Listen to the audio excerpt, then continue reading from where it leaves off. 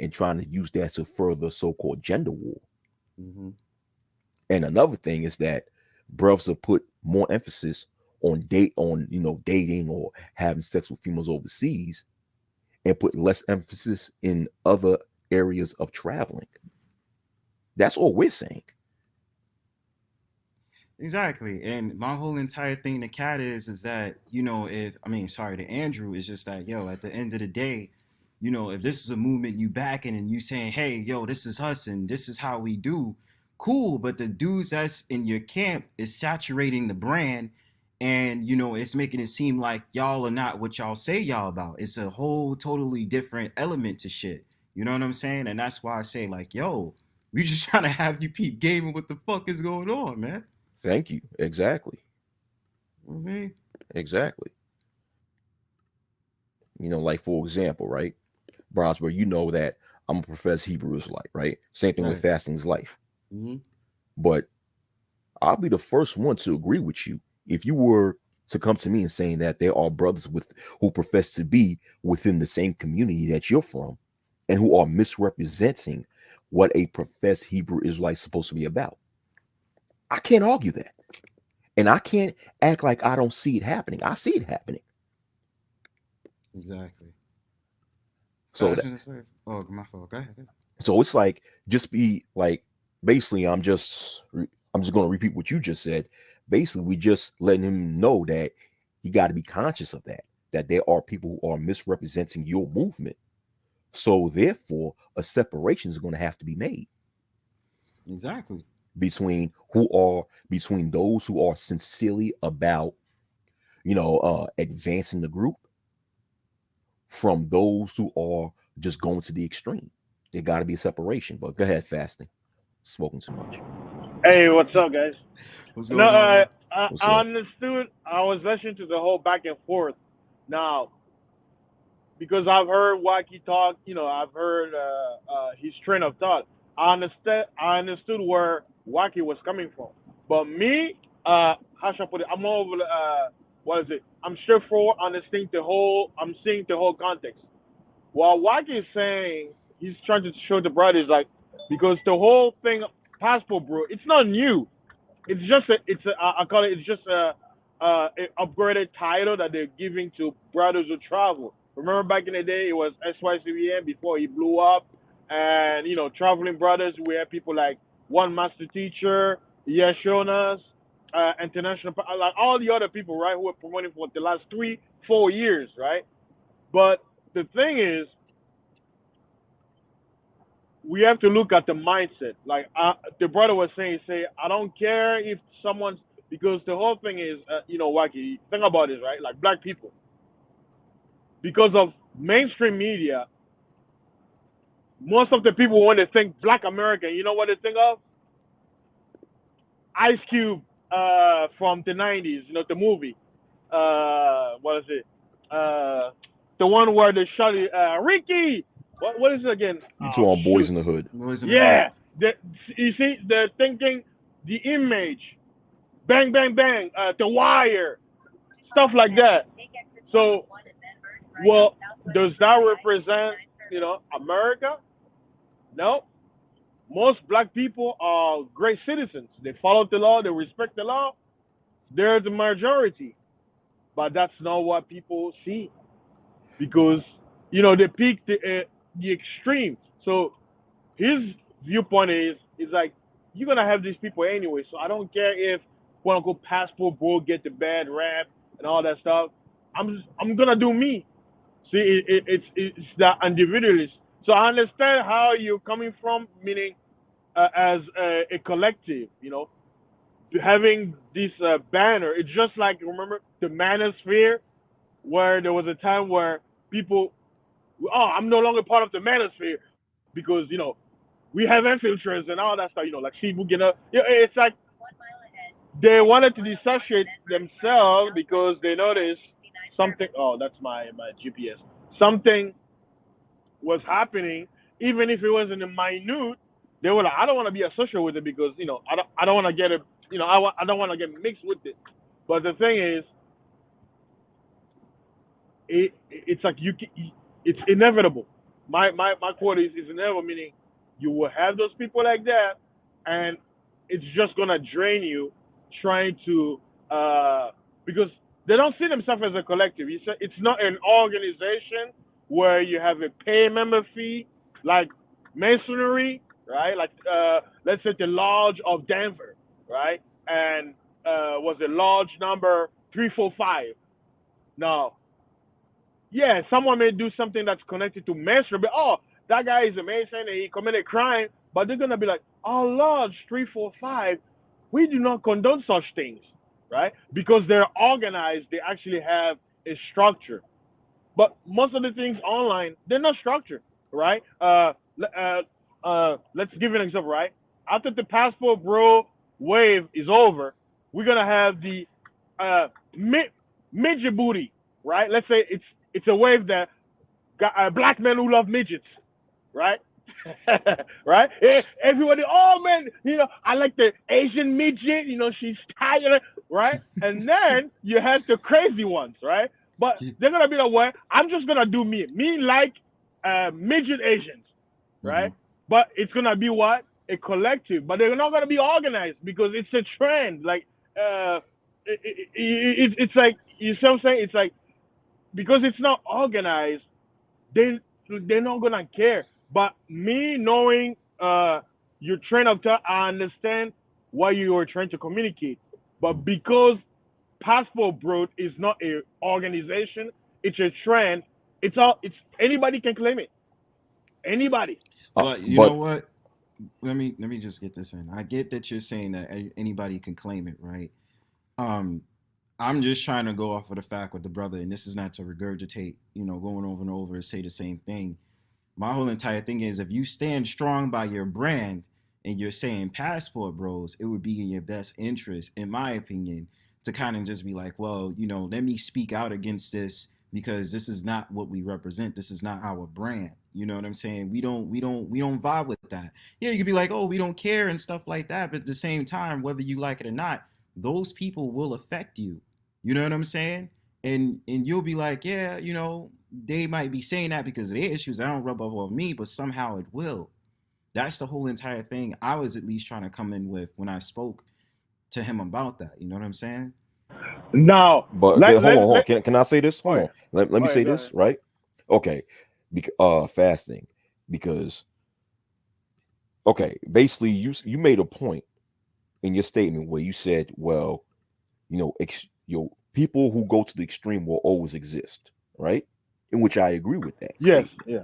But my whole argument has nothing to do with whether or not those who go to the extreme will or won't always exist. That was never my argument. My argument is, okay, if you represent a certain group or a certain movement or a certain brand, as Bronzebird put it, and you see those who are going to the extreme connecting themselves with that same brand that you profess to represent,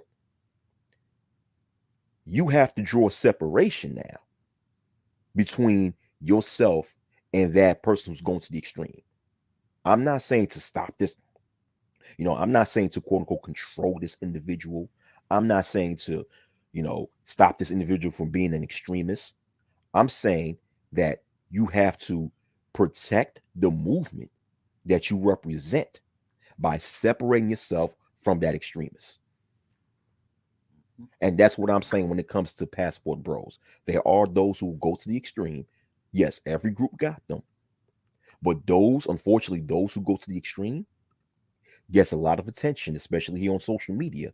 And thus, since they get a lot of attention, they have the ability to misrepresent what the movement is supposed to be about. That's what me and Bronzebird was basically saying in a nutshell. Yeah, exactly. And it's I don't know if he gets it or if he doesn't care. But when me and Bronzebird kept making these certain points, he kept saying, well, I don't have control over these people. You don't have control over these people. But that's not the point we was bringing up. We was not bringing up any point about controlling anybody, but we was bringing up the point of actually properly handling your movement and protecting your movement and protecting the image of your movement. because image matters in this society. And if you represent a movement that have a stained image, then that movement has a chance of rotting to hell. But I'm done saying what I have to say.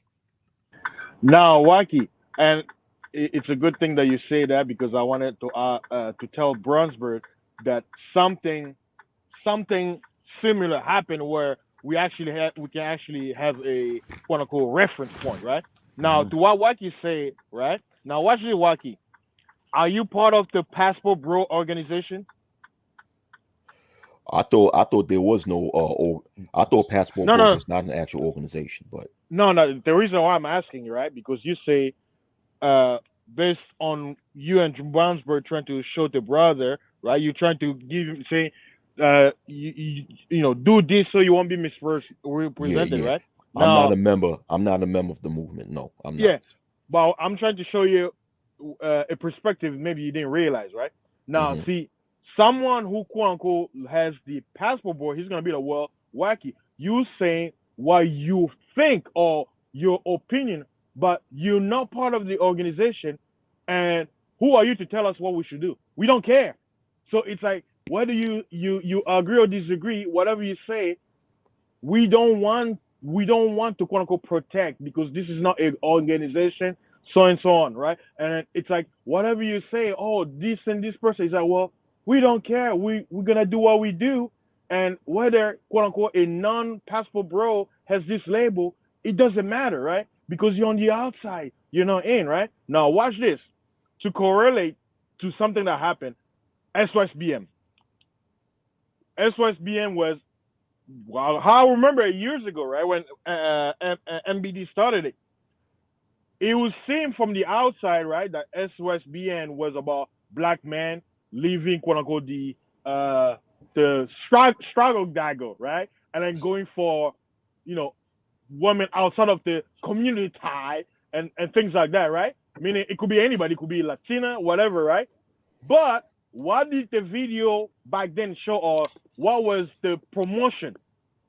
Becky, right? So someone, right, will say, oh, y'all, SYSBN equals white women, black men going for white women, right?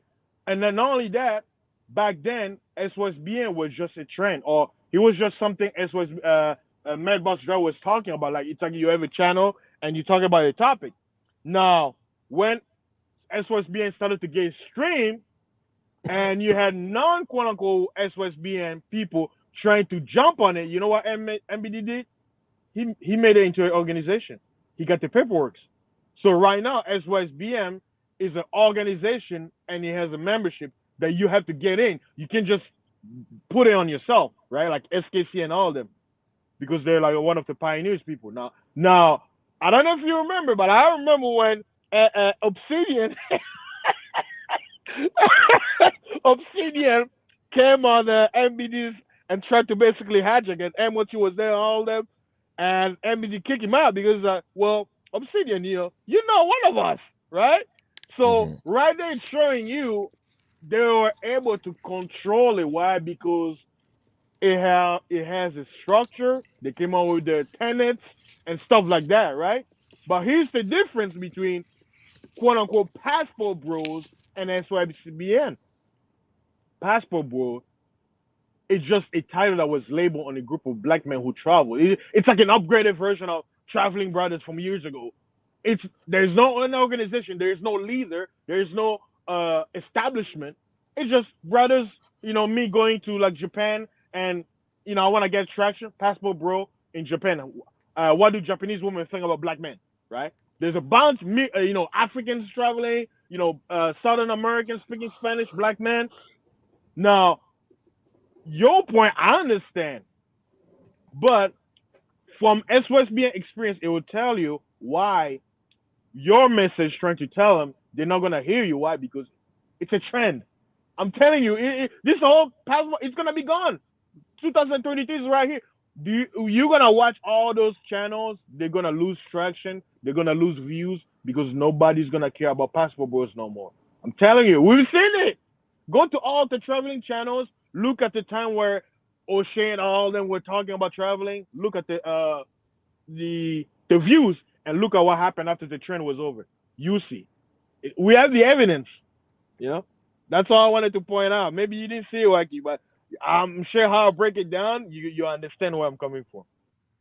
I mean, I get what you're talking about. I get what you're talking about. But the thing is that, okay, I'm glad you brought out this point, right? Because when you said, okay, you know, you said something about in your argument, you said something about, well, when a person like me will go to a passport bro and speak about that there's people misrepresenting their movement, and they'll say, I don't care, I don't care, you know, I don't care. They're gonna do what they do. We're gonna do what we do. It's funny how they don't have that same quote unquote I don't care attitude when a black female go on social media and critique passport bros. Exactly. Right? Yes. Right. Double standard. Is a double standard now. Now, when so-called black females, especially so-called black American female, go on the internet and critique passport bro, now you got all these brothers who profess to be passport bro defending the actual movement. So I'm like, okay, so therefore you want to protect the movement when a female critiques it. But when a person like me and Bronzebird, we just saying, hey, listen, man, some people just misrepresenting it. Now it's this, you know, this I don't care, or well, we're individuals, let this individual do what they do, we do what we do, or you know, I don't see this, I don't see that in my camp. I'm like, come on. And to add on to that, it's just that, you know, those same brothers don't like to be equivalated to other movements and forums that's out here, like being called an incel or just being like, oh, well, you know, they're this and they're that. They don't like that. And the thing about it is like you have the dudes that's basically taking your light from you and then claiming, yeah, this is our movement. And it's like what Wacky said, if you're going to stand on something, stand on it. If you stand strong and say, yo, that's who I'm affiliated with, you want your shit to look strong. You don't want your shit looking like, oh, yo, y'all, yeah, we out here, you know, with passport bros because fuck American women and all this other stuff. You'd be like, look, listen, we ain't worried about that. We don't care about what is going on over here. We care about what's going on overseas and what we doing to build up. And I said that on the stream. I said the problem that I'm having with passport bros in particular is not the fact of matter that y'all, you know, y'all on this whole mission like, oh yeah, you know, go overseas, women, blah, blah, blah. I always say brighten up your focus, but then don't be the same type of dudes that's going to come back and complain about Western world women and about how they not feminine and blah, blah, blah. Once you left, you left. There shouldn't even be a conversation after that. Exactly. And then Bronzebird, I don't know if you still was listening after you left. And it was me, him, and King Alliance that was still on the panel. Mm-hmm. He asked me to bring up some names when it comes to the type of passport bros that me and you were describing. So I brought up a name of one content creator. His name is Bountyville, right? Mm-hmm.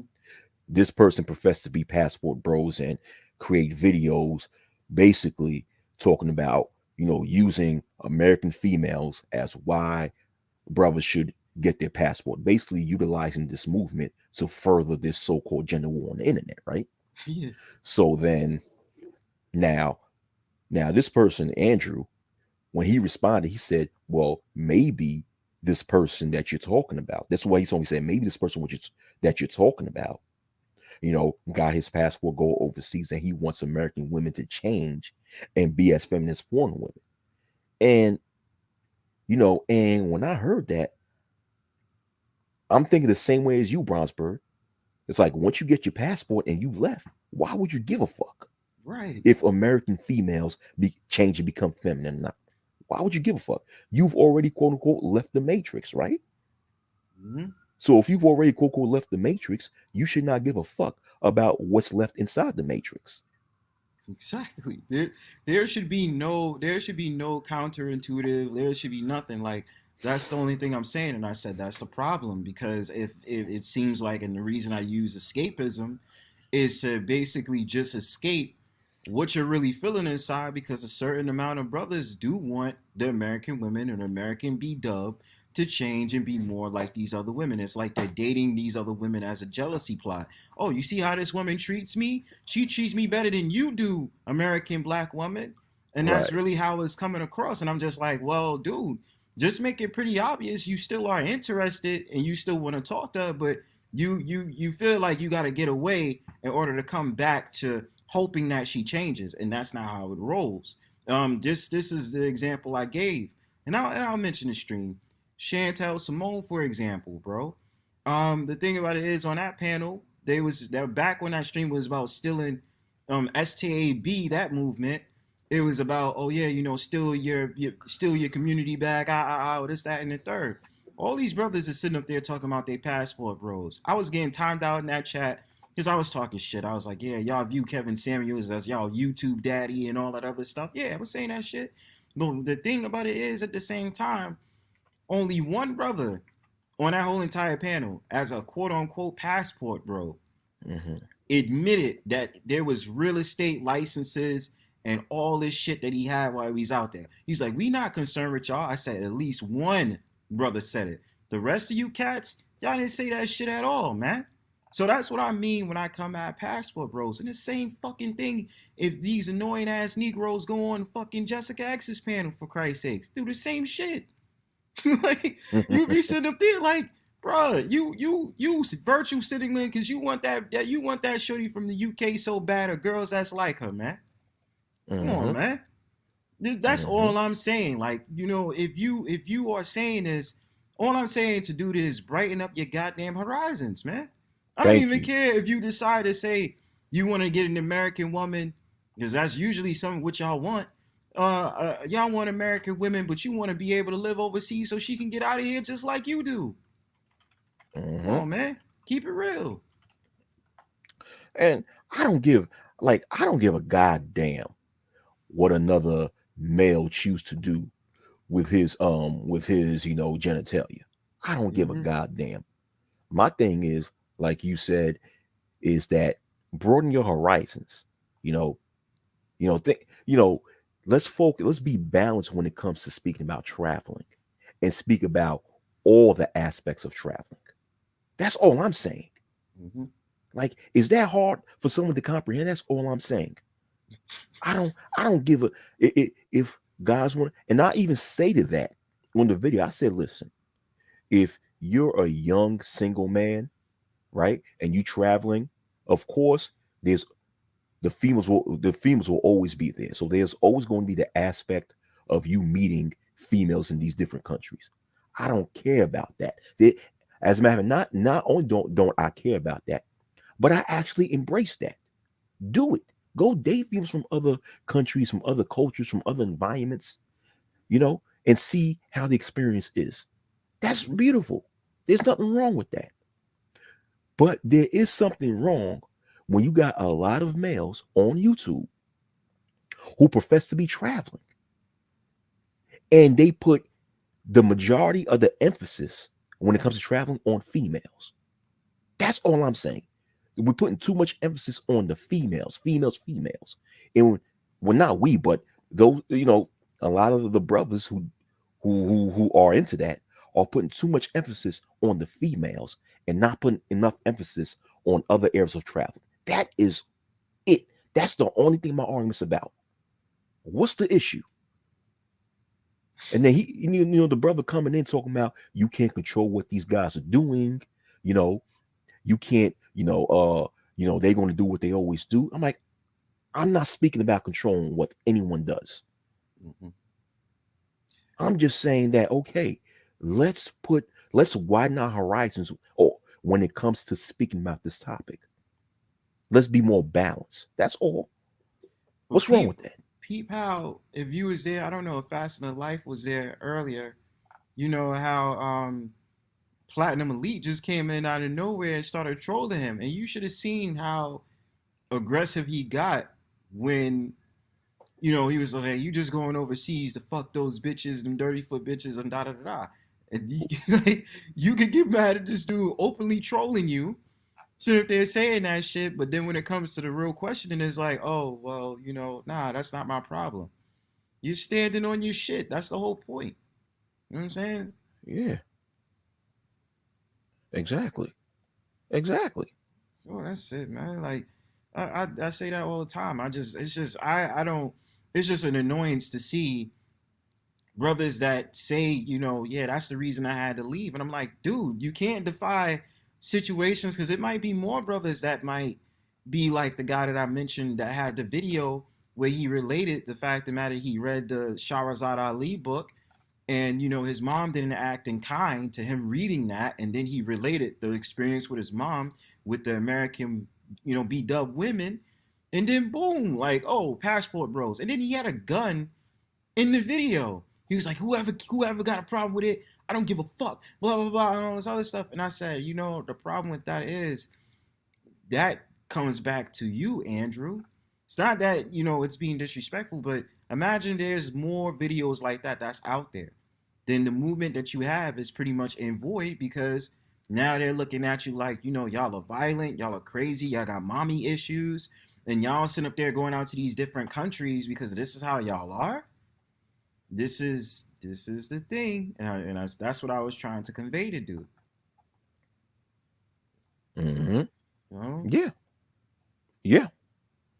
Yeah. All I'm saying is dudes gotta be careful and all this other stuff. That's all I'm saying. Exactly. Yeah, and I don't know if you was there, Bronzebird, but Andrew was giving this analogy when it comes to teachers, right? Because, and he gave this analogy, he said, okay, if there are some teachers who sleep with students, we still need teachers. And then I said, well, yeah, but the teachers that sleep with students are misrepresenting what the education system is supposed to be about. Therefore, a separation needs to be made, right? Yes. And he asked how we're going to do that, right? And I gave away. I said, okay, in this case, the education system, whether public or private, can make stricter stipulations on teachers to reduce the chances of pedophiles going into the education system and being amongst the midst of children. Then he responded by saying, well, you're not going to stop a pedophile from being a pedophile, something like that. So he tried to go change it over to something else. Yeah. And he keep bringing up the straw man. I'm like, listen, I'm not speaking about stopping a pedophile from having his feelings towards children or her feelings towards children. Yeah. I'm talking about, in this case, the education system separating the difference, or making a separation between real, genuine teachers and pedophiles. I'm talking about drawing the separation. I'm not speaking about stopping someone or changing someone. I'm talking about a group making the separation between who's really down for the cause of that group and who isn't. Exactly. Once again, what's so hard about that to comprehend? I don't see what's so difficult about that. It's the logical fallacies as a way to just say, well, it's this, but it's that. It's like, okay, right. Even taking an analogy of school, right? Let's just say it's that particular school in general. Now, you have one teacher that got caught out there having sex with a student, and then they're like, okay, well, that's not a good look, or we can just throw that away. But now, if let's just say throughout the history of the school, there might have been, 5 to 10 allegations within let's say a 5 to 10 year period. You're going to be like, well, this is, even though you guys, other teachers is not doing that, we're going to start looking at the school differently, because those are the teachers in there that's doing that shit. Oh, but that's not me though. I teach my class. Again, you can say that, but at the same time, they're going to be looking at the school like, what type of stuff y'all got going in these schools, because you got these teachers having sex with students. So why should I send my child here? Now, Brownsbird, right? Everything you guys are saying is correct.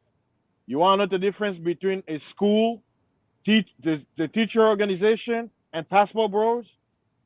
Teachers, the teacher system is an organized system with rules and regulation that can actually be controlled.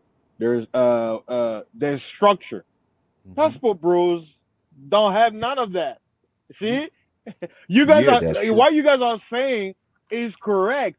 That's why I'm trying to remind you guys that passport bro, quote unquote, is a trend. It will die out soon, right? But everything you guys are saying is on point. I'm trying to show you both sides, meaning what you guys are saying is good, which is, what the main ministry should have been, right? But some people may say it's too late. But if it was organized, then we'll have the all the crazy people who came in, got their bread and left, tried to down to space when the space fed them. But because we weren't organized, right? There was no structure and organization and membership, and rules was a blessing and curse per se. Meaning, if you do good, you get rewarded. If you do bad, you get punished. There was none of that, right? It's the same thing with the passport bro movement. It's just a trend. It will die out. Now, the school, like Wacky was saying about you cannot prevent quote unquote but if there are rules in place, like okay, a teacher cannot be alone with a teacher, a student at a young age. When you do that, then it's like you taking away the chance of a quote unquote P guy to do what he do, right? So it's like you're putting prevention measures, right?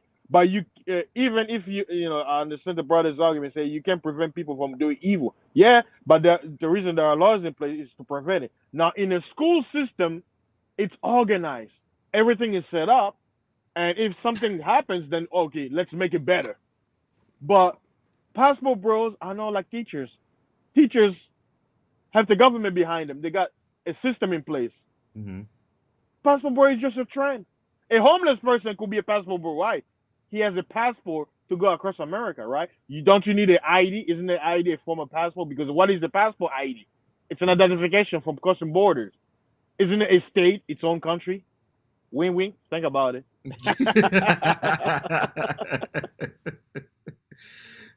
You got a point. I get where you're coming from, but if your energy, basically my thing of relating the conversation is, yeah, I get it. It could be very much a fad. But what I'm relating to is, if you can stand that strong on a panel, right, in that particular situation where, in the beginning of the panel, you're defending it because you have this guy that's trolling you, that means there is a levelness of where you do care, and you care about what you stand for and what movement you're behind. Yeah, I get it's a fad. We won't even think about this. Won't even be a no thought, because I talk to friends in real life. I don't mention a lot of this YouTube shit to them. You know what I'm saying? There's only one in particular who knows Bronzebird for real. Like, they'll watch me and stuff like that. But otherwise than that, these are not conversations that go beyond the net. But what I'm saying is, a movement like this that's gaining traction on TikTok, YouTube, people on Instagram be watching shit up on YouTube too. You know what I'm saying? They take notes. They be like, oh, this is what they talking about. So my thing about it is, if you're a staunch dude that's going to stand behind it based upon how you was acting on a panel, we're questioning you because we're just like, look, hey, this is something you feel strongly about. This is your message. Cool. But how would you feel if there was somebody around you that's friends of a friend, right? A content creator of a content creator, even though you could be like, whatever, it's content.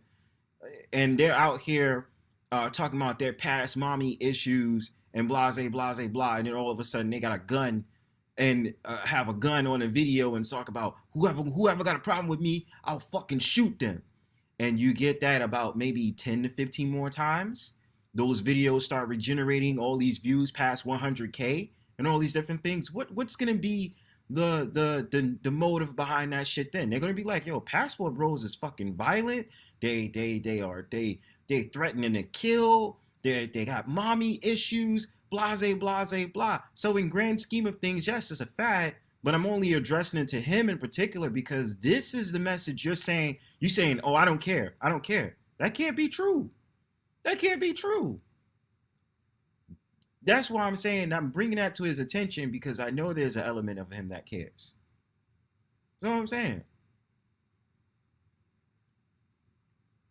I don't know what I'm talking about. So, peacefully. Yeah, oh yeah, yeah. Oh, they care, right? Because hey, dollar bill. It's all about the views, bro. I've been in these spaces longer than I can tell you. People came and gone. I couldn't name names because I don't care. They don't pay. They don't give me money. They don't pay my bills. Yeah. Like I'll use C Boogie because he's known. When he started, his channel was Red Pill, right? Mm-hmm. And most people, they're like chat people. They're there, but he made a channel to start talking about Red Pill stuff because it was the topic that was trending back then. But guess what happened? out of nowhere, oh, I'm bouncing because these guys are all about women and stuff like that. But I was like, wait a minute. But wasn't it your And now watch this. If you go back in time, you won't find them no more because you put them in private. So because there's no record, someone coming now trying to check see Boogie, you know, they'll be like, oh, this guy is well balanced. But that wasn't what he was speaking 3 years ago. You see? Hmm. Because like I said, there's history. Like if you don't, what's the saying? If you don't know history, you're doomed to repeat it. Right. So it's online. There's a lot of trend. Like I always say, there's always people who are here, genuine people who are here to quote unquote help or give a message. But I'm a realist. It's about money.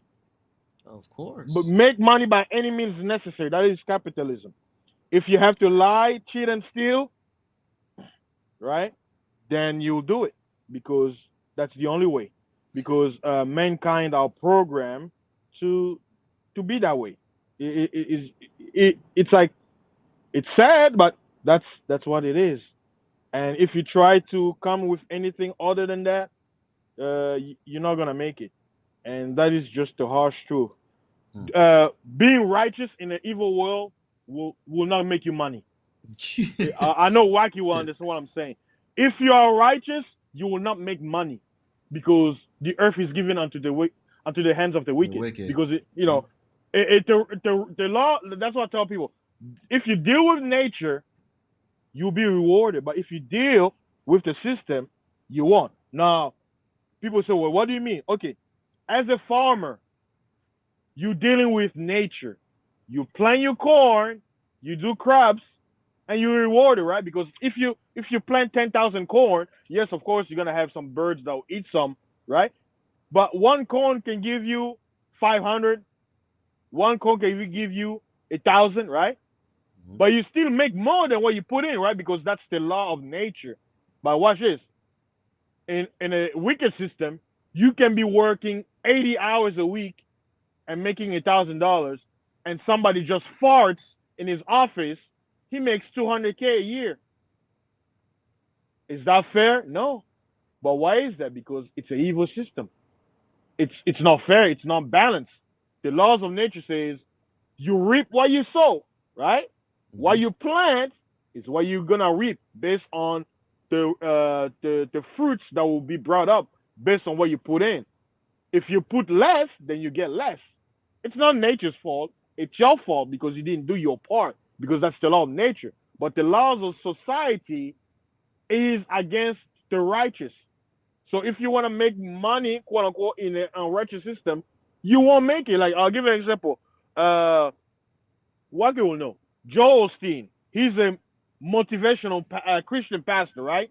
Yeah. Telling all the good things about the good words of Jesus Christ, how to live a good life, this and that, right? But take a Joel Osteen that talks about hell. If you don't change, you will be in hell. Repent, change your ways. Do you think he's gonna have the same crowd that he has kissing their asses? No, because that's what people don't want to hear that. And that's what I tell people. The whole idea of praising it's a lie. 98% of mankind they hate. I'm using God as a word. They hate God. They don't like Him. So this whole thing about I'm going to church, they go for an idea of what they think God should be, right? And Joel Osteen teaches what God should be. But is it true? No. But you know why it works? Because he's teaching on the evil system. And the evil system supports that idea of God. But the Most High has nothing to do with them. The Most High has to do with nature. That's why, you know what I say? If someone wants to do evil, let them. Let them do what they do. Because guess what? When you do evil, because evil is in nature, there is a law. You reap what you sow. If you sow wickedness, that's what you get. And I think because people live in a society that's uh, superficial, me being in the West, I think people here sometimes I don't know if they're tricked or whatever. They have this idea in their head that nature, the laws of nature will not affect them. They're immune to it. Like, oh, we're in a technology world, so nature don't affect us. I'm like, what the? You think cheating people, you're gonna keep cheating on people and nothing will happen? Of course something will happen. But because the mindset is, it can touch me, people do what they do. So understanding that with this whole topic that we're talking about, this whole passport boy thing is because of that mindset, it's gonna fade away. But there will be consequences. We're talking about nature, because most people they want the superficial. Like for example, nobody's gonna listen to a passport bro who's gonna have Wacky's talking point, talking about do this and that, or talk about money, how to make money. Mm-hmm. Nobody's gonna listen to you, but talk about the booty. Oh, millions of views, because that's what the I I know what I'm saying. I know. I've seen it. People don't care. Look, there are channels, I've seen it. I'll use an example. DJ Kuda, he had a stream. He talks about tech. What it is. Guess what? Nobody listens. Low But let him views have a topic about booty, about or a rapper, dead rapper. Boom, views. and Because talking that's about what people game. want to hear. Yeah, talking about game. Yeah, I know you're hey, yeah. You already know, like when you talk about game, they like, oh yeah, because But it's about the women. but see how DJ Kuda talks about game. I don't know. Maybe because I'm a spiritual person, I understand what they say. But like I say, remember, right? DJ Kuda don't talk about the booty all the time. Like when he talks about game, it's more than just booty, right? Yeah. But like I say, what is people's ear? Booty, because that's what they want to hear. You see? Because he'd be talking about games, about how to make money, how to not get swindled, right? But that's not what people want to hear. They want to hear how to apply game, because I want that Asian booty, or I want that that tight light skinned Latino booty. That's how. Look, there's a saying: if you keep a man hungry, what is he gonna think about? I don't know. If you keep a man hungry, what is he gonna think about? Food. That's it. You think he's gonna care about protecting the community? Do you think he's gonna think about how to vote for the next presidential election? How to be a conscious voting member of society? How to be a better citizen? No. I want to eat. That's all he cares about. So can that person be reasoned with? If you you continue to keep him hungry? Nope. To him, nothing matters. My tummy needs food now. Animalistic. So that's what governments and all this society that we belong to, that's what they try to do. They need to keep the majority of the people in the animalistic state, which in the scripture it talks about. It says carnal minded, right? When it's a carnal flesh, mind. they talk about the animalistic state of mind, because mankind is supposed to be God, right? He's supposed to, because the Most High is the highest, when it comes to your spirit, because the spirit is the highest form of consciousness, right? But if you don't live in a spiritual mindset, you're like an animal, because an animal lives on instincts, right? Oh, it's cold. Let me put a coat on, right? But as a human, you'll be like, I know I'm cold, but let me do this and that, and then I'll put my coat on. But in an animalistic state, oh, I'm cold. I need to cover myself, right? Because you're reacting based on you're a reactionary being instead of being a control being. You react only, right? Just like animals, If an animal hears a gunfire, he runs, because that's all he can do, That's his instinct. But a human could be okay. Let me duck, but where is this gunshot coming from? Because I don't want to go to that direction. You start to reason, because that's the mind of God. You have to have reason. But if you're in a society that don't promote reason, that promotes you to be in an animalistic state, that's what you're gonna have. You're gonna have a bunch of people with a carnal mind, and that's what the Western society does. It tries to keep like I don't know who said it. Say when I come back in America, all I think about is sex because that's what I say. Was it the brother or someone else? Yeah, I don't no, it know. was him. It was him who said that. He Yeah, said that. that Yeah. that part he say is true, but to say that if you go overseas you're not gonna think about booty, that's a lie. Men You are are. men. Men are men. Wherever you go, you're a man. Of course, it's like because it goes back to what we was, what I was thinking it back in my mind, like um, visual shit, bro. Like we're bred to be like that, bro. Like having this Yeah. shit on my screen, what you gonna think about? You Yeah. gonna be thinking about fucking some white girl? Yes. Of course. Look Yeah. at the background. I get it, bro. You look at this shit, boom. You're gonna be like, oh yeah, I wanna fuck. You know what I mean? Like Yeah. I get it. You know what I'm saying? And I have no problem with that. Um, and I get the carnal mind. It's just kind of like, yo, you gotta play the game. You gotta know how to play the game too. I don't knock Yeah. that. You stand behind something that's cool. I mean, I just hope that the whole entire, because he'll be like, yeah, I get what you mean. Yeah, cool. But if you really strong into something and you like, Yeah. yo, that's me and my party. I said, well, you don't want no motherfucking lame that's fucking your shit up, and Yeah. you got all this stuff going on with you. You got all these mental issues, and you bringing this shit down. This is like you have somebody in your crew. You meet some new people. They got up in your crew and stuff like that, and you find out this dude is doing some weirdo shit. After a while, you're gonna be like, yo, who the fuck is this guy? Get this guy the fuck up out of here, man. You know what I'm saying? So listen, I'm not knocking no brothers that's like, doing whatever. Who am I? Like, I'm a content creator just like anybody else, man. I'm just saying that whole entire thing on it, at the end of the day, my peace of mind in saying what I was saying was like, if you feel strongly about what you feel as the quote unquote passport, bro, you gotta, you representing the group, you representing the brand. You know what I'm saying? It's like similar what happens with Ye. Like, you representing 3-4 different companies, and you say certain things, and they're like, we don't want you around no more. Yeah. And another thing is, people, that's why it's always good to hear from foreigners like myself or people who actually do travel. And, we've been places.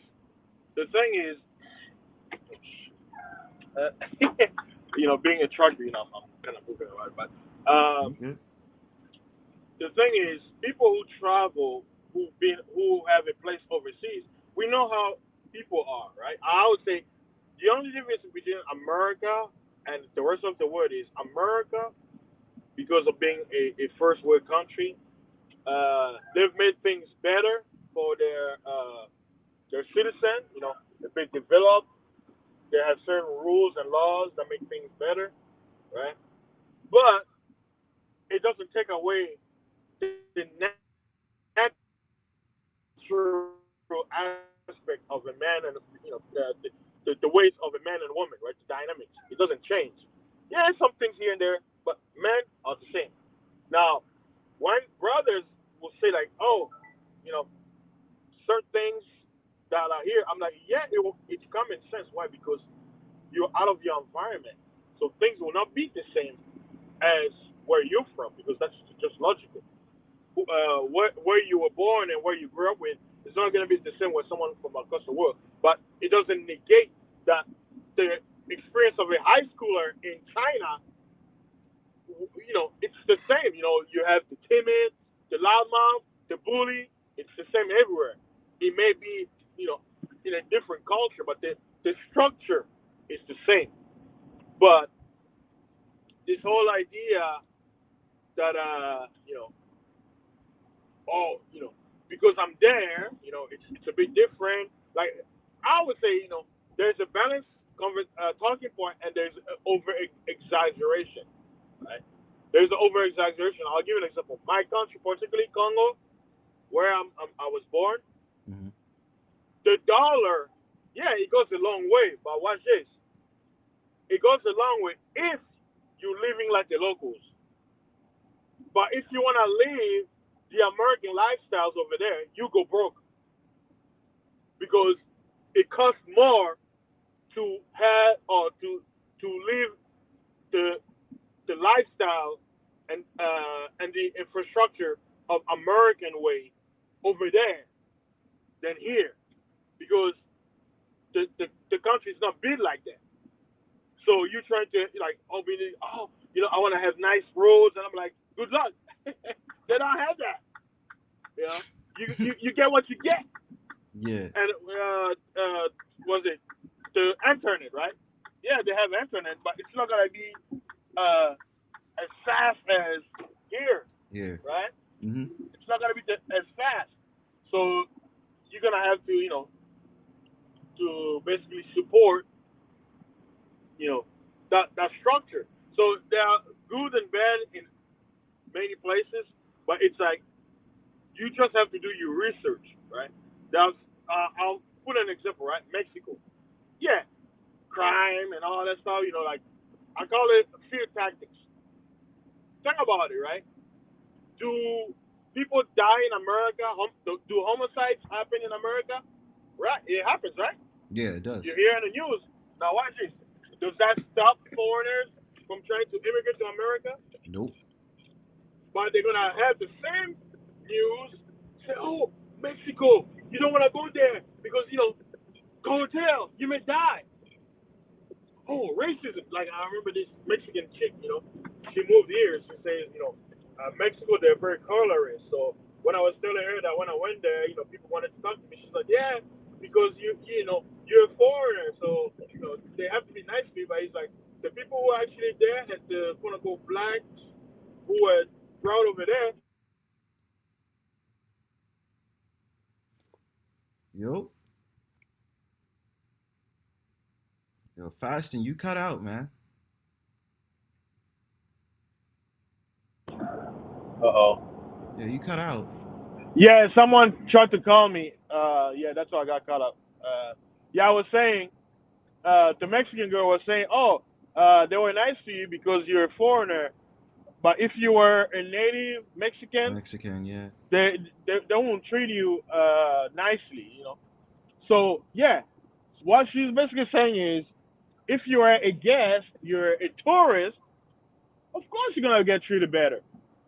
So the experience of a tourist and an expat are gonna be total, Totally different. yeah. Mm-hmm. And a lot of people have to realize most travelers are not expats, because most expats, they're not out here online trying to show you the way of life. No, they're in the minority because they're trying to live, they're trying to enjoy their life, and sometimes they could be struggling.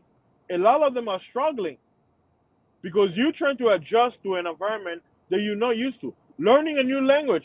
Like, people don't realize me moving to America, I never imagined myself moving to America. It never came in my mind. We had a war and we end up here, right? So it was out of my control. But trying to adapt to a new culture, it's not easy. It's It took not. me almost 2.5 years to literally, speak proper English in a way where I can actually have a conversation. It took me more than 5 years to actually to master, having conversation in English. So right there tells you going to Japan and say, "Oh, Ohio gozaimasu, oni genki desu ka?" Like, just basic Japanese doesn't. Nah, that's nothing. Try living there for 5 years and see what happens. Oh, this You shit will gonna have to fuck you up. adjust. Yeah. Yeah. And then, hold on. Okay. That is just the way it is. Yeah. I mean, and I get what you. Okay. How long did it take for you to gain citizenship here? In America, first, as a resident, you have to live in America 5 years as a resident, and then wait another 5 years to apply for citizenship. Well, I think years ago it used to be 7, then they changed it to 5. So now, because as a resident, right, it means you're living within American territories. Now, let's say if I travel back home for a month, that will take out of my time because they count it, right? So you have to be here 5 years, and then once they check and okay, you live within American borders for 5 years, then you can apply for citizenship. So it will be like Gotcha. a total of 10 years to become a U.S. citizen. Now, that's what I'm saying. Now it depends now, right? It depends your situation, circumstances. If you want to accelerate your citizenship, join the military. Because if you join in the military, yeah, you can join as a resident, but because you know a commanding service, you have a likely chance to be stationed overseas. So they have to give you citizenship. They're going to accelerate you. Why? Because you joined the military. So a lot of people who you know they want to accelerate their citizenship. They once they get their green card, they will join the military. So let's say you got your green card, you have to live in America as a resident for 5 years. If you join the military, that changes everything. You see what I'm saying? You see? So Wow. it's like a cheating. Like it's not really It's cheating. not really cheating. It's Yeah. actually being able to get the process done much quicker. You know Uh-huh. what I mean? By Because I serving. mean, I've seen people like immigrants that because I live in New York, right? So what what is it? I don't know what it is for them, but they'll just automatically just go up on the government systems and stuff like that and just work from there. And then Yeah. after shit works out a little bit, they'll send money back or try to get their family to come over here. It's just here are too many stories, but I didn't know like how they Mm. get to have a citizenship quicker by just joining the military. I didn't know that. Yeah. Yeah. And a law. One I do know is because Mexican, like especially because you have more Mexicans here without documents. So Mm-hmm. what usually happens is America punishes Mexican citizens who are here illegally, right? Yep. So let's say a Mexican couple, right? They come in America illegally, but they have a child. They will, that child is an American under the law, but because the parents are Mexicans and Americans, there's there's more Mexican here, right? When it comes to immigration, they don't give them grace. You see what I'm saying? So you will think, oh, because they have an American born child, the process of gaining legality in America will be fast. No, the Nope. punishment, they punish them 14 years. Yeah. So as an illegal, if you have an American child, for you to get processed, you have to be in America for 14 years. Yep. And I know that for sure because I know friends around me that had to go through that shit. The anchor baby, and not to be the anchor baby. They'd be Yeah, like, oh, you would think that it was gonna be easier. Well, I got my child in America, can't leave America. So that don't mean shit to the government. They'd yeah, be like, okay, you can do that, but at the same time, you are still not a citizen. Only your child is. yeah, yeah, and then that's why you have a lot of Mexican kids who are Americans, but their parents, one little mistake, they could be sent back to Mexico. Damn right. And once they're back there, then he can file for them to come here, right? So they will go Mm-hmm. through the process. But even my Mexican friends tell me, America, I understand, but in a way, it's still unfair because uh, as a Mexican, they make it harder for them to get a visa. But watch this: as an American, you can go to Mexico without a visa. Why is that? But Brazil is so far away, right? Mm-hmm. But a Brazilian can come here now. They changed the law last year. A Brazilian can come to America. No, wait, yeah. I think no. I think only American. In America, back in the day, you need a visa to go to Brazil. Now you don't need a visa to go to Brazil. So it's like I look at it. It's not fair, but I understand why America is doing it. America is like, well, why should we give you visas when we have millions of your people who come here already? They're already in America. It's like we can stop them. So to punish the quote unquote lawful citizen, if a lawful citizen wants to get a visa to come here, we're not gonna give it to them. You Mm. see, or we're gonna make it harder. They're gonna pay us money, but we're not gonna. It's like because people have to realize when you apply for a visa, it's not guaranteed you're gonna get it. Guess what? If you don't get it, do you think they're gonna give you money back? No. There you go. That's how America make money. Yeah. Cash See? cows. Yeah. And especially if you come over here, you just be like, oh, no visa, you working. Oh, you thought you was going to be making income over here, huh? Nah, this nah, buddy. See, Nah, buddy. and that's what I tell people. I try to explain to people. People who like the Visa lottery ticket, they call it DV, right? I don't know if you heard it. Now, I remember in the ministry some time back, people were talking about it. You know, I'll put it under the pro-blacks where they say, "Oh, you have all these foreigners coming here." I'm like, no. America is still a racist country. Do you know how many Europeans are brought here as quote unquote refugees because they need to keep their numbers up? Remember the Kosovo War? Yeah, bro. Now, why do you think that this whole Ukrainian thing is? It's all bullshit. It is. It's just a reason to bring Eastern Europeans here in America to breed. Because they're running low in number. Well, that's the thing. Well, it also what happened with the census too. They're considering Mexicans white. You know what I'm saying? They consider them white, and then I'm saying I know all that shit about Ukraine. Yeah. I mean, for Christ's sake. And another, you know, they're not lying though, right? Because a lot of mestizos are white. They just look ethnic white because the mixture. Mestizo. Yeah, mestizo in French is métis, means mix. And have you seen the new Black Panther? No, I haven't.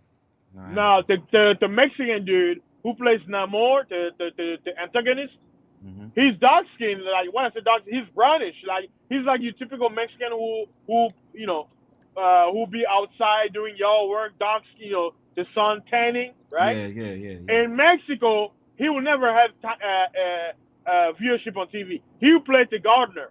He play Jose the meat packer, or Jose at the grocery stores, or Jose the guy who does the flour. He will never have the main role in Mexico. It will be the mestizo or the white-looking Spanish person.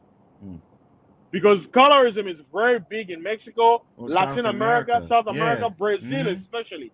So it's a lot of, Because even I've known about that for a while. Like say for instance, like Costa Rica or Central America, because I got friends out there, right?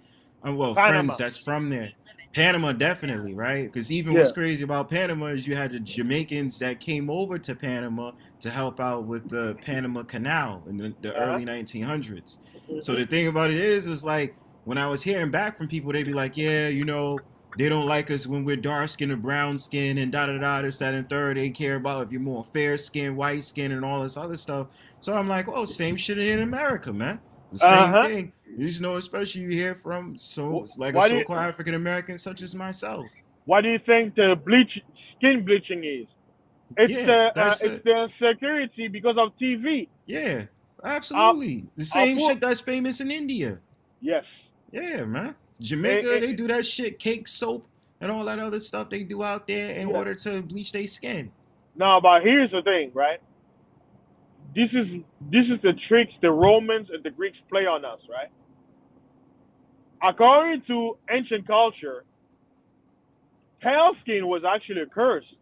Yes, absolutely. It was considered a mutation. Yeah.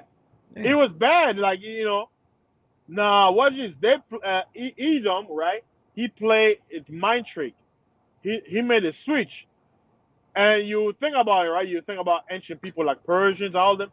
You look at the painting, those are dark-skinned people having dreads. Have you ever seen a white person having beards, dreads on their beards? No, that's black people. That's black people. Yeah, dark-skinned people, you know, with our features. But because they conquered the world, they changed everything. And whitewashed it. They mixed, like Northern Africa, right? A majority of those Northern Africans, they're not Hebrews that we call Hamites. They're not Hamites.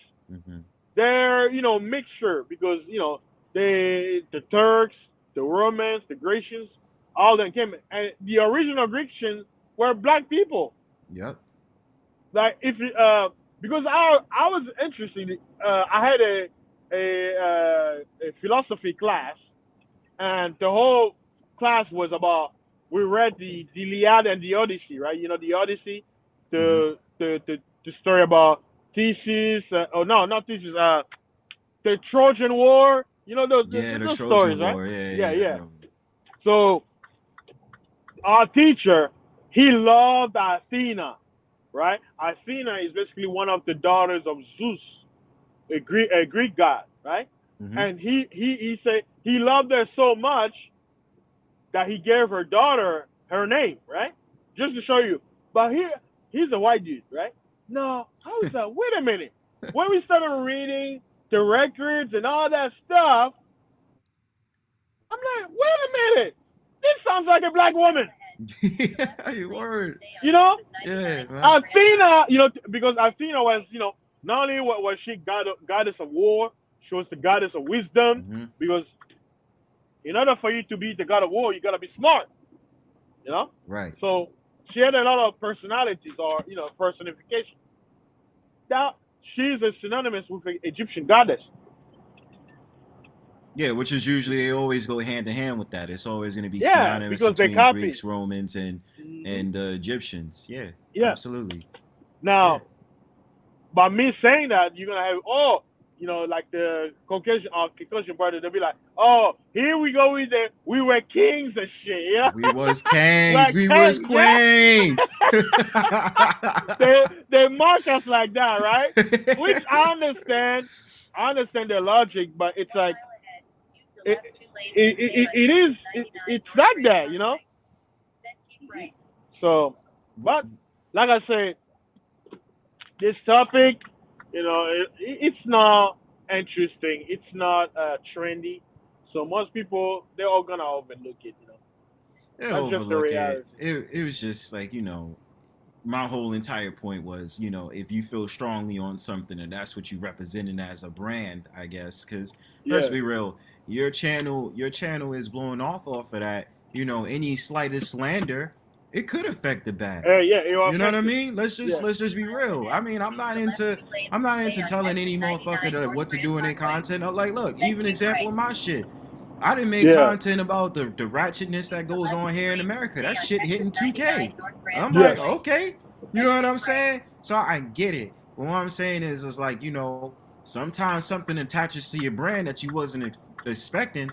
That might fuck up your bag, yo. Mm-hmm. That might fuck up the money, the loot that you getting as a content creator. And you just like, well, this is not what we represent. And especially if it's just like more than just talking about, more than just getting them checks, the AdSense money, all that other stuff. This is also about, well, if this is something you stand behind, this is you the face of it. You don't want no slander campaign on what you represent.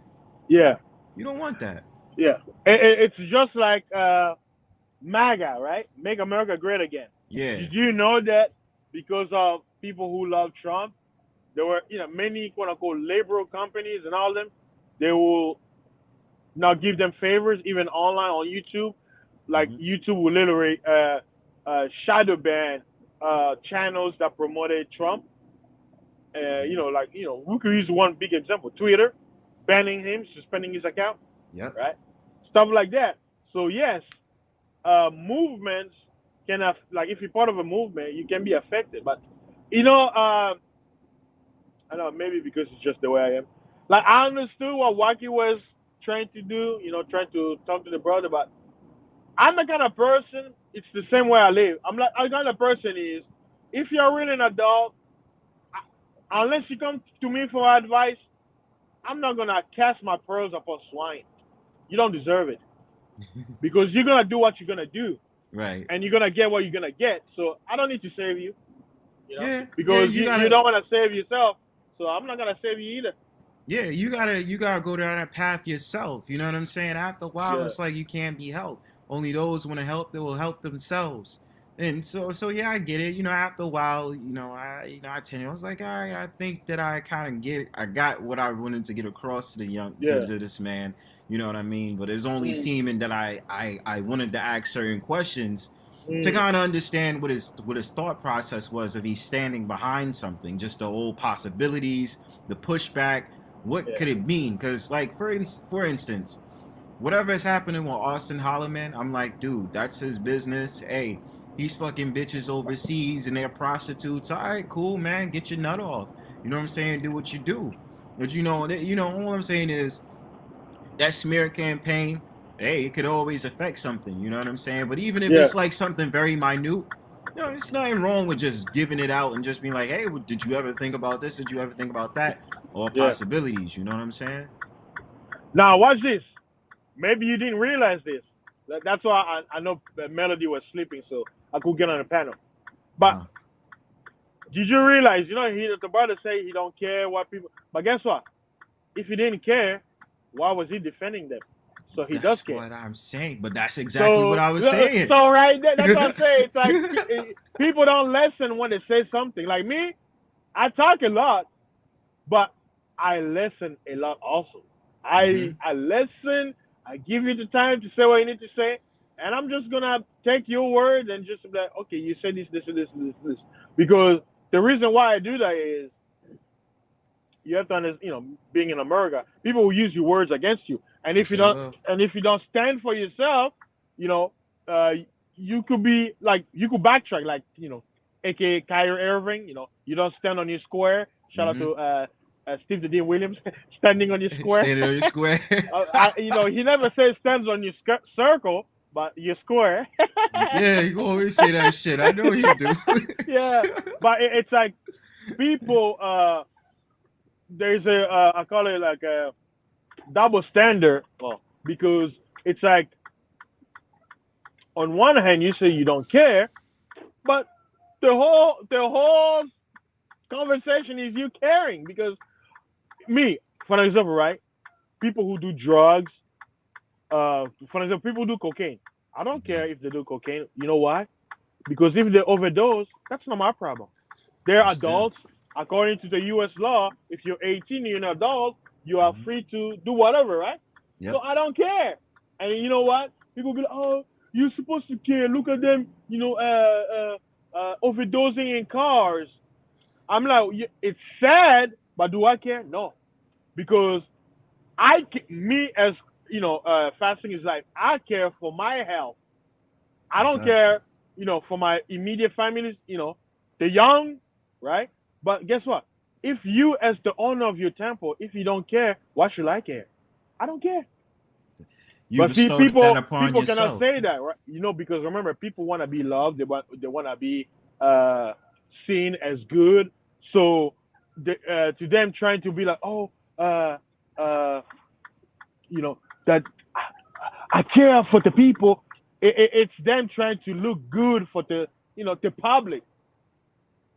But me saying I don't care, oh man, how can you say that? What about the love of Jesus? If you, I think I know if me and my dad were talking, I say, in this world, if you want to live the Most High to please people, you die early.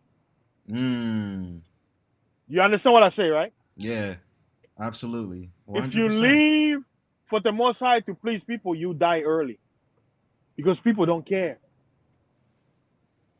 They don't care about you.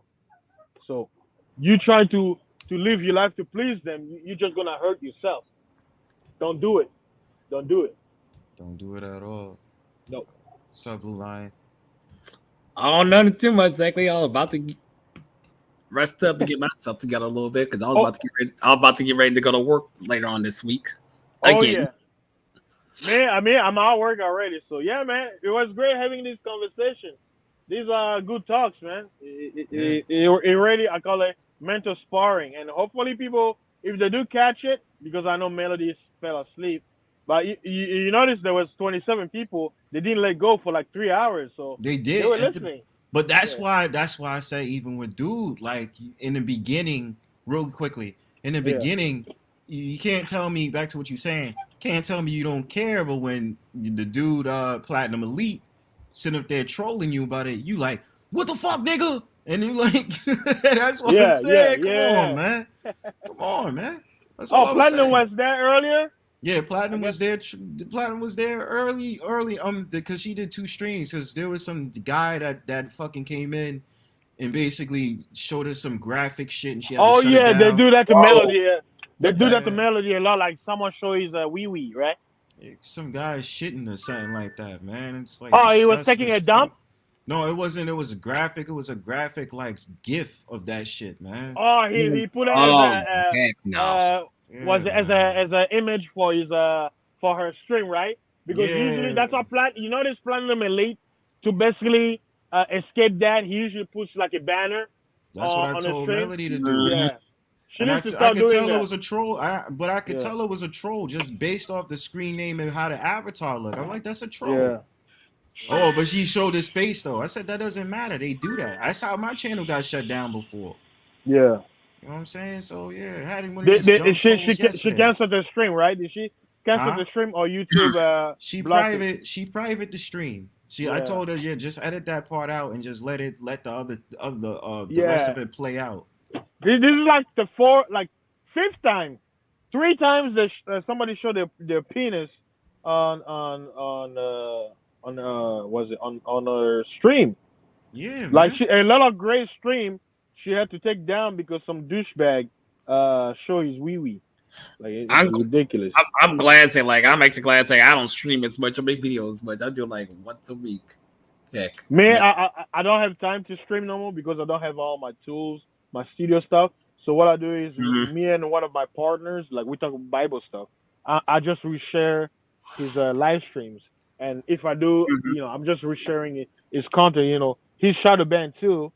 You know, even though he has 10K, he has what 11,000 now. I think 11,000 subscribers, but he's shadow banned, so YouTube doesn't promote it. But he's like, it's weird because some of his videos online it will show like 500, 1,000, but in the back it will show him like 50,000, 100K. So he's like, oh, YouTube is literally like downing the views, Yeah, that's the shit that so be the happening things live. won't show up. Yeah, that means you shadow banned, right? Yeah. Yeah, I must be shadow banned because they be like, oh, I didn't see your joint drop up and blah blah blah. Yeah. I be like, bro, they how shadow for a ban you. straight week? It was like how for a straight week I was doing thousands on vids. My recent videos only got 20 views. What the fuck? Yeah. That shit I don't probably make it. shadow my shit. I don't make any sense exactly.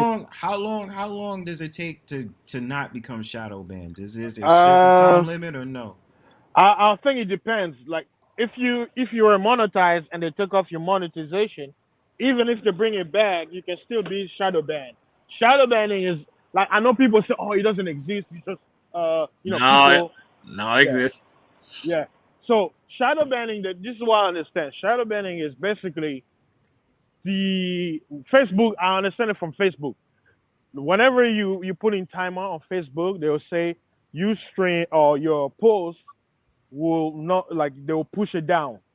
They'll push it down. So let's say you posted something like Kanye West, you know, like the whole thing about, you know, the German dictator. You put the image, the swastika, right?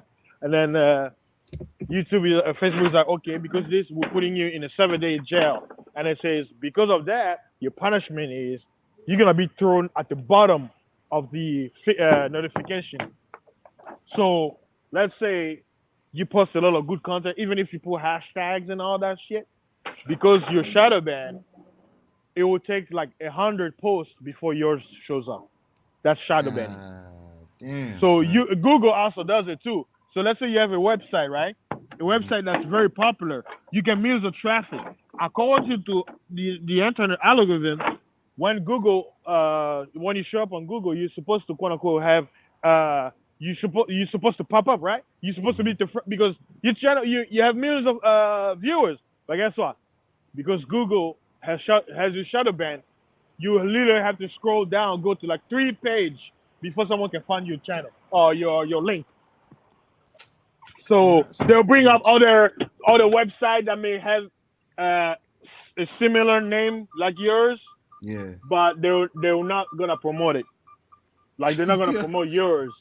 I don't know. It sounds weird, but no, because I was peeping that vibe for a second, because I was like, yo, because even a homeboy of mine was telling me like, yo, Bronze, I can't find you. I haven't been seeing your notifications. I said, what? I just did about like 5 to 6 videos in a week, and plus did my live streams as usual. So how the fuck you not finding my shit? It's like, yeah, I don't know. There's notification. Or recently I've been streaming. They be like, oh, YouTube didn't notify me that you was going live. Like, what the fuck? Yeah. Now here's another strategy people can do to reset that. what they need to do is unsubscribe from your channel and subscribe again. Then it'll kick it off. So because let's say if I'm subscribed to a channel for many years, if they do that, then it's gonna work.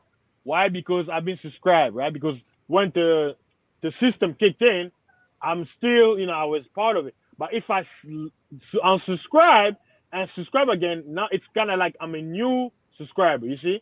Right. So it's gonna be like it's not Keep you up to date. that little strike or that little shadow banning is not gonna apply to me. So I will get the notification. I've done it a bunch of times with Kuda's channel where he is shadow banned. I'm not getting notification, and I'll subscribe and subscribe again. And guess what? I start getting his notification now. So that's the crazy. individual. That's the individual thing. What I'm trying to figure out is with Google and YouTube, you get shadow banned. Do they just say you gonna get shadow banned forever? Which I don't think so. But it's just I don't. Yeah, I don't think so. But I'll tell you this: who runs YouTube? Racist. That's why I shout out to RBR. It's not. Yeah, RBR. A lot of people talk bad about him, but a lot of things to say is true. It's so controlled because I remember when YouTube came out. YouTube was like, was it hip hop? Was it World Star Hip Hop? You notice World Star Hip Hop is not like the old World Star Hip Hop. Of course it's not controlled. You notice that? Remember back in the day, anything was on a World Star Hip Hop. Someone dying, no covering, no nothing, like crazy videos. But now it doesn't exist no more. No.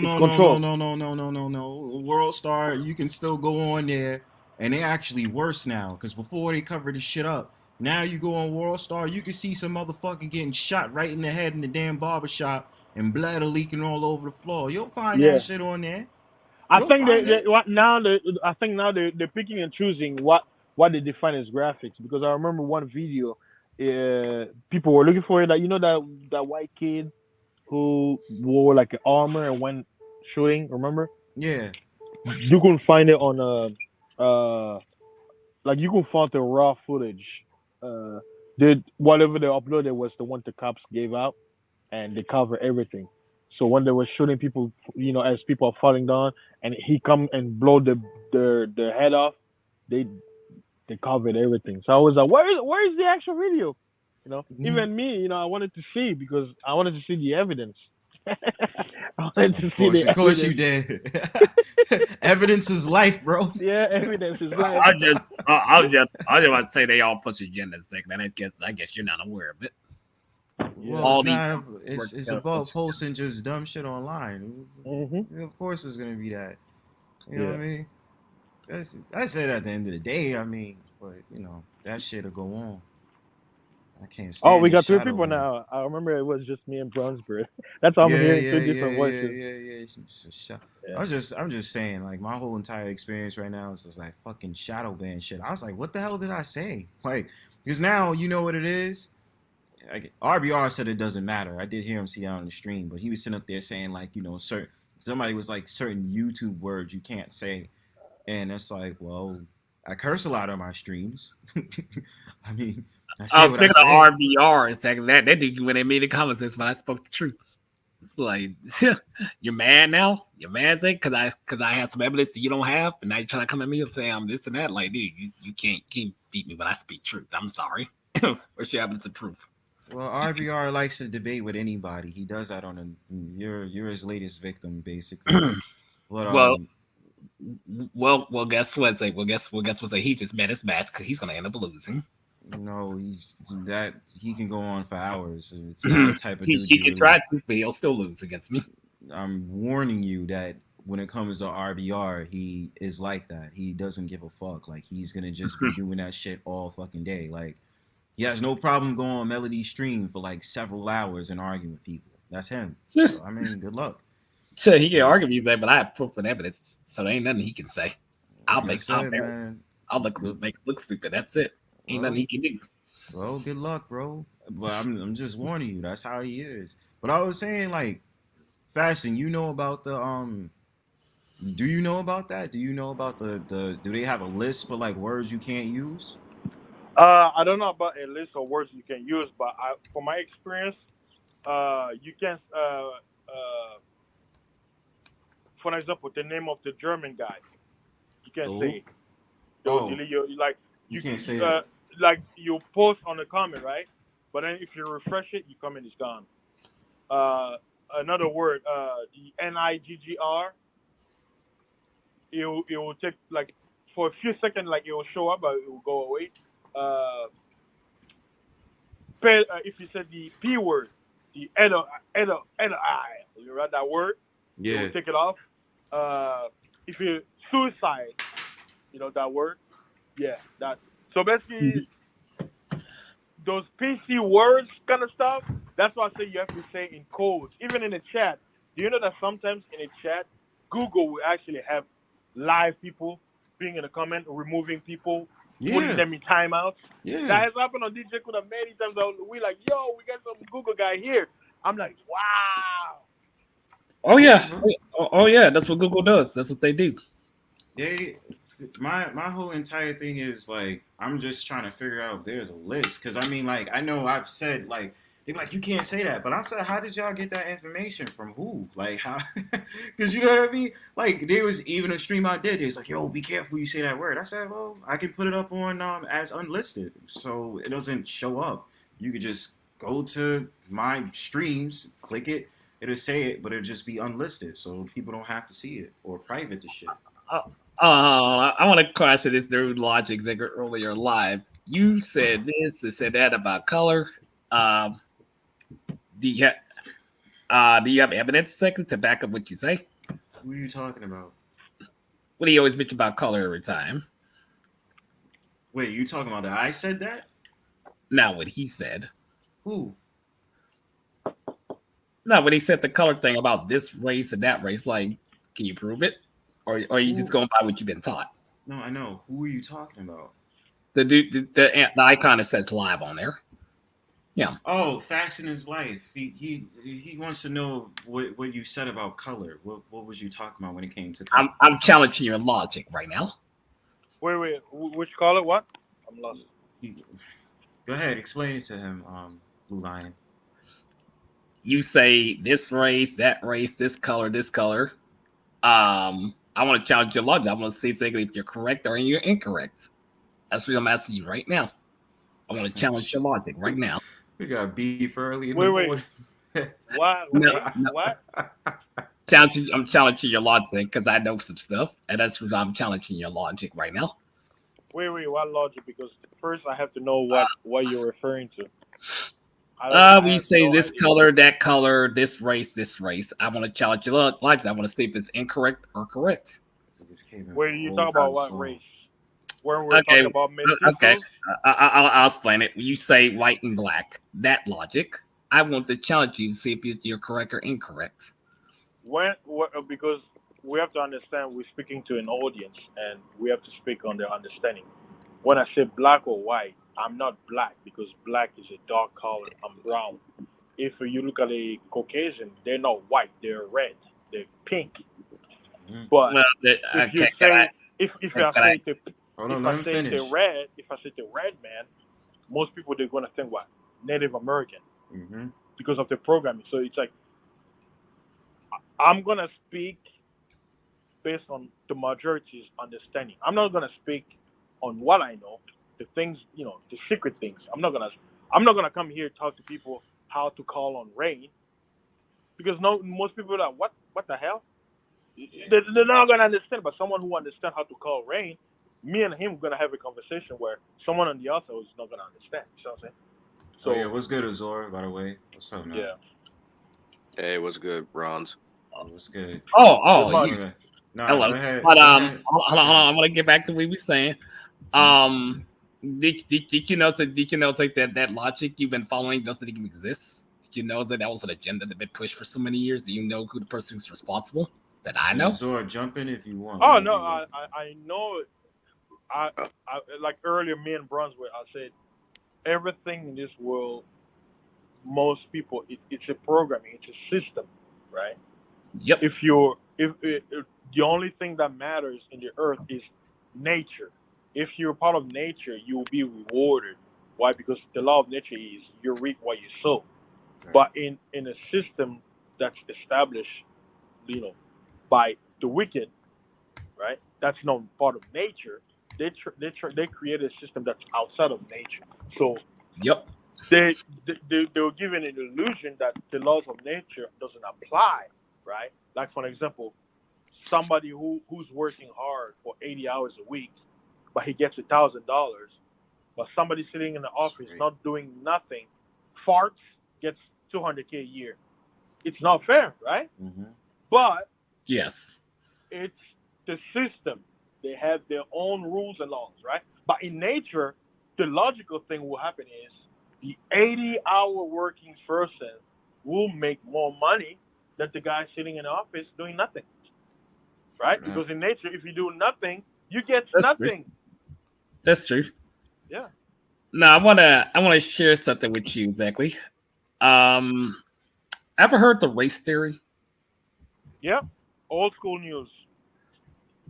Okay, do you know who's responsible for that? Based on my research, it was a German guy who came up with it. Correct. German, like he's Mm, German mhm. nationality, but he's a Yes. small hat. Yes. And this was in the 1700s. Yes, a lot of people of my race don't even know that because they do no research whatsoever. Period. And they just go by what they've been taught, being programmed. That's a lie.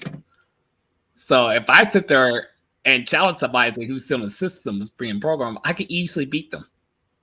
Well, what's Yes, the obsession that's with simple. beating it? What's the obsession with beating them when you can just educate them? I mean, I can educate them, yes, but if they choose to be ignorant, then I could just It's school not them. necessarily that you choose Now, ignorance at the same let me time. ask, Go ahead. who's the brother, the lion? How Blue old are you? Lion. I am And 35. the age is not to ask you, or like I'm not trying to son you or anything. I just want to Yes. understand your perspective. Are you a millennial? Because I was born in '85. Yeah, I'm you're a millennial too. I'm 35, so I was born in 1987. So Yeah. I understand. For maybe people listening, the brother is in a stage when when you're gaining knowledge. There's a time where, because it's something grand new to you. Cut out. Mhm. No, I hear you. No, you cut out for a second. He's at it. It was Zor, son. Okay. You big, son. Yo, I just woke up.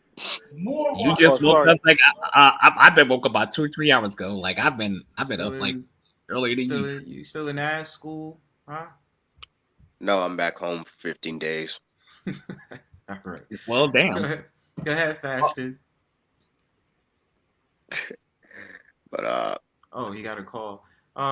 Yeah, jump back whenever you jump back in. Just let me know, fasted. Anyway, But to educate you, say what's going on, bro. So like I've been working at different jobs besides the movie theater, and I've been working at a pizza restaurant. So yes, I've worked at a lot of different jobs.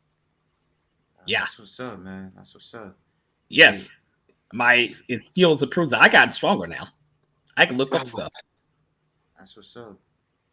Besides when phone calls, yeah, my communication with people is a whole lot better. That's good, cause it's fucking recession we already in. America just want to say, oh, we're going to recession. It's like you gotta take what you can. That's all you can do. Oh, I'm back. All right, Sorry, you guys. good, fasting? Go ahead, man. Oh, what I was basically going to say, the brother is in a stage when when you're getting in your information and you want to prove yourself, you want to share. Because I was there once upon a time, but I've reached in a stage in my life where I don't need to prove anything because once you know, and you're not supposed to cast your pearl upon swine because they don't care.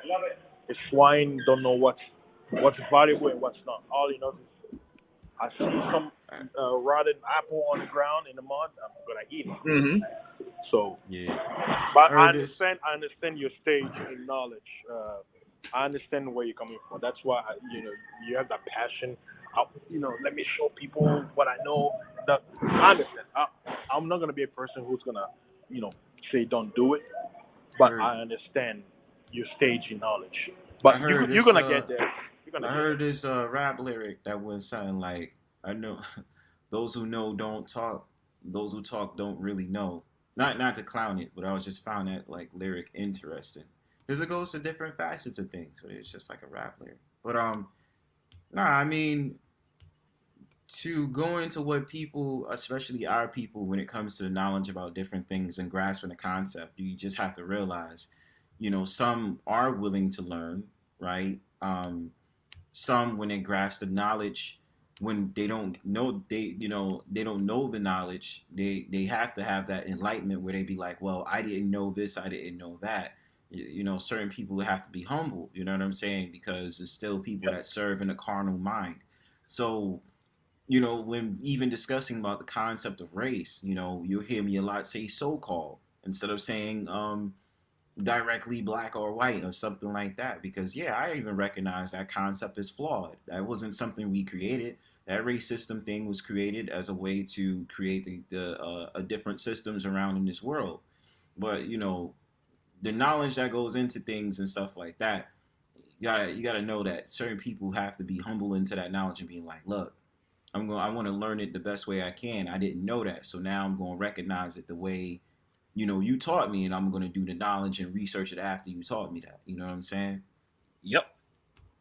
I actually helped a lot of people speaking of knowledge. Also behind the scenes, like I even helped people got jobs. Exactly. You didn't know about that, Brownsbird. I have behind the scenes. I even helped people got jobs.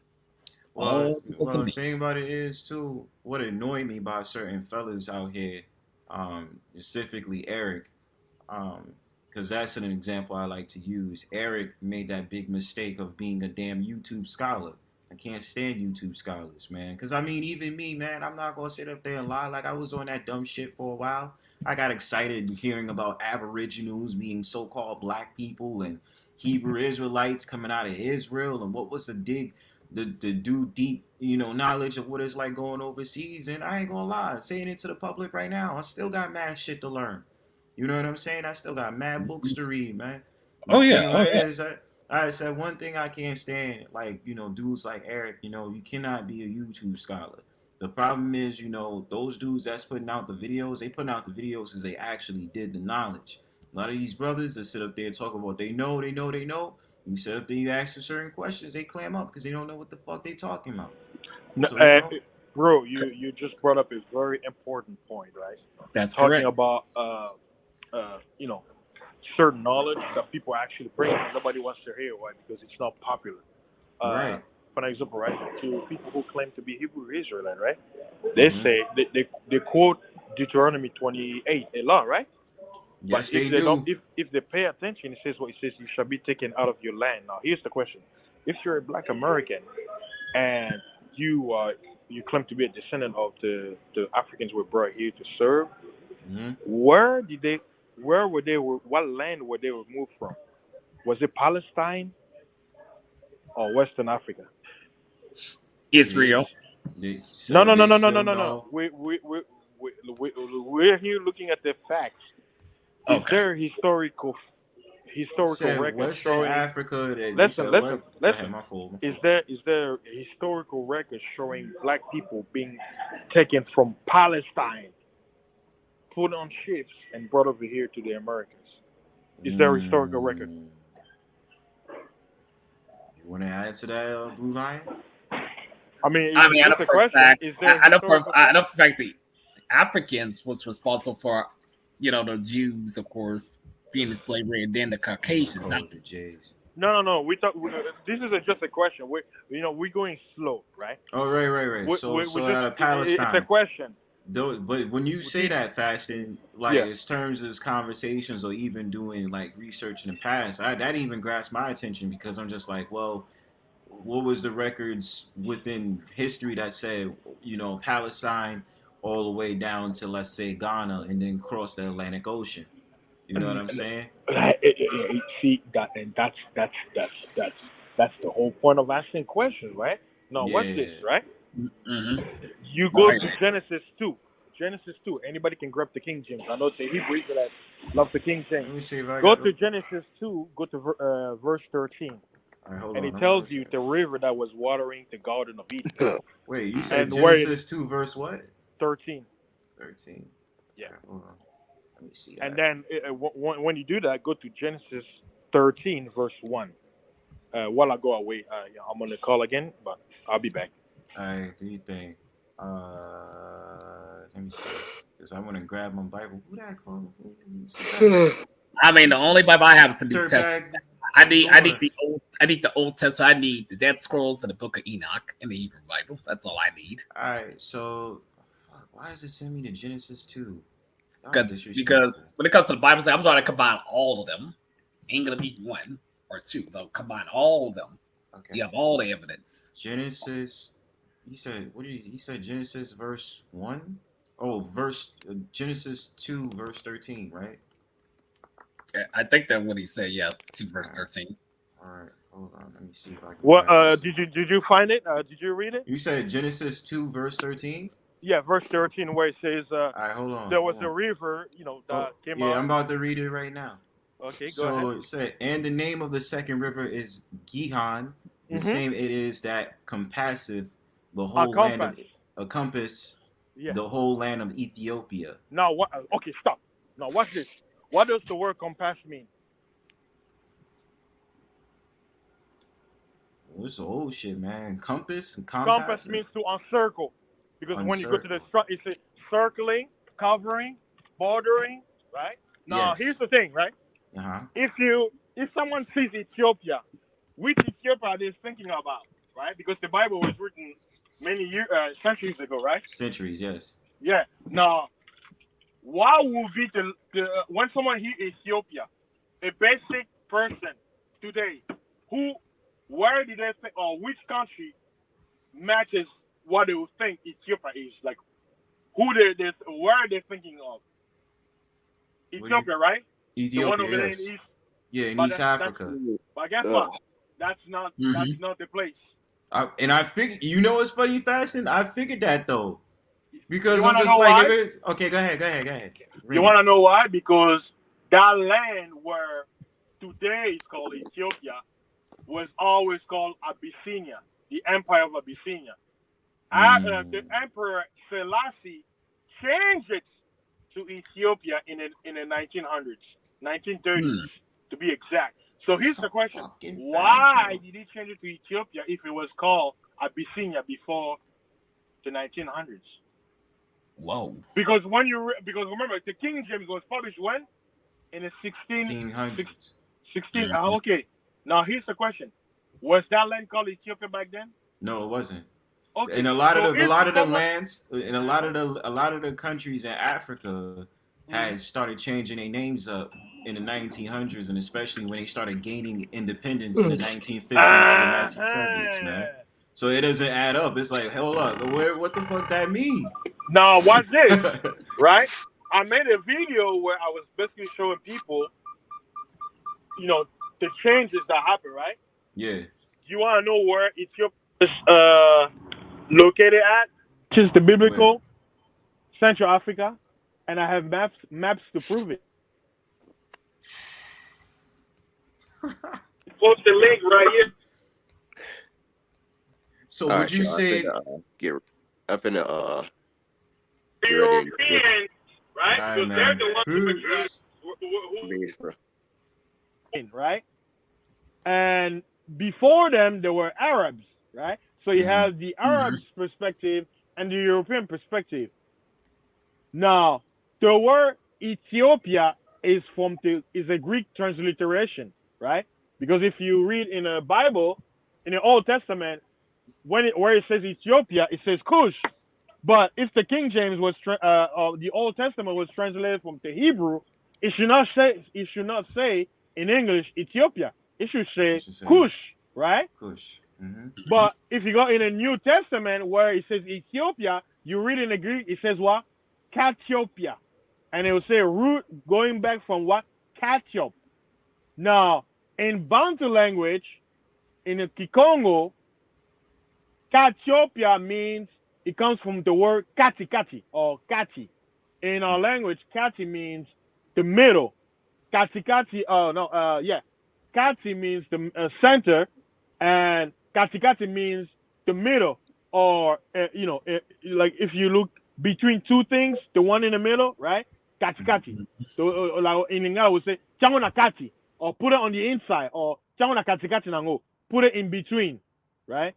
So Kathiopia, or how the Grecians put it, it means the land of the blacks. That's one translation. In the ethnic translation, it could also mean the inside or the belly of the mom, or the belly or the womb, because they say inside the womb, right? Because if you look at Africa, the center, that's where the womb of the mother, your belly button, So okay. it has many meaning, right?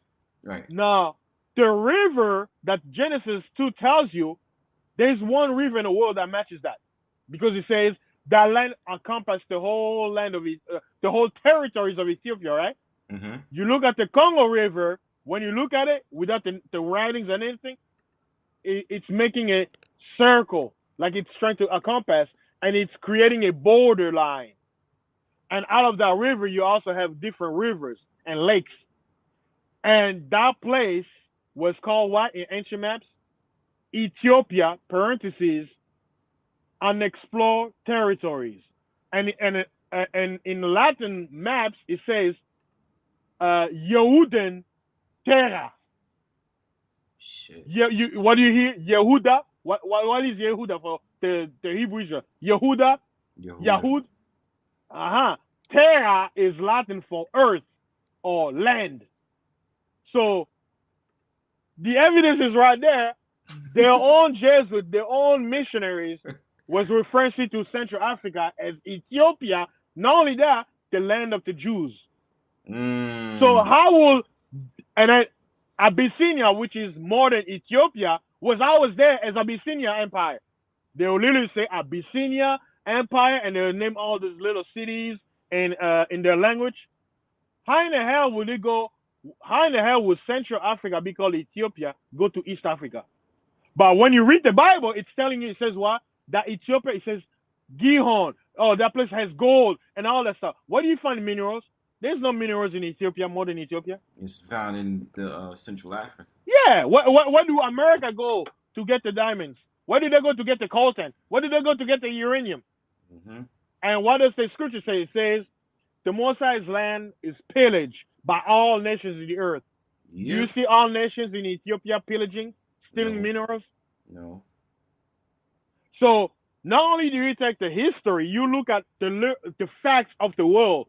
The problem is when you get caught up in doctrines and dogma, you can't see what you see. That's why when people actually are bringing maps to say, wait a minute, we need to start looking at maps, because when the Bible talks about the 10 tribes, if Israel was always in Africa, where are the 10 tribes? Where are they? And it says, the Persians, then this. Okay, if Ham, Shem, and Japheth all lived in Africa, where would Ham go? Where would Japheth go? Right, they split. See, the whole thing is, don't look at modern maps. Look at old maps. Many people, when they think Egypt, they think North Africa. They think the modern Egypt. No, Egypt was a big empire. It was modern Egypt, Libya, Algeria, Chad, some parts of Sudan, some part of Ethiopia. Like, it's not just, that what you see now, right? So people need to look at the old maps. So if the Israelites were, quote unquote, slaves in Egypt for centuries, where would they go? They're not going to go to Asia. They're going to go where the brother of Mizraim or Egypt, Canaan, lived, because they were brothers. They lived among each other. They would share land. So where would Canaan be? He's not going to be in Asia. He's going to be in Africa. And it says what? The land of Canaan is what? Where you see wild beasts, animals, rivers, fertile land. Where in Africa do you find fertile land? Where? And where is the desert? Sahara Desert. Sahara Desert. The children of Israel wandered to the desert to reach what? The promised land. If you're in North Africa and you're looking for the promised land, where are you going to go? Is there fertile lands in Asia? No. Where are you going to go if you're in Africa? You're going to go towards the center. See? So but like I say, me saying this, people, if you're caught up in dogma, you won't see. But if you actually look at a map, everything makes sense. So let me ask you this then. So would you say that the Hebrews being brought upon ships was them escaping from Central Africa to Western Africa and then across the board overseas, or do you think that's not? Do you don't think that's No, true? no. When we say Israel, right? Because we're looking at it from the Bible concept, right? Because you even the word Hebrew didn't exist back in the day. No, I didn't. Yeah, it's from the Bantu word Habiru, right? Habiru. Because remember, Eber, right? In a list of patriarchs, Eber was one of the fathers of one of the ancestors of Abraham, right? That's in English, Eber. I get Right? I hear what you say, but did you know the Hebrew Bible came first before these other Bibles even showing up? Whoever Well, rewrote and all that stuff, who changed it? Because I know no, who no, changed but no, I hear you, but listen to what I'm saying. I'm If listening. Hebrew, listen, if Hebrew, right? I'm talking about. We're focused more on because we know they change everything, right? If there was no such thing as Hebrew before the translation, we have to find out what it was, right? Because when we say Hebrew, that's English,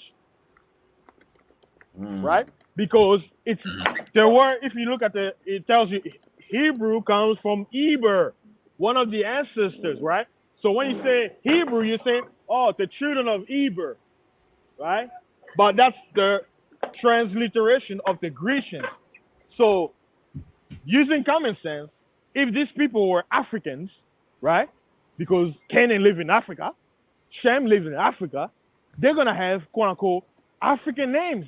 It's not gonna be Grecian, it's not gonna be French, it's not gonna be Italian. So soon be the mission of someone who wants to know the truth to find out their quote unquote African name because that's where they live, right? Moses, right? That's English. The quote unquote Jewish language, they say what Moshe, but that's not African. We say Masa because in Kikongo, Masa also means water. What it says what and she called it says Pharaoh's daughter, right? It wasn't Moses' mom. It says Pharaoh's daughter named the child Moses because he was taken out of the water, right? Hey, His parent, you see? Fashion, real quick, bro. Yeah, go ahead. If anybody's in my chat that see those weirdo bots, man, block them, please. Yeah. They tend to do that whenever we're talking these kind of topics. They send them. Man, some bots Oh, I is can't. man. Finish. Yeah, What's I up? can't block it because I'm up here. What's going Hey, on, guys? Melody! Good morning. Nice This is first of Anthony and hold Melody. on. This is the first time I've ever seen Melody come across a damn Brownstone Powwow. What did you know? No, Holy shit! you came up on my timeline. I'm about to say you did tag her, man. What up? I know. What's Good going morning. on? Good You fell morning, asleep. guys. Yeah, what happened? Was it crazy? Nah, No. I mean we just me and Wacky got into a conversation with Andrew because we was talking about passport bros. And so me and Wacky was saying was like, yo, like the people that was in passport bros, you say that you don't care about how you kind of being perceived, but I'm like, think about these videos that's coming out with these guys that sit up there saying, we passport bros, but we kind of shitting on American women, and then you got these dudes out here who's expressing their feelings and all this other stuff. Like, it was this video. I was telling Andrew, I said, it's this video I saw of this guy that was talking about how he was reading this book of Shahrazad Ali, and he had a conflict with his mom because his mom was sitting up there saying that she don't want him reading that book. And he got embarrassed that, he got embarrassed in front of her because she slapped the shit out of him while she was in front of company, right? So he related that experience reminded him of being in relationships or dealing with Black American women. So he sat there and said, fuck all this shit. I'm SYSBM, I'm passport bros, and I'm leaving. I don't want to deal with that. And whoever got a problem can come see me. Now in the video, he had a gun. And I'm just sitting up there thinking to myself, I'm like, yo, that shit is wild, man. That's Like, crazy. Go ahead. I want to also say I was also educating your stream about the race theory, of course, that wasn't even true, the color thing, and then what's her name? When I schooled her about birthdays, actually, she wasn't even aware of that. So I had to school her a little bit on that too, because I was telling the truth about birthdays. No, So, I yes. know, I got you, bro. But I'm talking about towards the end of the stream because I think Oh, I I think Melody was there when that happened. But what I was saying was that situation happened, whatever. And so I'm like, yo, bro, if this is your movement, because you seem to care about it. And me and Fashion was talking about this shit earlier, but I said, you know, if you gonna stand behind a movement or whatever, you know what I mean? You gotta understand what comes with that. Because if there's some really creepy dudes that come up in your shit, you know what I'm saying? You gonna kind of be like, yo, like, you know, this, I don't bang with him. He doesn't represent my brand. So Right. that's why I was saying, I'm like, you know, these are certain things that you should think about if you really stand behind this shit. And that's the only thing that I was saying. But I can ask my guest that tomorrow. Like, well, a lot of these men hate their moms. Is that why they, they go overseas? They don't want to be with black women? I'm gonna ask That's them what I'm that. saying. And because think about how that looks, Melody. And I'm not saying that it should change anything because, you know, Fasten did make a point. Like, this might be a fad or something like that. I get that. But what I'm saying is that what it appears to be like with the passport bros, and which is something I've discussed so many times. Oh, peace to you, Auntie. My fault. What I was saying, what it seems to be with the passport bros is that they have this idea of escapism, where they feel as if like, oh, couple of situations happen and it's mommy issue, so fuck American women, I'm going to date overseas. But then they come back and they start arguing. They start going up on panels to just trashing the women here in order to say this is the reason I don't deal with American women, passport bros. And I'm like, it's like, focus on the women overseas then.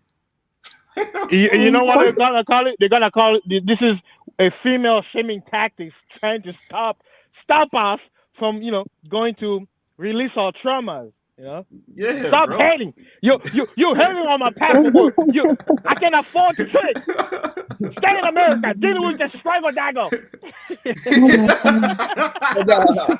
Struggle dagger is life. Right though. No, that's hold up. That's Yeah, you know what I'm saying? No, that's the issue, though. These dudes really think that women are the cause of their trauma when maybe it's their mother, maybe it's their auntie, maybe it's the house they was raised in, or whatever. Hey, mama is your first love. Remember that. Mama is your first love. Who do you say I love you? You say there ain't I love no you, mommy. passport. There's no plane ticket you can get that's gonna fix that, bro. Go see a doctor, bro. That's what I'm saying. Now see a therapist. Who's the first woman you give your first kiss to? Nah, but also what I wanted to say, just real quick, if there's any silver, because I mean, rest in peace, ARC. But in the last year, bro, we lost David Carroll, KS, and ARC all around that 55, 60 age. You know what I'm saying? That's pretty young. So if anything, black men, we need to be worried about our health instead of these damn women. Yeah. Hey, Auntie, don't forget. They talk about get a dog, die alone. Motherfucker, the reason why niggas ain't dying alone is because they ain't dying last, nigga. You dying first. Okay? Yeah, good point. Yeah, I want to outlive somebody, goddammit, man. Go ahead. Hey, Auntie, don't forget though, the people that you pick, I would say, among them, right? I know David Carroll first. He bragged about getting the convid jab, and look what happened. No, we get out of there, bro. Yeah, I know, but I had to mention that. Some of them were, they were promoting the jab. No, I know. I'll get to the chopper. Get to the chopper. I agree with Melody though. A lot of these dudes will admit about the mommy issues and shit, and that's some that's some therapy you need. You know what I'm saying? It's like, okay, mommy didn't treat you good. You know what I'm saying? Mommy treated your sister better than she treated you. Shitted on you because you reminded her of your father that walked out and all of that other shit. I mean, I was fortunate. I didn't grow up in no household like that. You know what I'm saying? I mean, I was fortunate, but I know dudes that grew up in a household like that. And bro, go see a damn doctor, bro. Ain't no women gonna fix that shit for you. That's a fact. No, I was about to say, Bronzebird, exactly. I mean, also somebody else passed away because of the divorce of a wife situation. The act of the Green Ranger, White Wolf and Green Ranger. Yeah, I remember that. That scenario. What you think, Melody? I know you supposed to be dealing with the guy on Sunday. Do you guys talk in depths about that, or was it just like, he's just gonna come through on a panel and discuss it? He's gonna come through, but we spoke a little bit behind the scenes, and He was just saying he's leaving because of black women here, how they are, and all this other stuff. It has And nothing to do with anything else, like any family issues, family records, Maybe anything. himself and his own issues. God forbid you fix those. well, the thing about him is he's been a passport bro since he was a kid. He said, like he's been traveling with his parents since he was like 5 years old. So he's used to it. And he was telling me that he was like, it's not all about tricking. It's not all about women. It's about seeing a culture, enjoying it. So he had a different mindset than a lot of these other guys. Thank you.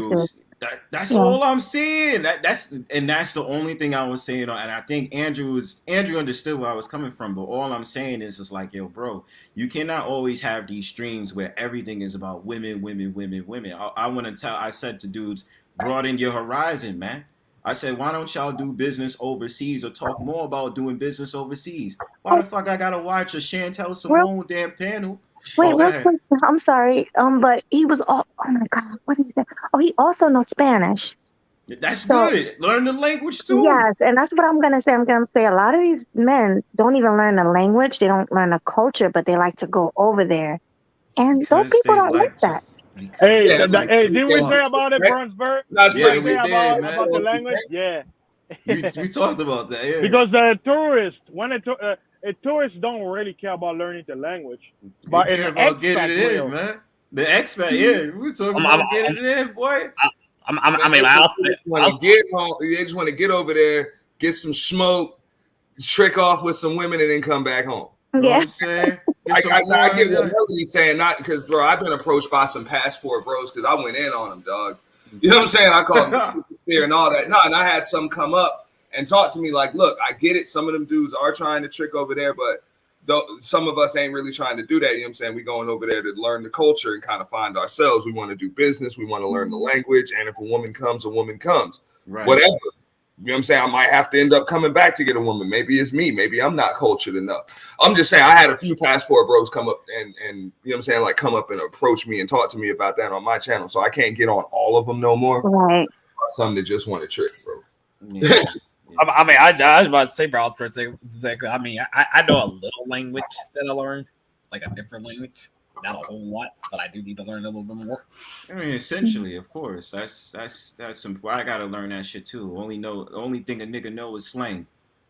I was gonna say, I think all black people should learn another language. Of course, I mean, I took Spanish class in high school. I got a A minus, a B plus, an A minus. So I know a little bit of conjugations, but now it's different because it's Latinx. So they're just like, no, we not doing conjugations. This is what it is. You know what I mean? I mean, myself saying like I speak a little Japanese, a little bit.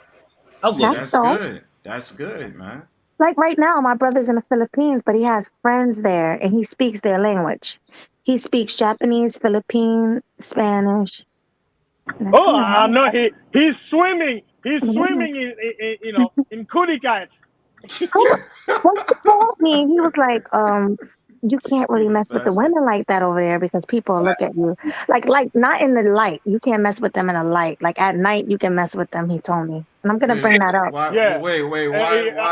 Because of the thing? Damn. Yeah, because of the family, the people that's over there, they don't like it when black men or any man, white man, whatever, go over there and mess with their women. Yeah, hey, I've been saying that too, Melody. Look, I'm like, dude, if you think you just gonna, because here's what these dudes say. They're like, oh, those women, they respect men. They don't mind being under the leadership of men. It's like, yeah, usually they already are. You know what I'm saying? They already are. So if you're gonna go over there and spend your bread, chances are she about to take it to some other dude that's kind of been in charge of things for a long time. Hey, careful, Melody. You're spreading propaganda, misinformation. You're becoming a strike. I know. But like, remember, they're gonna tell me, they say, you joined the dark side, Melody. We won't love you no more. Yeah, Melody is officially an American woman. Stay away. No, I'm not trying to be funny, but my brother, he travels, so I hear this out of the horse's mouth. I hear it from him. So.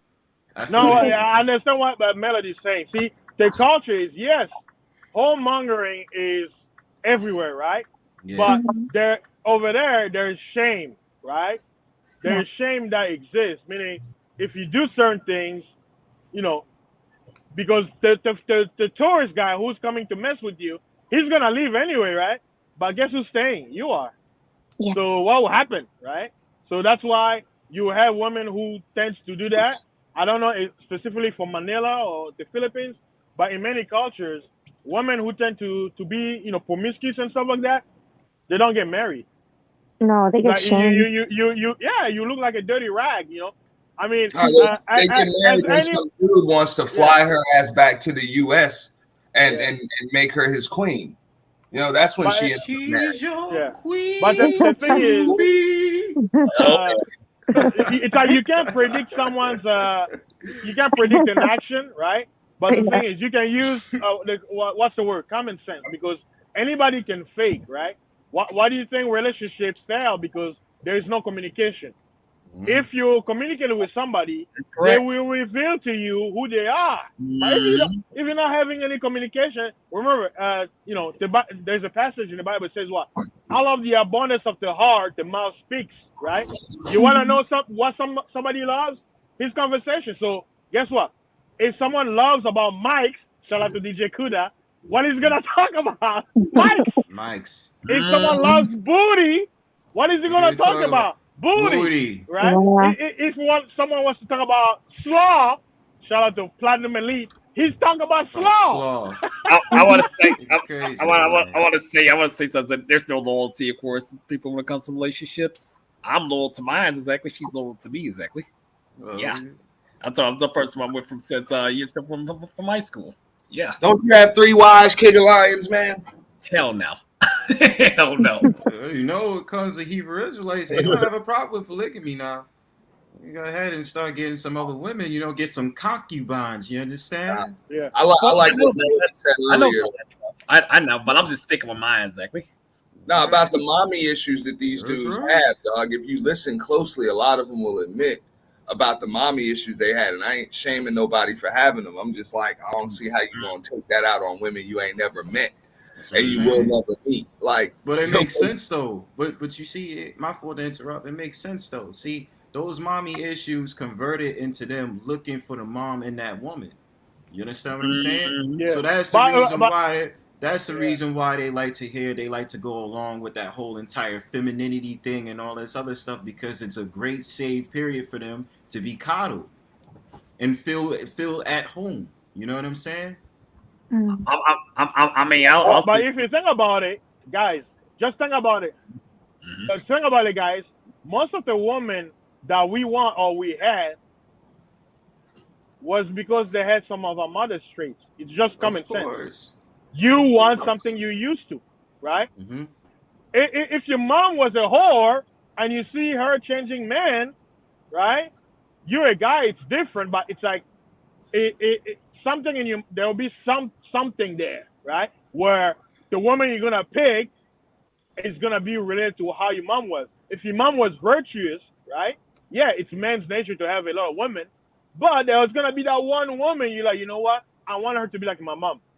I want her to change for me, to change my diapers, when I get old, right? To feed me spoon, to massage me, right? It's normal. People want good. Nobody wants evil. The thing is, because we can't read minds, we can't read the hearts, we can't read the future. That's why we get what we get.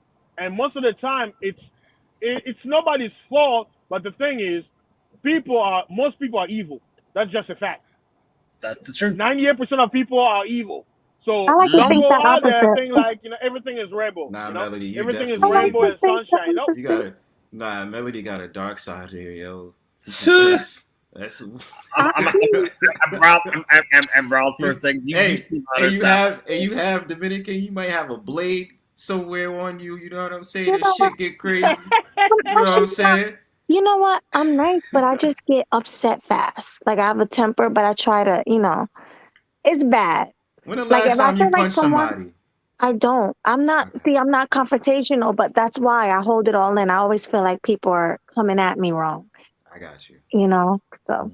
I mean, like somebody claiming that Millie has a dark side. Like, I don't have a dark side. Like, I think we're human. Yeah, I think all humans haven't. Yeah. Oh, man. Now, Melody. My trolling is my dark side. You know what I'm saying? Yeah. Melody, I'm the opposite of you. I'm open. I'm like straightforward, right? Now, hold on, Brian. No, go ahead. Sorry. Oh no, I was saying Melody because Melody has seen my wife, right, on Oh, Instagram. she's hot. She's gorgeous. Yeah, definitely. She's the opposite of me. I'm the loud one. I'm very forward, right? Now she was the quiet one. She can have a moment, right? But guess what? Because as a man, you're supposed to like both partners. You help each other out. I'm bringing her out of her shell. She's becoming more open because my philosophy is it's better for you to be open, straightforward, so you can squash the fire before it gets too big, right? Yeah. So, but a lot, like I said, most people don't like that, right?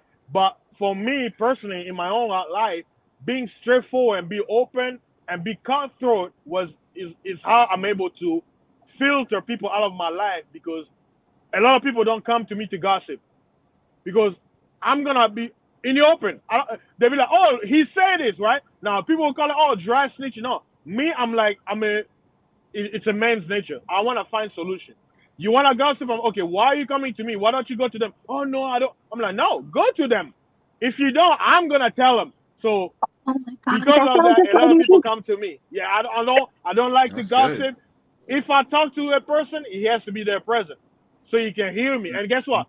If I talk in the back of somebody, guess what? I will say the same thing I say in the shadows, I'll say in the open. See, I wish I was because like of that, people don't like that. People don't like that. It's hard. It's hard to be like that. Like I'm the same way.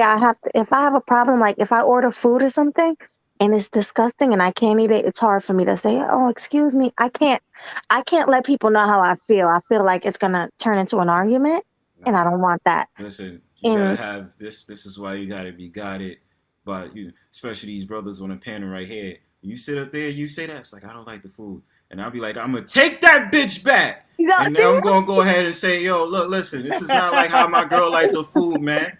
You know what I'm saying? Why y'all cooking this shit like this? You know what I'm saying? That's really hard. No, I want to say. I mean, but you can look, Melody, to go for what you want. You know what I'm saying? You have to overcome that because you talking to someone who used to be shy as fuck. You know what I'm saying? You know what this old saying is: closed mouths don't get fed. So yes. And the squeaky wheel gets the grease. Exactly. You know what I'm saying? So if you don't make the say for the incidents that comes to that food, this is something you pay for. You know what I'm saying? Imagine you pay for a meal, inflation, right? You pay for a meal that's like $15. You want to get your $15 worth. You be like, hold up. I don't give a fuck if you working your overnight shift and you got an attitude. Fix my shit up. Now you're not as rude. Listen, you're not as rude as I am because I'm very rude. You know what I'm saying? I try to be calm. I try to be like, look, listen. She don't want nobody spitting in her damn food. That's why she ain't gonna do that, man. That too. I get that. That's true. That's true. I want to say this, but there's always a way. There's always a way to say things, right? So you say, look, excuse me, miss, or whoever it is, hey, look, listen, I found this in my food. This is not what I ordered. Do you mind if I can get something else or blah blah blah? There's always a way to saying things. Now, if you fucking with me, they might spit in your food, man. That's crazy. Because I can be very rude. Because sometimes I just don't give a fuck. So. It's just like, nah, but of course, I know there's a way to speak to you, right? I'm kind of just exaggerating. But, there's always a way to communicate in a way where you get what you want and you get to do that. Because I understand about anxiety and all this other stuff. I get it. You know what I'm saying? But there's always that thing in the back of your head, like, you don't want that regret coming up later, like, I should have said something. You know what I'm saying? Yeah, the thing is if it escalates. See, I'm the type, I'm quiet. I don't want problems. But if I say something to someone, they'll hear my voice and they automatically think that I'm a pushover. But it's so weird. I can't explain it. Like, they're like, oh, she talks soft, so she a pushover. So let me talk to her like this. That's always been my problem. But that's instilled in fear. But what you're saying is it's instilled in fear because you're already looking for the outcome before you even do it. You know what I'm saying? And it's not something I'm saying is your fault at all because we all have that. We expecting the worst outcome to a situation before we expect a good outcome. You know what I'm saying? Yeah. But Melody, you know what? you know, I'll tell you, from what I've seen, that's why he says, "What two is better than one." Sometimes you need your opposite to build your confidence. Mm-hmm. So I wanna. Yeah. No, it's like as a bachelor or a bachelorette, you can have all the confidence in the world, but the reality thing is, or the law of nature is, you need others to build it. Like now, people say, "Well, what do you mean?" I say, for an example, right? You're a man or you're a woman, you're an individual, you're out there working hard, doing things, but you're having another a partner or something. They call it what, positive reinforcement will help you build up, right? And Yeah. that's what we're social creatures. We need, socialism, quote unquote, in our lives. If you don't have it, it dies. That's why it's like you can be alone all the time, I guess. So you always need people. Yeah, but even Who's when gonna? I'm with people, that's what I mean. Like I'm Yeah, usually with someone, and I'm the one who's not speaking up. yeah. But That's the only it come out problem. of the shell. Maybe you need some. Maybe you need some African, African fever or something. I don't know. I want to say something, Browns, for a second. You know me, Browns. I can be nice to somebody, say, but somebody gossiping or spending shit or giving me a hard time, I'll be an asshole.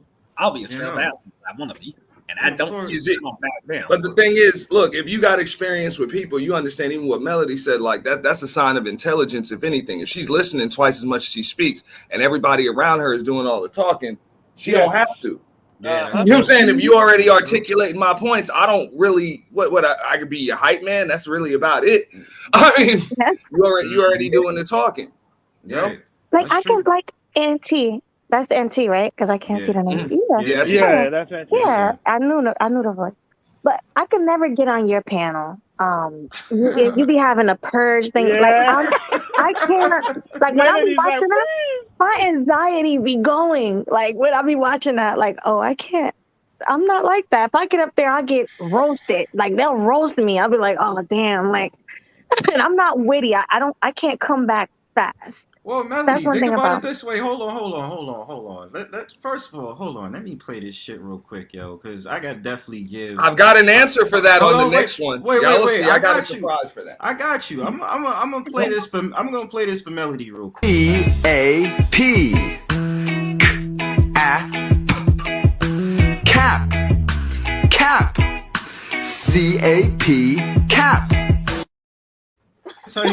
I'm gonna tell you why that's a cap. You didn't.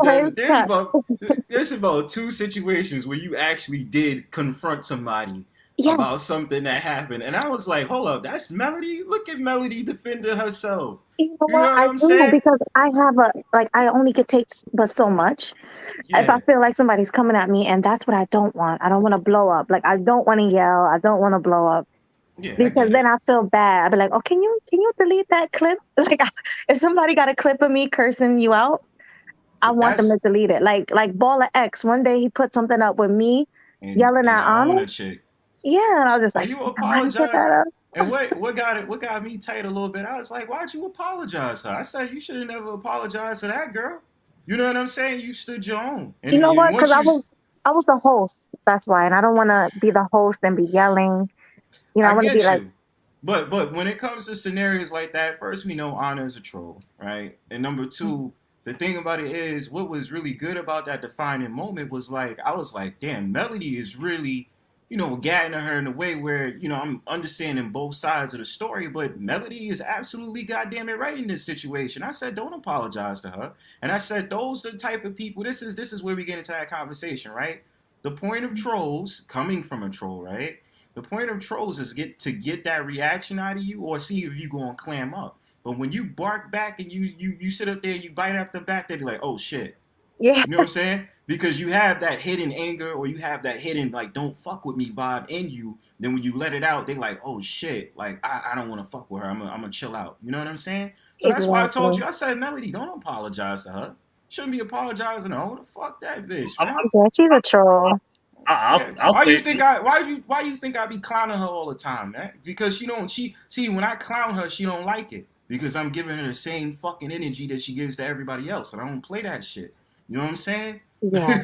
Well, you're a troll too, so y'all be trolling each other. So yeah, I troll on too many panels. Y'all do both trolling. You had a person with the she did trolling, but I had a reasonable conversation. It's like she's gonna target me to troll. Like, good luck with that, because I don't respond to trolling. I mean, I'll educate you or I'll clown you, but you don't want that, because I don't back down. Not that easily. Not me. I mean, that's old school though, man. Like they taught us this back in school. I know my parents did. It's like, look, there's only one way to handle a bully. You got to bully the bully. So when they see that you got the soft spoken voice, people they ain't even gonna match your energy. They're gonna try to exceed it. So you got to let them know, look, you go to level 5, I'll go to level 38. Yeah. No, if you go low, I'm going straight to hell. No, for real, you go low, I'm going straight to hell. You want to come to hell, I will introduce you to the devil. Yeah, right? Melody, take off those goddamn. Yeah, Melody, take off those damn hoop earrings real quick. Ain't nobody telling him you got to scrap, but you gonna be like, listen, bitch, we not doing this over here. You. I'll say, for example, say Bronzebird, with me, you went to that person who was talking smack, like he talked smack, and all of a sudden I roasted them, saying he was saying the same nonsense. I still roasted them. He didn't say that, man. He got roasted. I don't back down. It's like someone come at me like, bring it on. I ain't gonna back down. Well, this is the thing. Like, I was in a restaurant and I was arguing with some lady. And she was getting in my face. I was ready to hit her. And that's where I don't want it to go. Because I know me, like my reflex is like, if you come too close, I'm going to hit you. Right. So I had to like calm down, okay, let me calm down because this lady's really ignorant right now. She's yelling in my face. I was really about to hit her. Somebody had to grab me back because soon I was quiet. I didn't say nothing. And my hand went back. Like I was about to punch her in the face. I was about to punch her in the face. And then somebody pulled me back because I guess they saw me about to do that. But that's where I don't want it to go. That's good. My fault. Go ahead. Continue. My fault. No, I was going to say, because people with anxiety, what people don't understand is we snap. Like if we're put in a situation where we feel like we're being attacked, we might hit them first. So, it might not be too good. So that's what I'm trying to avoid with people. And that's a good thing because, reflexes, those are consequences. And the only time you're supposed to react back is if somebody put their hands on you. You know what I'm saying? So, I mean, in that situation, there's nothing you did wrong in that situation. And I mean, even anxiety or not, I would have handled it the same way. You put your hands on me, I'm going to attack back. But if you don't put your hands on me, face, she was touching me. I'm with Melody. You come in my space, man. Right. I got reflexes. So yeah, that's what it is. It's like, yeah, but it's clear you might not have been in that many fights over the course of your life. So you had a wind up and somebody saw it and they was able to stop you. Right. Exactly. The best way to hit somebody is when nobody expects it. Oh, but that's a different conversation. There's a different conversation. Hey, that's Purge 2.0. That's Purge 2.0, homie. Nobody expects it. You just got it. And especially when they sitting down when they sitting down. But the best reaction sometimes is when you shook motherfuckers up that talk shit, man. I've been in too many situations, especially on the subway. Motherfuckers want to sit up there and start with you, and you be quiet. You just be like, "So what's up then?" And you pull these motherfuckers whole cards and shit, man. That's that New York shit. That's that New York in you. It's like, it's because I used to work overnight. Motherfuckers be asleep. Next thing you know, pass a stop or something like that. They be like, "Yo, what's your problem?" Blah blah blah. Oh, I want to stab you. I'm like, motherfucker, I'm listening to my music, man. I'm trying to go home. What, you want to start something? And then they get up out their seat and they hover over you. They like, oh, you threaten me. I was like, yo, bro, if you come close to me, bro, I'm gonna fuck you up. You know what I'm saying? I just have that voice in me that's like, don't fucking play with me. And I don't try to be like that. Because if you ever met me in real life, I'm calm as a cloud. But dudes know, like Bronzebird, like chill. You know what I'm saying? Yeah. And I avoid a lot of fights because dudes talk a lot of shit and you give them the same energy. They be like, oh, nah. That's the fuck I thought, pussy. Don't say shit. But that's the thing. The people that talk the most shit are the punks. Because they can't fight. So they're going to just use their mouth. Yeah, what is it? All, whatchamacallit, no bark? It's a dog reference they use. All bark, no bite. All bark, no bite. You know what I'm saying? So it's all that, man. Yo, Bunch of bitches, man. Alex. But you know, no, I wouldn't imagine you on a purge though, Melody. I just couldn't. No, me neither. I like. I would lose like I couldn't easily. imagine you. I couldn't imagine you or Ruby. I couldn't imagine. I get hella purge. Like, and then it's like, I mean, yeah, I'm a nice person in real life, yeah. But like, you push me, I'm gonna go all in. I ain't gonna back down. I don't back down for myself. I don't back down. Period. Yeah. Nope. Somebody asked me. Oh, I'm sorry. You still talking? Oh yeah. Yeah. Like when I say Southern Melody, I'm from Memphis, Tennessee, and Southern people don't back down. We don't back down easily. We'll go after that person. It means necessary. It's that Southern smoke. Go ahead, Melody. No, I was gonna say. Somebody asked me, who you think will win in a fight, Melody or Ruby? That's interesting. I don't know. They have the old saying, silent but deadly. I'm from Jersey. She from Canada. I'm from. I don't know. The most that she ever got into debate with is with dudes. That's what I saw. And then recently, that dude Marty McFly, but that wasn't really a debate. It was just him just playing contrarian. But you know, that's the most that happened with Ruby. It's just I don't know. Ruby just got a mouth, but I don't think it would between y'all two. I couldn't call it. Arguing, she might win. Yeah. Like, yeah. But fighting? Oh shit! I don't know. I gotta remember, you had on the hoop earrings. You take them shits off. You be like, "So what's up, bitch?" Exactly. See, the problem is though, Melody can't take her hair out like the rest of these chicks. So yeah, you might get grabbed by the hair though, Melody.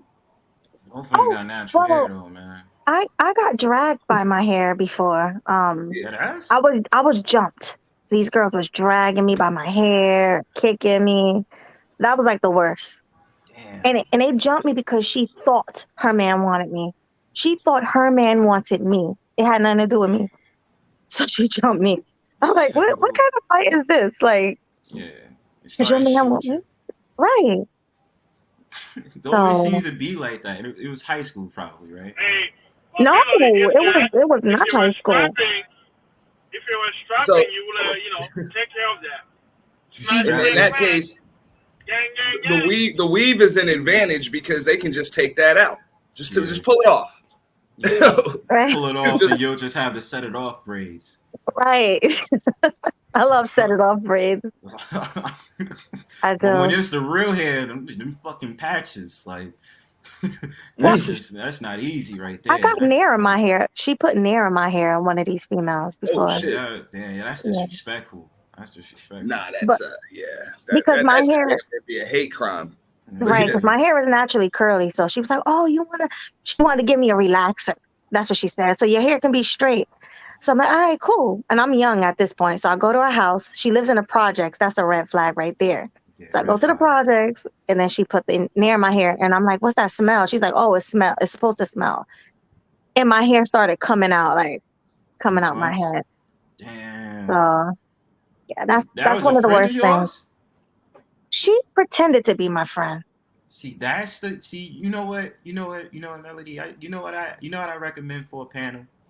I just want to explore this topic. I just want to understand the psychology about this. Like, I know y'all spoke on it briefly, but like, it'd be interesting to understand women's nature through the story times that y'all tell. Like, can women really get along with each other? Like, I know it's around in black spaces, manosphere, and all this other stuff, but to get that perspective out there, like, oh, this is the reason why they act the way they do, or something like that. Story time, you know what I'm saying? Just something I was thinking about. But look at Shanquella. She's dead because of haters.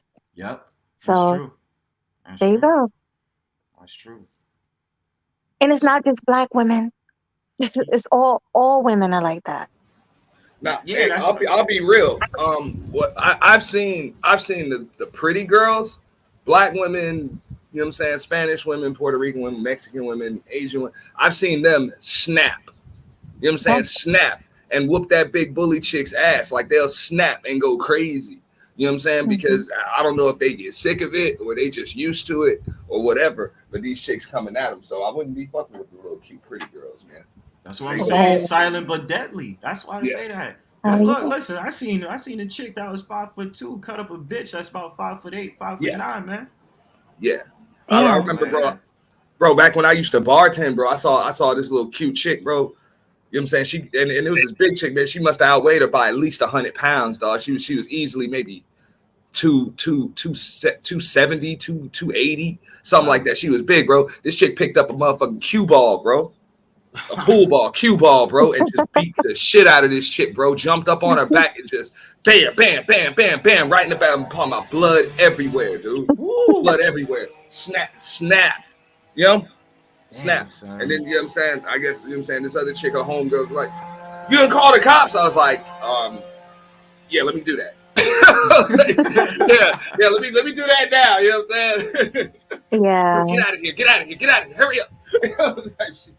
Damn. Hurry up, because I gotta call him. But hurry up. I don't want nobody going to jail. That's bad for business. Back. But nah, man, I seen him snap. Yo. Wait, what's that noise? With the noise? Yeah, who that with the noise right now? That must be faster. That's me. I'm outside. I'm outside. I'm about to say. I was about to say. Yeah, I'm on mute. Oh, yeah. But yeah, man, like confidence, man. I think that's a good topic. Yeah, my man's Auntie in the building. What's going on? Yeah, man. I meant to say this, bro. He's not here, but you know, I felt bad for. No, I felt like, yo, damn, this is crazy. When I saw the community tab L Nixon had up. What happened with L Nixon? Auntie, well, it was some situation. You mean say y'all gotta come in the house? I got landscapers out here cutting stuff. I know, goddamn. No.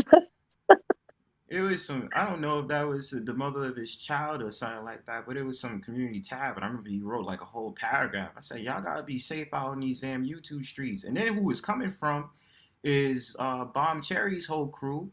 You know what I'm saying? And you know, they seem like some troublemakers. And that, see, what we was talking about a little bit while ago, like what we was talking about, Melody, that whole entire thing of the fake, you know, paying fake friends and all this other stuff, that shit is on here. You know what I'm saying? I've seen people that came out of that Bomb Cherry camp, you know, they cool 1 minute, and then Bomb Cherry's like, fuck this bitch. And I'm like, God damn, it's the same thing within these virtual circles. Yeah, I cloud watch her. I would never say anything in her chat. It seems like she's a troublemaker, and her crew's troublemakers. Yeah, your homegirl's over there. I told you your homegirl stop going. She should stop going over there. Who Jessica? Listen, yeah, I told her, like, yo, you stay getting dissed on for being where you from, and you just keep going over there. I don't know why you keep doing that shit. Jessica likes attention. I mean, not attention. I'm sorry. She likes attention. No, I was gonna say something else. Nah, she like attention. Spade is spade. Not attention. That wasn't the word I was gonna say. Got you, man. Got you. What was to say, brother? Yeah, I mean, I don't know. I say attention, but it is what it is. But I was saying L Nixon. I was saying that. I mean, my fault. Auntie, I was saying that thing that happened with L Nixon. I was like, yo, damn, bro. I wasn't expecting him to do that. Me neither, but then again, we kind of knew it was coming like a few months ago. Them people who use anything that they possibly can, I don't know if that shit is content strategy or whatever. It's a personal situation for him, and it's just a shame that them people doing that. I think it's just some people kind of pissed off that, you know what I'm saying, motherfuckers is just moving on and doing bigger, better shit. You know what I'm saying? Motherfuckers don't want to sit around gossiping about people all damn day. You know what I'm saying? Everybody trying to build up their own channels. We trying to build up group channels. We trying to get website going, merchandise, trying to network. That's right. You know what I'm saying? And building a platform where other people can come and grow too. So motherfuckers don't have time for this shit. You know what I'm saying? Like, people just don't have time for this. And people just, you know what I'm saying, they kind of take that shit personally, like, hold up. You gonna leave and you ain't gonna take us with you, or you ain't gonna stay here with it? Like, fuck you. Why would I? Y'all ain't doing shit. You best do. You know what I mean? Like, y'all ain't doing shit. Word, you know what I'm saying? Like, that's pretty much what it is. And I guess it got a little bit more personal with L Nixon because, you know what I'm saying, his situation was just a little more personal. You know what I'm saying? Like, you got some chicks involved that's a little pissed off. But y'all know how it is. He's an easygoing dude, so when, you know what I'm saying, dudes, you know what I'm saying, them chicks coming him with the shit and the smoke and the beef, and he's like, cool, fuck it then. You're good. You know what I'm saying? And then that's when they lose their shit. It's like, hold up, you ain't gonna turn up with me? You ain't mad? Like, and he's like, yo, nah, do your thing, whatever. Fuck y'all. And then they lose their shit, bro, and they ready to just drag. So it's like, yo, you can't get a rise out of L, we gonna come to Ant. You can't get a rise out of Ant, we gonna go with Raw. We can't get a rise out of Raw, we gonna go with Peace Love. We can't get a rise out of none of y'all, we gonna go with Jessica. You know what I'm saying? Like, we gonna go with somebody, you know what I'm saying, until we get something out of somebody. Everybody just trolling on some other level. That's it. Oh, okay. I was just seeing that. And then, of course, I've seen the shit with Ice Turner and fucking Absalom, and I'm just like, what the fuck is going on with them? Like, every time it's something, like, whatever that is. But y'all be cool on these YouTube streets, you know what I'm saying? You know what I mean? What I can tell you about that, that's the worst. That is the worst clout chase in the history of clout chases. So it's just, I just laugh. It's horrible. It's horrible. What, he's doing that to you? And they ain't doing the damn thing to me, man. That shit is funny to me, man. Yeah. That shit is just funny. Like, clout chasing off little old me, man. Like, it's really, not even doing it right. You know what's really cynical, but kind of funny at the same time? I kind of like it if it's already some shit brewing between me and another content creator, and then I wake up the next day and they at Bronzebird in a damn title. I low-key like that shit. Like, yeah, motherfucker, have me on your algorithms. Yes. Marty be atting me. Marty always atting me. I'm like, damn, what I do now? Oh, no, they really want a reaction out of you. No, you said Marty is? Marty ats me. Two other people added me. Nah, man, Marty is a clout chaser. I've been sitting up there saying that shit since day one, man. I mean, look, I ain't gonna start, like, I didn't, I'm like, whatever, you know what I'm saying? He's gonna go on wherever he's gonna go. But I was just like, his style is kind of like, his whole entire theme is the clout chase. That's, in my opinion. Yeah. But I say the same thing when he's there. I mean, I'm transparent. But certain people clout chase because they figured, if it's a name brand on YouTube that has a significant amount of people that's watching them, hey, yo, look, let me cause something on here to be controversial and then put it on my channel. That's how it's going. It's a marketing scheme. I see him but Bronze, it's a horrible one because, like, okay, so if you're gonna clout chase, which I mean, there's nothing wrong with it, but at least know what you're doing. If you're gonna take the spotlight from somebody else or take a little bit of it, you're supposed to bring it to yourself and not give it back. You know what I'm saying? If all you're going to do is sit there and talk about the next person, all you're doing is kind of giving them back the shine that you tried to take from them in the first place. So that's a horrible clout chase. You know what I'm saying? So I'm like, if you can use my name to bring an audience, but then you can't hold the damn audience, you fucked up. Exactly. You know? And you can't even say enough to me to make me want to respond to you. Like, because it's stupid. Like, because you couldn't get a rise out of me, you done resorted to lying. You done resorted to going at people I'm working with. Like, you done resorted to everything else. Like, you just starving for attention, man. You lose it. Yeah. You guys ever seen this guy called Randy SoCal? Yeah. Yo, Randy SoCal. Yeah, we seen Randy. That nigga a clown, man. Oh my God! So he used to at me. Oh, Melody, Sweetmelody's a 4. She's a 5. Blah blah blah blah blah blah. Right? But then be all in my DMs talking to himself, having conversations. So damn, you a dime. You look good. When can we meet? I'm like, yo, what is wrong with this dude? Yeah, Randy SoCal is like that. He used to do that to who I used to be cool with. He used to do that to Trinity, man. He used to do that to Trinity. This girl named Miss Elite. You know what I'm saying? I used to see his channel. He used to first in 1 minute he was like, "Yo, fuck you, bitch," and then at the same time he went around. He'd be like, "Yo, you sexy. Let me take you out." And da da da. Like, yo, this nigga weird. I can show you guys my DMs. Y'all be like, "Oh my God, oh my God." Yeah. Like that. Hey, you're right. Dude's downstairs with a chainsaw, but I appreciate him pruning these damn palm trees because I'm gonna end up with one of these damn big ass iguanas on my damn patio if they don't get these damn branches down. I want to be where you at. I want to be where you are. I know you in the it's beautiful warm weather. right now. I would show it to y'all, but it's loud as hell out there right now. It's very loud. It's beautiful. I'm in shorts and a t-shirt. See what's up in December. Love it. Love it. That's a life, yo. That is the life. You try to get away from the city, man. Bro, I just set up an outdoor studio, and you know what I'm saying, I set up the indoor studio and the outdoor studio. So I got to get up with DJ Cooter to help me set up some of my equipment. I could do it anyway, but I'd rather let him help me with that. I got some other stuff brewing. Of course, you know, we're getting ready for the next purge. I got to answer for what Melody said earlier. I guess I could tell y'all because it's coming pretty soon anyway. I'll actually be streaming from 2 separate channels, 2 separate panels this time. Okay, so yeah, so for those that don't want to get on because either the panel's full or it's wild or it's crazy, you can just go right to the second channel and cut a solo promo if you want. You know? Yeah, that's I like that. That's a good. You know what I'm saying? And we'll be doing live tap-ins, all of that. You know what I'm saying? A few extra co-hosts on deck for it. You know what I'm saying? Just whatever. So you don't want to be in front of everybody, but you got something to say, you want to come up, or y'all want to have a side convo, you allowed to do that. If it pops off or whatever, we'll just have a live tapping on the main channel. I like that. You get that solo screen going, and they be like, "You bitch, fuck you," and then they I be was in a trying solo to do chat. something like that on my channel. Since I'm not confrontational, I want other people to come up and argue and stuff. I don't know why. I know it sounds crazy, but I wanted something like that. Like what do you call it? A rumble or and shit. Yeah. Yeah, no, that's where I got the idea from. You know, the rumbles, and then I got, you know, the marathon stream. I got that idea from Bomb Cherry. I don't lie. You know what I'm saying? I got ideas from a bunch of people. You know, and that's where it came from. So I try to just improve it. I got some more, you know, changes coming as far as the aesthetics and, you know, the production and stuff like that. So yeah, that's. It's hopefully it'll work. If not, whatever. We'll just move on to the next. That's good stuff. That's gonna work.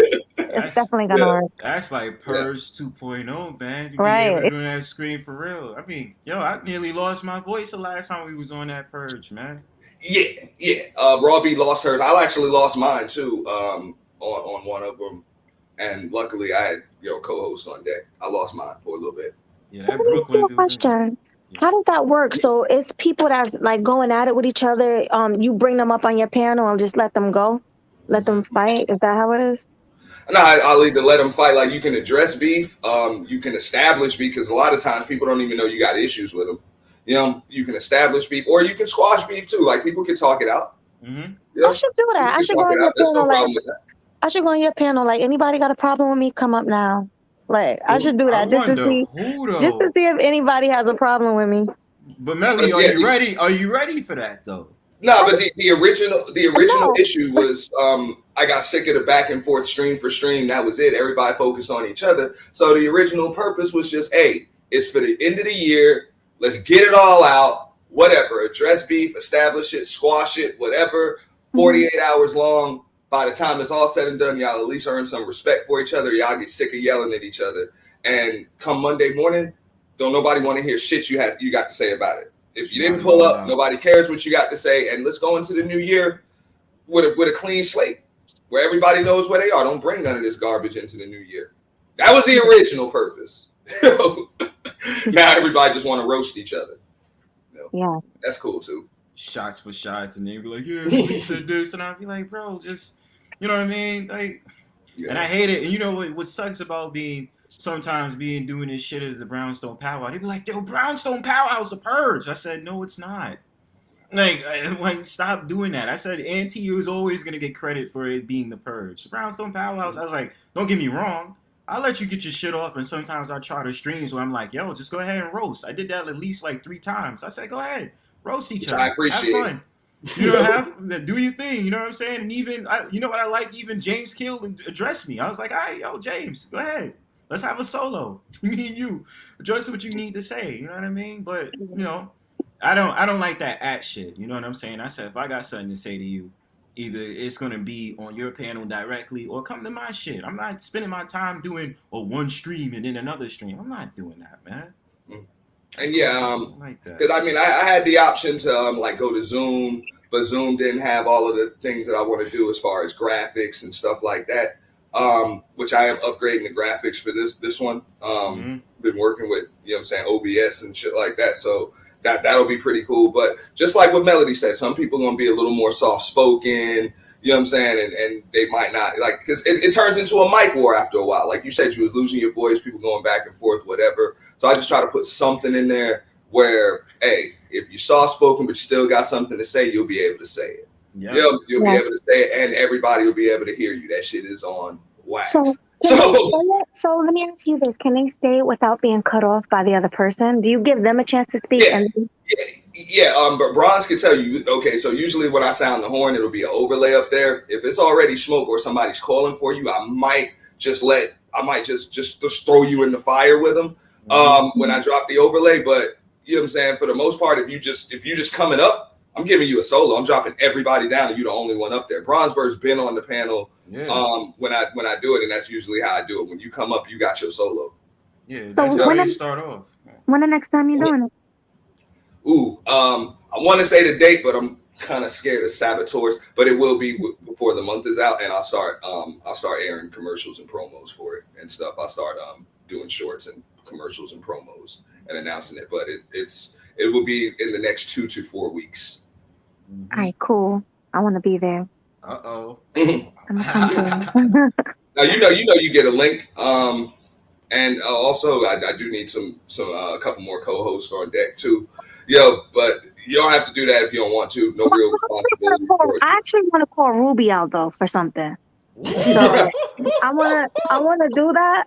So I'm not gonna tell her. I'm gonna ask her to come on your panel, and then we'll just go from there. Oh no, trust me, she'll find out. It's long enough. Like I said, 48 hours long. So if you address somebody, they gonna hear about it. They will be back. That's why I tell everybody, hey, I don't expect nobody to spend the whole damn weekend with me, but hey, leave a tab up. So let me ask you this, Auntie. Do you want co-hosts for like the whole night, or do you take shifts on like hours and shit?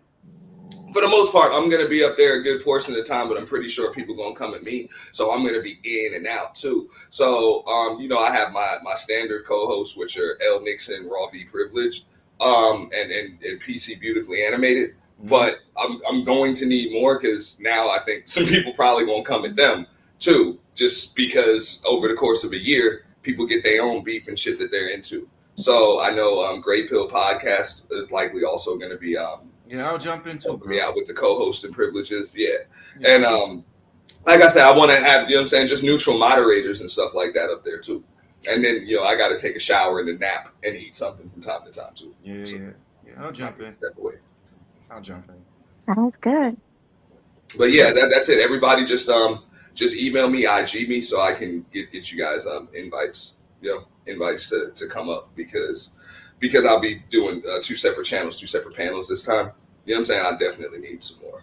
Don't mean you got to sit up there the whole time. I'll still have access to everything, but it'll be nice. Let's do JLock. Call Ruby ass out. Call her out. No, it's a couple of things I need to say to her. I just haven't yet. But your panel is the perfect. You ain't got to do it on your channel. You ain't got to do it on your channel. Yeah, I'm gonna do it on yours. I think it'll be the perfect place. To do it. Silent but deadly, man. Oh my God. Absolutely. But no, y'all might be able to talk it out. Like it might not even be an issue. Just get a laugh. Like just get a laugh out of it. Did you notice the last few streams she wasn't there, right? Yeah. Last few Tuesdays. I keep missing your streams, Melody, man. We talked about that. You got to send me a link. All right, bet. Like I keep hitting the notification bell, but I'm not getting the notifications. A lot of people tell me that. I subbed again, hit the notification bell, and I'm still not getting the notifications. Like I got the notification when you were on Mahoghany's, but then when she came on yours, I didn't get it. Right. See?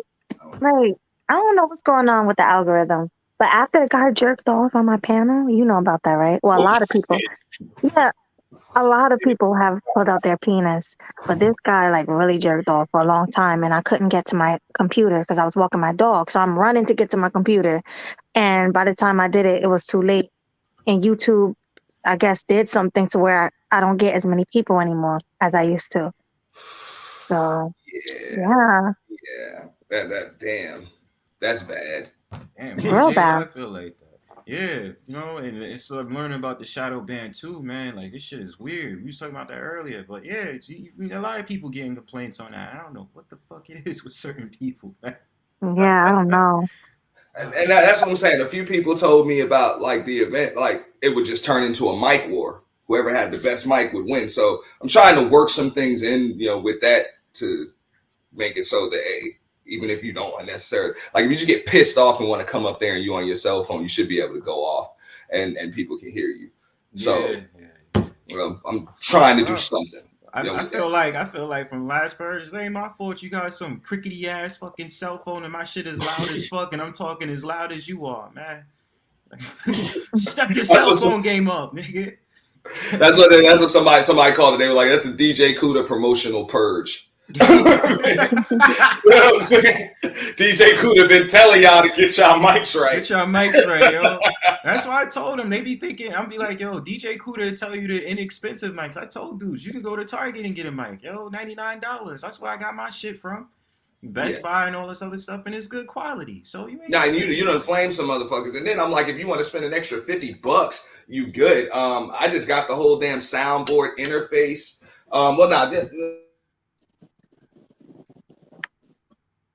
This is the basic P4 and a dynamic mic for when I am outside and them landscapers are going in. You know what I'm saying? I got a mic for that. And headphones, all that shit. That shit was like $200, the whole damn package. Delivered right to your doorstep. So you don't have to spend a lot of money to do that. Yeah, that's like you don't have to just to kind of up your. But I'm gonna be real. Like, am I the only one to be watching them StreamYard lives? What? Yeah, I don't know what you're saying. StreamYard got a channel. StreamYard has a channel.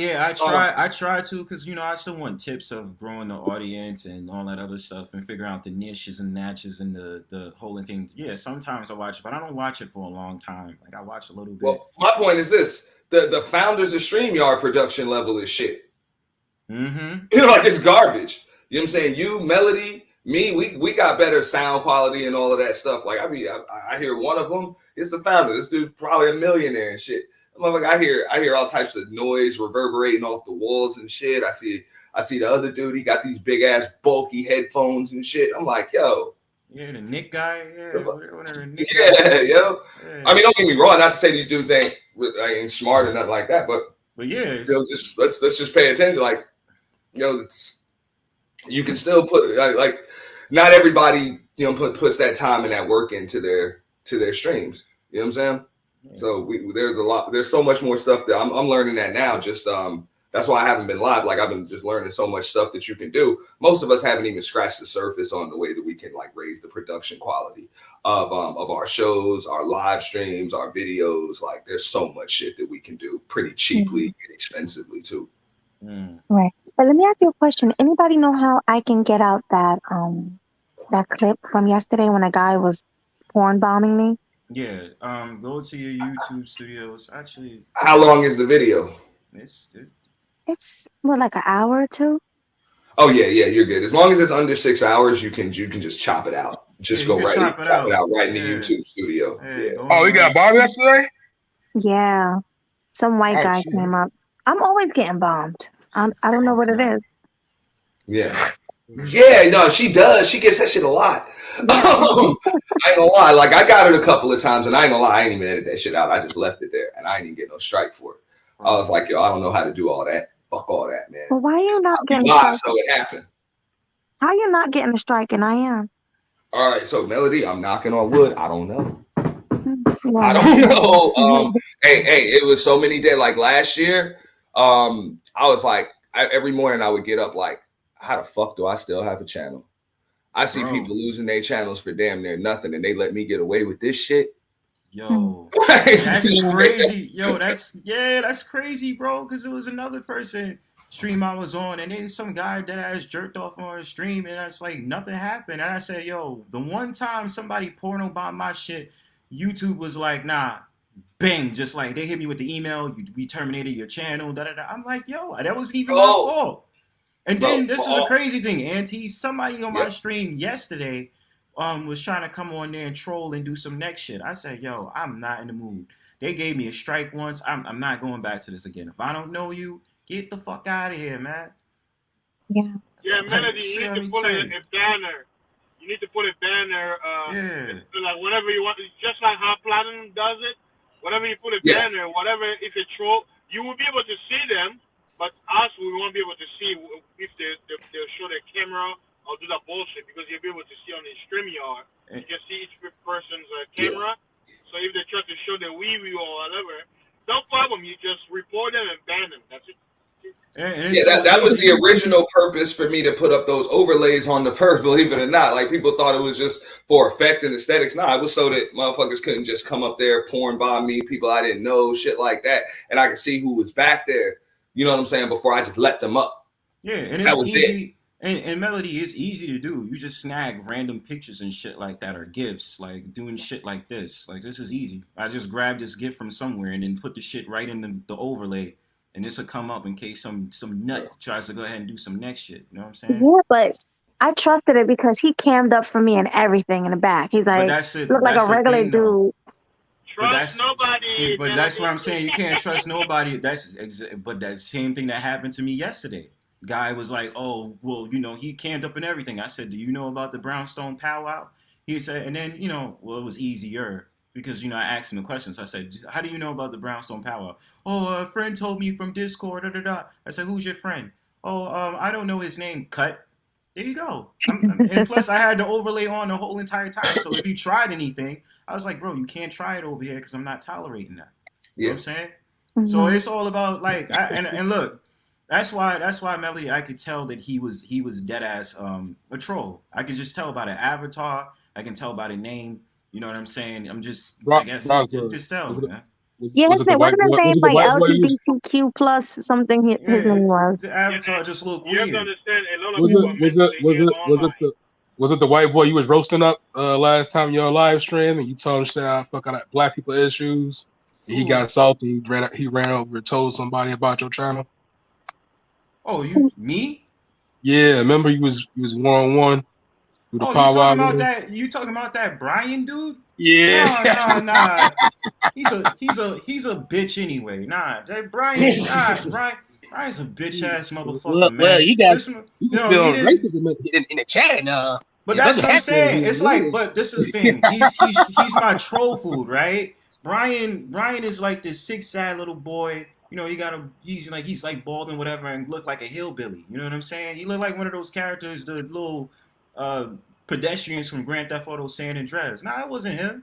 It was some random dude, man. He came up in my shit, conversing like he was like, oh yeah, you know, I found out from da-da-da-da. I'm like, you don't know my channel, bro. Get the fuck out of here. It wasn't him. That's why I say you probably your boy, your fucking Brian guy probably to another white guy about your channel. And, nah, he wouldn't. I kind of have the sense of who Brian is. He wouldn't do that shit because he, you know. That's what they all say. That's what they all say until they stuck and step. What happened? Did the dude go like? Did he get pissed off when you wouldn't drop that overlay? Because that's how you know they about to try to porn bomb you, bro. Nah, it was like, actually it was me and Complex talking, and then I just seen him pop up on my shit, like, you know how I see y'all when y'all want to come up. So I was like, I automatically put the overlay on. So I was like, as soon as I saw him, I said, yo, who is this? And he wasn't showing anything. I said, yo, bro, you got to cam up, bro. Who are you? Because if I don't know who you are, you're not jumping on this stream. So he was like, oh, you know, he wasn't really responding. He wasn't talking. You know what I'm saying? He was like, yeah, he kept nodding his head. And I said, type something in the chat. So he typed something in the chat. And he said, you better let my boy up. And I'm like, okay, you're a troll. But I was like, let me see where this is going to go. Because even if he tries something, I have an overlay on. So he's not going to do shit. So I let him on. He's like, that's when I started asking him questions. And then he was like, oh, well, I don't know. How the fuck you don't know who it is that you got from Discord to find out on my channel? You know what? I remember Melody is the guy who showed his thing. He was having a conversation, everything. And Melody, you always leave. Don't do that. Melody went, oh, I want to get something. And then the guy was, okay, it's time to stroke. Yeah, you know what?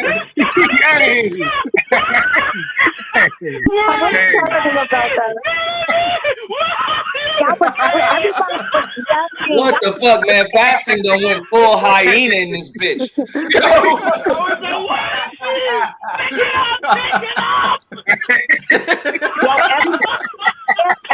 Everybody. like a whole bunch of people on my panel. It was Jessica X, I think you, Game Changer. It was a bunch of people. Everybody was screaming. They're like, Melly, come back, come back. Oh my God. Like, oh my God. Yeah. Hold on, you left your own They panel, knew you were Melody? about to go. That's what they did So there. I'm saying, get that overlay. My dog had to go. Yeah, you know. you went to the, So I went to walk my dog. By the time I got to the corner, it was too late, and I ran home. Me and my dog ran home so I can get to my computer. Yeah, but even that, Melody, just start snagging some photos, some images, as long as they say JPEG, PNG, or get a GIF. You know what I'm saying? You just randomly put it up on your screen like this, like this. Oh, you know what I mean? It's so Random many, shit, so man. many tools. Yeah, so many tools. Yeah, and a lot of GIFs you can use as overlays too. Because if you got video files, it's not gonna it'll automatically mute everybody when you play them, but they can't be too long anyway. But there are a lot of GIFs, just like you said, there's full motion, it's moving, so it's good. Like when there's certain people up there, you don't know who they are. Let the conversation go for a little bit. Make sure they ain't gonna do that. Like I had somebody do that shit at one of the purges. That motherfucker was pissed off when I wouldn't drop that overlay. It's like, bro, I don't know you. I know you done seen like a bunch of people come up. Yeah, you remember that? I was like, you done seen a bunch of people come up here, but I know all of them. I don't know you. So I'm not about to drop this overlay. And I'm at this point, I think I'm like 9 hours into one of the damn streams. So it's gonna be tough as hell for me to edit this out anyway. So hell nah, man. Yeah. Hell nah. I don't know you. That motherfucker said, you ain't been doing nothing. You've been up here for how many hours? Whatever. I was like, you came up here to tell me that? Fuck out of here, man. I ain't dropping this overlay, homie. I'm not. I'm going to do my whole panel with the overlay. Just never take it down. That's how I'm doing. Some people do that. Yeah, some people imagine do that. your whole existence online is to go show people you winner. Like you have to be you have to be mentally ill. You're not even going to women. You're going to dudes. Like I don't know. Like a lot of crazy people out here, man. That's why you gotta be careful. Yeah, man. Like why? And it's my thing is you put in like the one of the look. It was disturbing as fuck. The dude showed his face. Yeah, and was showing his joint. Like I'm like, yo, bro. And he was like, yeah. I was like, wow. Like this motherfucker moaning and everything. I'm like, bro, like it be white people. It be white people though. Yeah, it be white.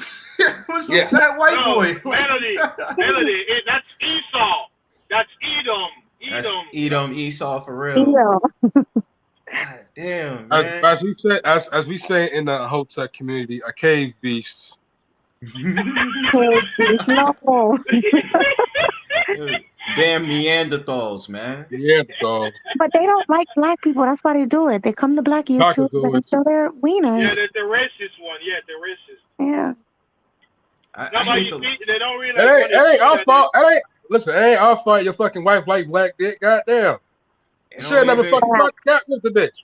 But you know what's crazy? Sometimes these trolls, right? Especially if they, the white dudes.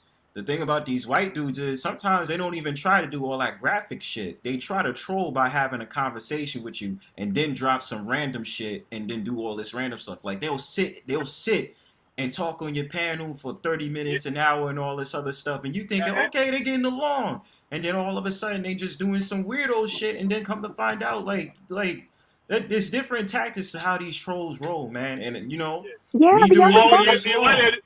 They're throwing like a racist conversation, No, I was saying that's like the guy who came to my panel. He was talking normal, having a conversation, and that's why I felt comfortable. Well, the thing is also, Melody, you gotta understand. You gotta understand that it's gonna happen more often with her because remember, like this. Even though we got like most of us are in the black manosphere algorithm, we still in the manosphere algorithm. So you got a lot of dudes that hate women, like they hate them, and they don't think y'all have any place in the space at all. So what they gonna do is they more likely to try to come up on your channel and fuck it up. And he was asking for that. It was me and Jessica X on the panel. He's like, "Why are y'all here?" And that's when I should have said this guy's a troll because he was questioning us like, what are you guys doing here? Why are you here? Are you here for attention? and he was asking us those questions. How you gonna ask? How you gonna ask both of y'all that question when both of y'all the participant and you the host of the stream? See this. But that's why I like. Well, Melody though, she got it. Melody got a crew too. Like Melody got Game Changer. Bronzebird be up there. Like she got a crew too. And just like Jessica, like y'all ain't just gonna come up there and bully these women out of it. You know what I'm saying? Out of the space that they earned in this space. Like y'all earned y'all spot in this space. Y'all put the time in, the work in. Y'all been on the panels, engaging in the conversation. That's why I don't mind it. If y'all want to talk about the manosphere and shit like that, cool, y'all can do that. But I be hearing women that you don't never see them in no chat boxes. You don't never see them on no damn panels. You don't never see them engaging with nobody. They got all types of shit to say about dudes in this space. And I'd be like, fuck out of here, man. You know, like for real, I would rather hear Bomb Cherry talk about that shit because at least she'll pull up. At least she'll pull up. Whether I agree with her opinion or not, she actually has more of a right to voice it than anybody else does because she'll at least engage in the discussions. Right. But I'm like, for people that don't even show, like, we don't even know you. We don't know you, don't see you. Fuck you talking about? You know what I'm saying? Hey, good morning, everybody. You remember how I had to get on the Gen shit? Yeah, you know what I'm saying? Oh, it's a Chris G doctrine, nigga. Right, yeah, Chris G doctrine, nigga. Good morning, panel. I wanted to say real quick, man, about what Melly was talking about. Like, I about that stream, I kind of felt sorry to cut anybody off. I apologize for that, but I was trying to just kind of get in. I felt like that dude was gonna pull some shit, man. And like, I ain't trying to be rude, but I kind of don't like white folks coming over our shit. I'm sorry to be rude, but like sometimes, man, like you kind of could tell they might be on some shit. And that dude seemed like one of them weird Chad motherfuckers, and then sure enough, he pulled that shit. And I think somebody else was saying too, like if you have them the streams on, like when you see that shit, you got to kill that shit with a skillet quick, man. Like I know they talking about the walls and stuff, but anyway though, man, just like kill that shit as soon as possible because it might not only be a video, it might be some audio weird shit he's saying. Like he was talking about something about black babies, but like the N-word stuff. Like you got to kill that with a skillet quick, man, if you can. And you might, if you can, have a co-host or something that like if you do have to step away or if you fall asleep, somebody could just jump in and co-pilot and cut that shit down. Yeah, that's well, it's usually Game Changer. Game Changer is usually the one that's Game Changer StreamYard co-host, and I gave Ruby one, but they're not here. But that's why I'm saying when Melody's by herself next time, she just knows to just snag a picture, snag a GIF. But I was about to say Melody's never by herself though. Damn that. She's not. You know what I'm saying? I done seen that. She ain't never by herself. She got that shit. Yeah, because if Game Changer and Ruby's not there, she got me. She got Balootv. You know what I'm saying? She got us. You know what I'm saying? Let me suggest you change it. Like Melody, basically, because with StreamYard you pay for it, right? You get one free co-host, and then any extra you have to pay for it. I pay for the extra ones. Yeah. Pay for the extra ones. And then change like the secondary one.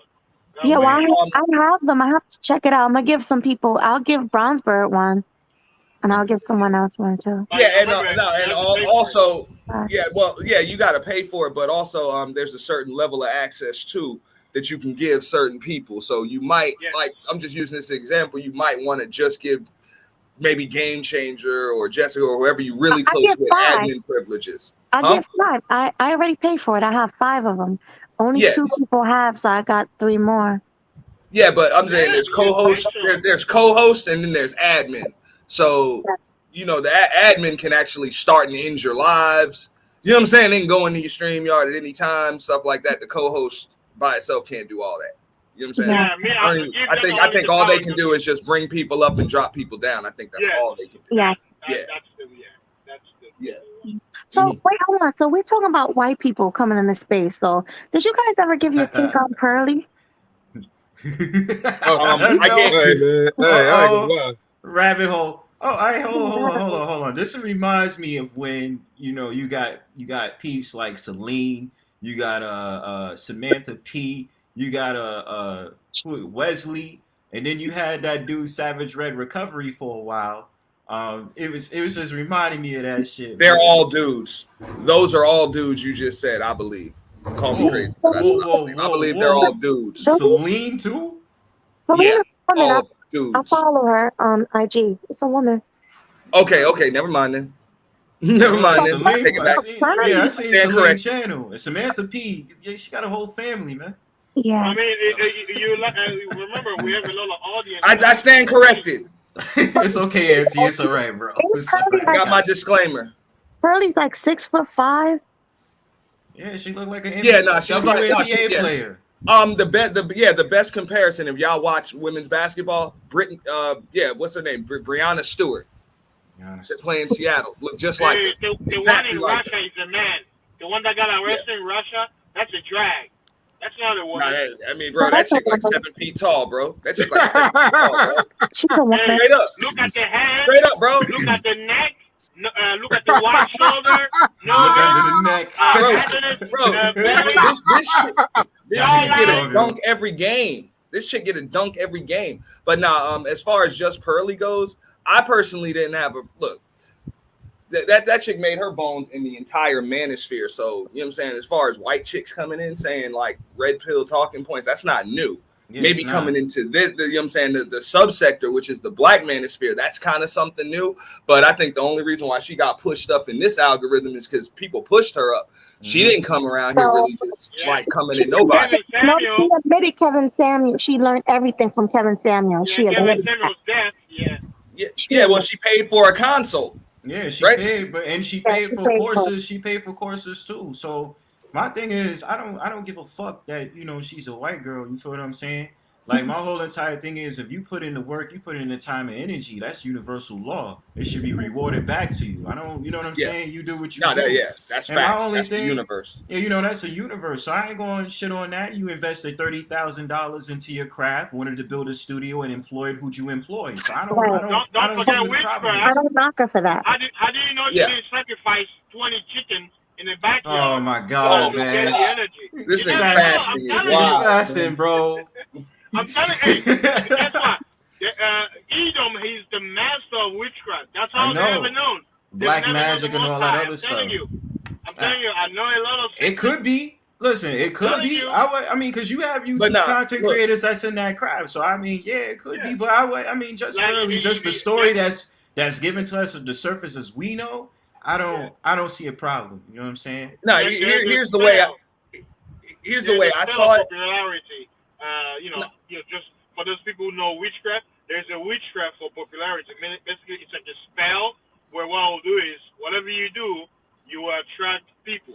So you coming on the channel, you're nice booty and everything. You're already the spell, but you're just looking at it. It works. That's how I tell guys. Be careful on the Instagram because a lot of those quote unquote models have testicles. Watch out. So let me ask you this, Fat, before I go to the next topic, bro. Do you think maybe the deaths that we've seen in the last year or so around the space, as far as people being popular and then dying, you think that might be some kind of ritualistic witchcraft sacrifice? Hey, I'll say anything is possible because we don't know those people personally in their own lives. There could be a lot of things. Like, here's my perspective. Those people who speak truth to power will never be popular on YouTube. If you see somebody having more than 1 million quote-unquote subscribers, they're not of the Most High. They had to do witchcraft. I know people won't believe it, but I'm telling you, think about this. It's YouTube, right? Look at all the quote-unquote hardcore people who are saying real stuff. They're out of here. But guess what? Look at all the people who have millions of views because they're giving the message that YouTube agrees. Not only that, they're using them to promote it harder. So, yeah, Kevin Samuels had a lot of great talking points, but how he was promoted this fast, to me, it wasn't quote-unquote organic. There was some witchcraft involved. I believe it because I know that world. Nothing is free. Everything there's a price to pay. Yep. If I could jump in real quick, man, like I sorry to cut it, but what Fasten is talking about, I believe that's actually true, man, because there was somebody in the States, I ain't gonna mention no names, but they was sending some type of like witchcraft shit over my way, and I had to fight that shit. So like I'm like a living witness that like that shit is possible. I just wanted to comment on that. Before you jump in, Auntie and Melody, what I'll say is this: people have to realize today's YouTube is no different from the TV, the music, the movie industry, and whatever have you. It's just that when it comes to YouTube, it's more interactive. So yeah, you're gonna have the what you call it, content plants and all these people that come in and people that might be involved in the witchcraft and all this other stuff. It doesn't surprise me. And do I think there was some that's involved in it or are involved in it? Absolutely. Absolutely. Okay. There's a link. Do you guys see a link between Kevin Samuels and ARC? Yeah, no, they were frat brothers. They were frat brothers. They were around. And yeah, no, if anybody has the clip, at the end of one of Ramil's streams, you know what I'm saying, probably about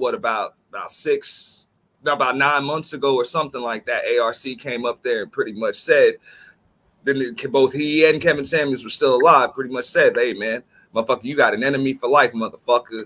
You know what I'm saying? Like, yeah, and he cried his eyes out. You know what I'm saying? Like, cried on that bitch, man. Like, bro, you remember that? If anybody got that, man, I know we got YouTube librarians. Let me get that. That crazy Miko guy, he has it. Yeah. Hold on, let me go look for it. Hold on. Yo. Wait, who was crying? Email me the motherfucking clip, dog, because I'm getting my Wait, ARC was crying? ARC was crying? Yeah, bro. He was crying, bro. I remember like, he said that. Yeah. Legit. Like, legit. And it wasn't like, you know what I'm saying? Like, he was crying because he was that mad, dude. Like, he was that mad. He was mad because he passed away or mad at Kevin Samuels? Nah, Kevin Samuels hadn't passed away yet, he bro. was still alive. It was just like pretty much he just kind of just like, I don't know, it was some kind of violence between frat brothers, dog. Like, just a lack of respect. You know what I'm saying? And he was like, yo, you got an enemy for life. And it's amazing that within 9 months, they both dead. Yep. Hey, fascinating. I can't play it because of my browser. But if you want to, you share the screen, I don't mind. I didn't know that. Wow. Yeah, no, it was. That's crazy. Remember that? I know Ramil had lost that channel. I think he did. Anyway, so it might lost. So I'm not on a computer on my. All right, let me switch browsers. I'll switch browsers. But the crazy part about it is Kevin Samuels passed away in his 50s. ARC passed away in his 50s. That's crazy, man. That's crazy. I really. Both of them are 50 years old, passed away, man. They were the same age and everything. This is crazy. And what about the guy David Carroll? Did he have any connection?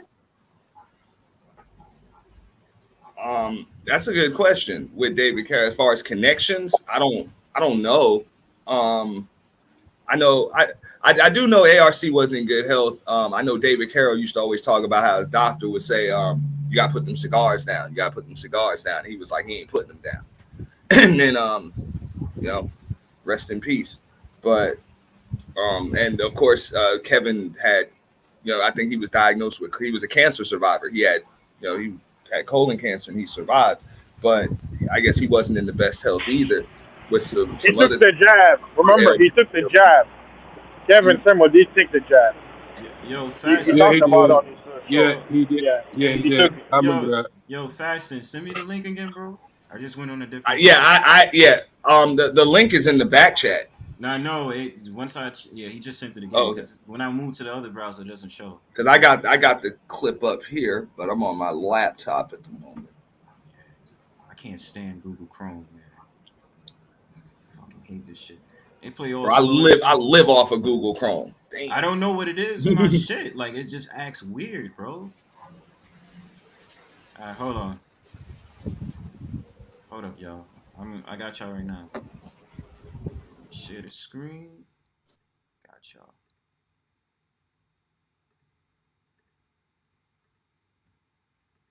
And subject matter, but I know my brother ain't gonna never stab me in the back. And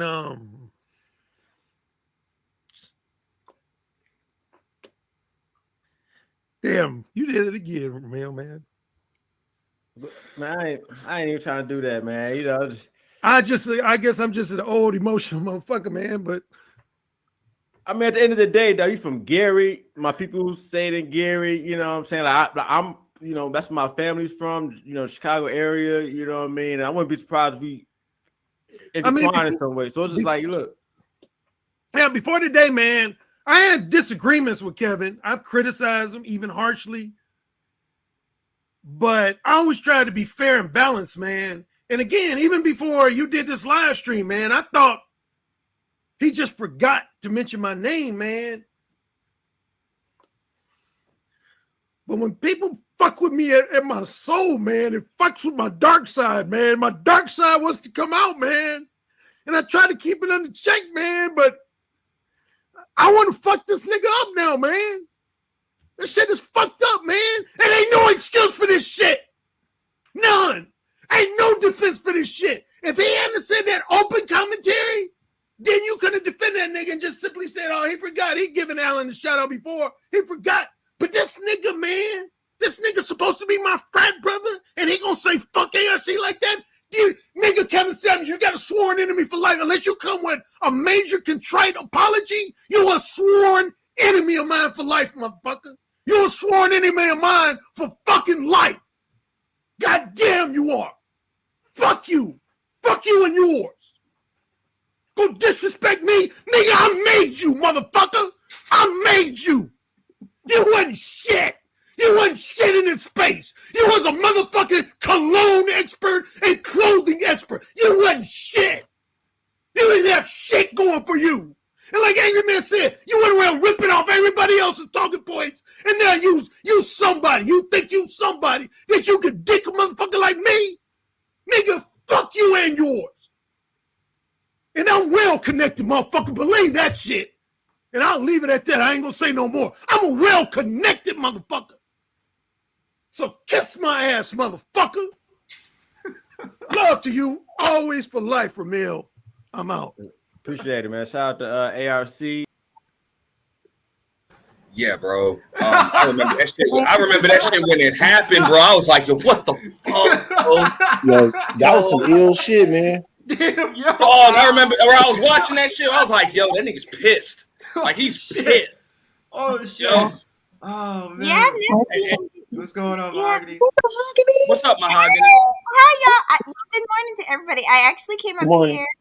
Good morning, everybody. Like y'all are all some of my favorite people. I just met Bronzebird through Melody, but I came up here because just to let you know, Rashida messaged me about our interview, and she said she loved it, and she said we're two of her favorite people, Rashida. So I just wanted to let you know she said that about our interview.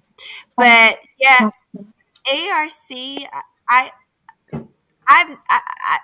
much first of all, rest in peace to that brother. But out of a lot of the people that were here, like from the very beginning, I always saw him as very respectful.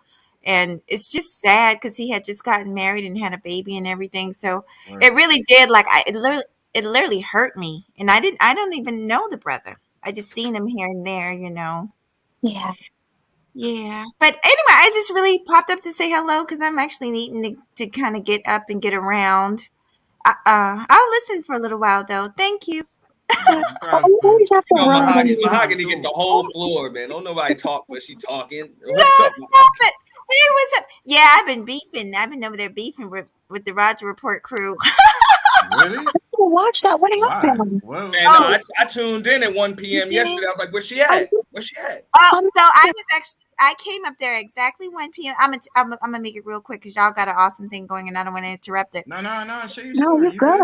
you're good. Okay, so what originally happened 2 days ago? 2 days ago, I came over there. A lot of people don't know this, but there's people in the manosphere that I watch from the clouds because I know that a lot of their supporters point blank don't like women, period. It doesn't matter how nice you are. It doesn't matter how sweet you are. They just don't like women. So when I come through the panel, I kind of blow up the spot. Whether I'm trying to or not, they just attack me. So anyway, normally I don't go on his panel, but I just did it and all hell broke loose. So let me tell you what set me off. One of the men told me to shut the F up, and I do have a temper, and I told him to shut the F up. And they started saying, oh, look how unfeminine she is. You know, they do this game. Yeah. And then, but then one of them told me they were going to, and I have the clip. He gave me permission.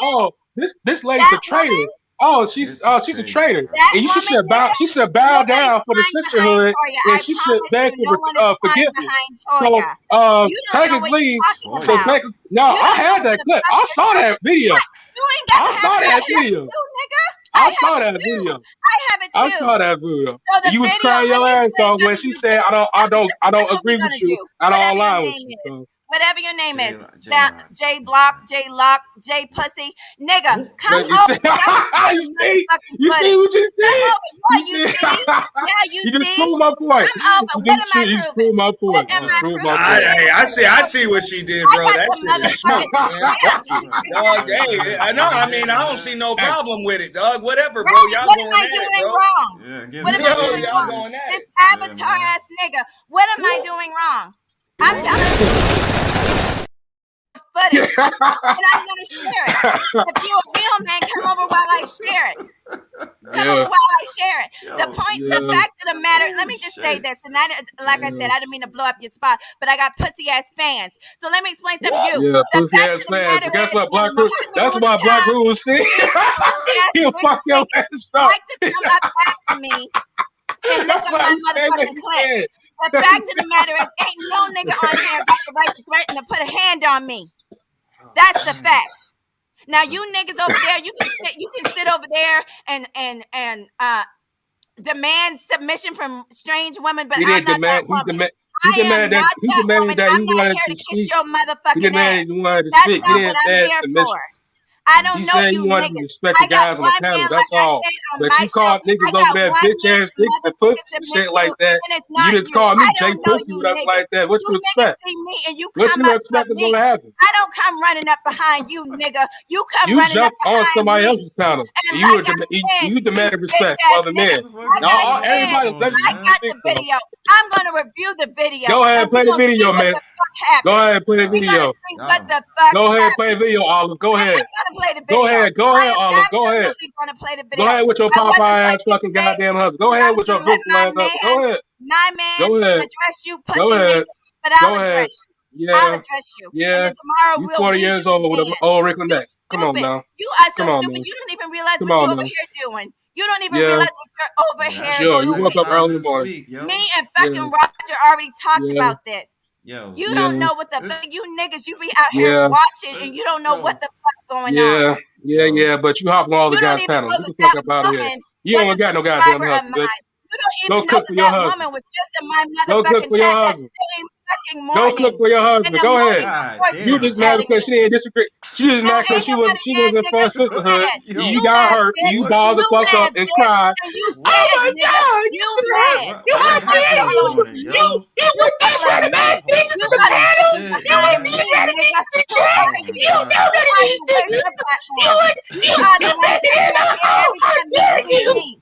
every time you see motherfucking ass. I'm not stepping behind you, nigga. I don't even know who the fuck you are. Nigga. That's like you do. You do. I don't know who you are. I wouldn't want to fuck your ass with a 40-foot pole, bitch. What's your name? I would have. What the fuck? Yeah, you got your own pussy to fuck. You right. You ain't got to fuck no bitch because you got your own. Where we at right now, yo? Like, what the Nah, these niggas be running up behind me. Yo, this is the second time. Running up behind me. Hold on. Hold on, y'all. First of all, this is the second time I didn't see somebody beef with Mahoghany. First is this weirdo ass nigga. First of all, it's this weirdo ass nigga Marty. And then now all of a sudden JLock is like, yo, I can't this morning. Y'all motherfuckers on some other shit. Like,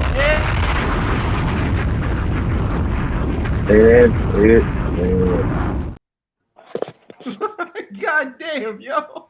No, it's fine. I don't have a problem with Marty. I met Marty on Melody, and like I said, I'm the type of person, if you're respectful to me, I'll be respectful. I have the video. What did I walk into? There's too many people that I'm cool with, nigga. There's too many people that's up in my fucking. There's too many people that I talk to in the regular for you to say it's bullshit. It's not bullshit. It's not Who bullshit. that, Mahoghany? It's not fucking bullshit. It's not. And I'm important enough for you to be smelling after my motherfucking ass, because your punk ass didn't hop up I here don't until want. I want to smell none of when your ass, I lady. came What up the on the fuck you talking about? motherfucking panel, bitch, nigga. Shit. You came You sniffing 40 up years behind old. my Shit. Hey ass. yo, I didn't come Bronzebird, who sniffing up that? behind you. Mahogany? I Yeah, don't that's know you, Mahoghany, nigga. G. I didn't come looking Holy for you. You shit. came looking Yeah, for me. man. Fanboy, you Bro, came I'm up sitting here here like, behind what the my fuck is chocolate ass, going on nigga. right now? I didn't Somebody come came up. looking No, for you you. came up with this You panel, came old lady. Get looking your for bitch ass on. Mahogany Mahoghany. look good though. I ain't Get your gonna bitch That's ass front. why I on. be Man. telling these Nigga. motherfuckers, man, this ain't geometry, this chemistry, man. Some niggas can just seem to get this reaction out of certain people, That's what I'm and others saying, get man. different reactions. That's what I'm So, saying, man. Like, you know, and I should have let it be alone, man. That's why I let this shit go. I hate when motherfuckers say, "Why you letting this shit go on?" It's the Brownstone Powwow. I let everything off, man. Just let it rock. Y'all become friends afterwards. oh Let it boy was good. like, "Damn, that's Mahogany." Yeah, Word. I man. ain't I know was that was like, her. what the fuck going on, man? Everybody. Huh? I'd like to say, I guess thank you to whoever that person name. I'll call him nameless.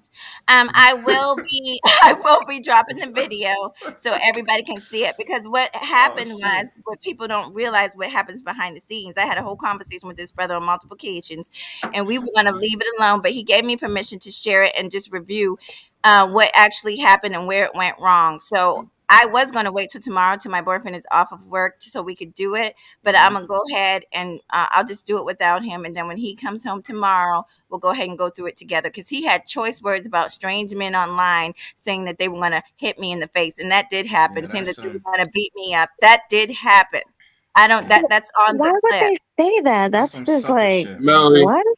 Saying Melody. so. Hold on. He was Melody. she was asking me. So that person was Black Uru. And so, like I said, I sometimes watch from the clouds, but I'm not really familiar with a lot of these people. And Roger just explained to me that he allows Black Uru to interrupt, and I didn't know that. But Yeah. basically, he was saying that Black Uru was like basically saying you're interrupting. So they're allowed to interrupt, basically, Melanie, but women aren't. That's what I was talking about, the whole Black women submit thing. And that's what I have an issue with. I don't know these men to be submitting to strange men. I have one man to submit to, and that's the man that pays my bills and loves me. The So, funny part is you hopped Hold on on, there hold and on, shit like JLock. that. Hold on, he JLock. said, Hold on. I'm almost done. Have some patience, practice some discipline, sir. Um, Yeah, he you don't was want to talk though, but just JLock, hold on, brother. he out the blue was saying that, trying to give I guess a cause for, they were actually up there saying that, they need to go back to days of old where they can put hands on women and get them to act right, saying that I wasn't behaving right. And that's why I've been on a tirade no one is saying that though. Go Hold on ahead. my on, show, JLock. Hold on. I'm talking explaining. about the fact that you can't expect strange women to submit to you. If Sweet Melody speaks as a man, she's only to submit to him. We're up here to have conversations. You can't expect a strange woman to submit to you. That's disrespectful to my man who actually loves me. So I'm gonna say this real quick, yo. Like, first of all, I believe that the Roger report, no disrespect, is nothing more but a uh, uh, circle jerk panel and shit. You know what I'm saying? I can't stand that dude Black Uru, because he sit up there and interrupt people even when I was on All with it, the man. time. When he does that shit, they be like, oh, because he an elder. Nigga, fuck that he's an elder, yo. And that's why I was sitting up there going at him when I was on the panel. So it was a similar experience, because I'm just like, yo, bro, you literally interrupt me while I'm talking and then gonna tell me, oh, this is amount of time. Yo, shut the fuck up, bro. That's why I don't respect that motherfucking generational shit and all that other shit. I come up on that motherfucking panel and say what I gotta say. Shut the fuck up while I'm speaking, man. I don't like that shit. Well, he's a And then boomer. He's a baby must boomer. be a He's baby an boomer. elder, You but sucky ass niggas, man. he And interrupts. yeah, he interrupts us. He suck his ass niggas be kissing his feet because he older, man. Fuck that shit. And what I'm saying is, bro, the Roger Report start to have a bunch of little men bitches come up on that panel talking shit all day. You can't get your thoughts out. Them dudes sit up there and talk about, oh, well, you acting like a female. You acting like this. You acting like that. Nah, nigga, you acting like a bitch. So why the fuck you gonna sit up there and talk about I can't talk about when I could talk about, but this nigga could interrupt me, man. Fuck out of here. That's exactly, I'm gonna be honest, that's what set it off. That's what set it off. I'm gonna just say this and I'm gonna let you talk, brother. Me and Roger have had plenty of back and forth. It's not until those other men on the panel, me and Roger per se ourselves have never had a problem, because he knows how to be respectful to just a guest. And some of these people, and I'm just saying, it's not just his space, it's a lot of spaces. Some of the other people, they don't get along with the other sex, and they just don't, when they see somebody of the opposite sex, they just flock like you know what I mean? Like there's meat, So I you got know. a question. If So like that's the case, submit, ho. Yeah. so what? No, God damn. that's not it. Dog, it was another female up there, and she was very respectful up there, man. They let her Toya. talk and everything. Toya. Yeah, Yeah, Toya's always very the one that's the part she's you say always that very you claimed her as respectful. your sister, and you got betrayed, and you felt like she betrayed you. Nah, She she did. wasn't doing none of that stuff. Yeah, she No, she did, did. and I got the proof. Nah, Please don't make me. nah, Please don't. I don't nah. want to bring Toya in this, but I could drag Toya. Please don't make me do it. Like I Nah, said, I'm a pray nah, for Toya. I'm a pray. nah. Toya literally was. Let me explain to you something, sir. Toya was Toya literally, and told you I got to the go up fucking there message with and me. don't. Let me tell you something. Toya was literally, there's proof of her in my chat room that morning. Toya was literally on my show the next day. It wasn't much. I guess she was trying to call me a $2 hoe, but she literally donated $2 to me the day before. Me and Toya been cool. I done put Toya on Toya to never, several Toya never did people. that, man. Stop lying. Toya never did that. Hold on. JLock, She never did it? hold on. Mahogany, you said Toya called you a $2 hoe? No. Maybe you guys can't hear me. I'm saying, I'm trying to prove to him that me and Toya have been cool. What I'm saying is Toya was literally No, in you my said she called you a you guys, $2 hoe. no, I didn't. Let me finish. Toya was in my chat that morning. I Toya see. donated, please. What I said was Toya donated $2 the live before that, and I said maybe she was trying to call me a $2 hoe. I don't know, but Toya has been a supporter, and I've been a supporter of She never hers. called. I have put her on. You just said it again. She called you a $2 hoe. No, I did not. She actually said Oh my maybe she don't God. know. That's what she said. She still Hold on. said it. Mahogany, I got I you. didn't. Just relax. Oh, Relax. I got you. Balootv, she didn't say that, bro. She You still said said it though. no. Listen, She didn't say it, but she said it. brother. Listen. Because I heard Y'all what she just crazy. said. Let her talk, Yeah, please. bro. Listen, I want to hear her. I want to hear Melody, I her. need to talk to you. Let her talk. I need to Let her talk to you. talk. Hold on, fam. Hold up, y'all. Chill. So, Balootv, this is I what know she what she said. said. She said sent the $2. Maybe she was insinuating that she's a $2 hoe. That's I, not I got that That's what part. I got from it. Yeah. I got that That's part, what but I she got still from it. said it. Okay, Yeah, yeah, I she said said it. it. I said it. Okay, I know. I let's just move said on. that. I just said that. You All said right, that. Blue. Listen, I like Let's to move explain. Yeah, I on. was about to say Let's this move is on, when man. we let Bronzebird handle his channel Yeah, straight man. up. Yeah. I got this. Yo, you got it, fam. Listen, bro. You know I hold it down in the motherfucking fort. I got my damn Timbs on. Y'all gonna stop playing with me this morning, man? All right, we chilling out here, man. Don't Church. make Yeah, me it's all love, all listen, love. man. Don't make me Church. get A train on you niggas, man. I got this. Church.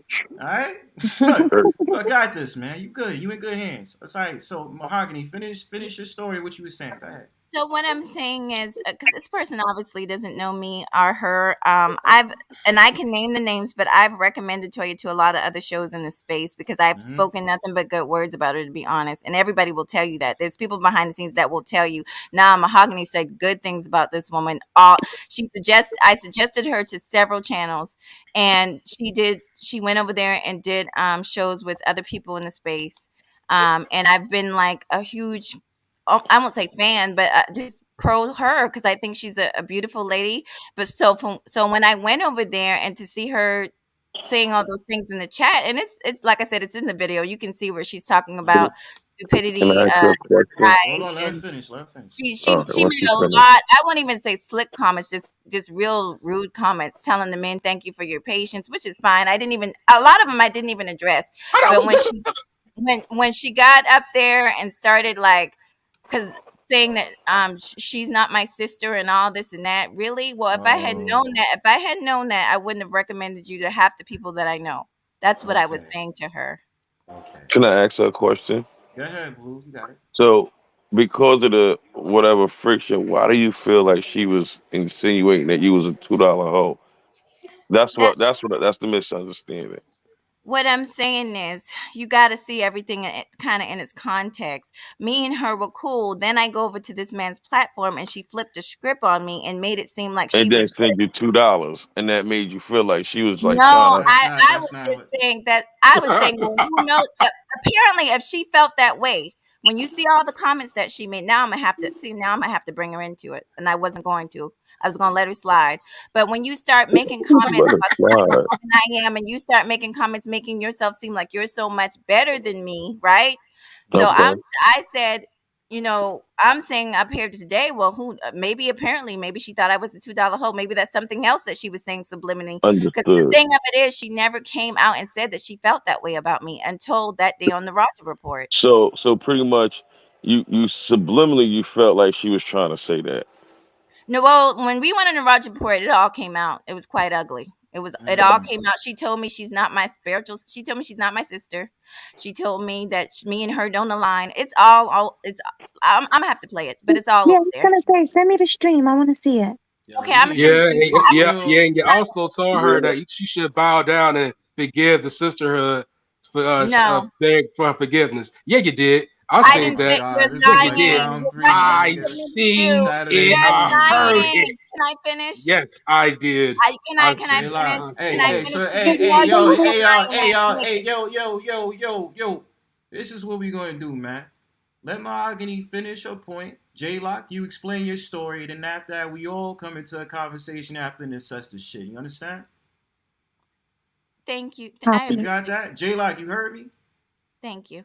Yeah. So what I said to her was, after she got up there and said that she saw me do this several times and all this, and I said, well, prove it. She refused to prove it. I said, put it in the back chat. She said, no, she's not going to do that because she didn't have no proof of what she was getting up there and saying.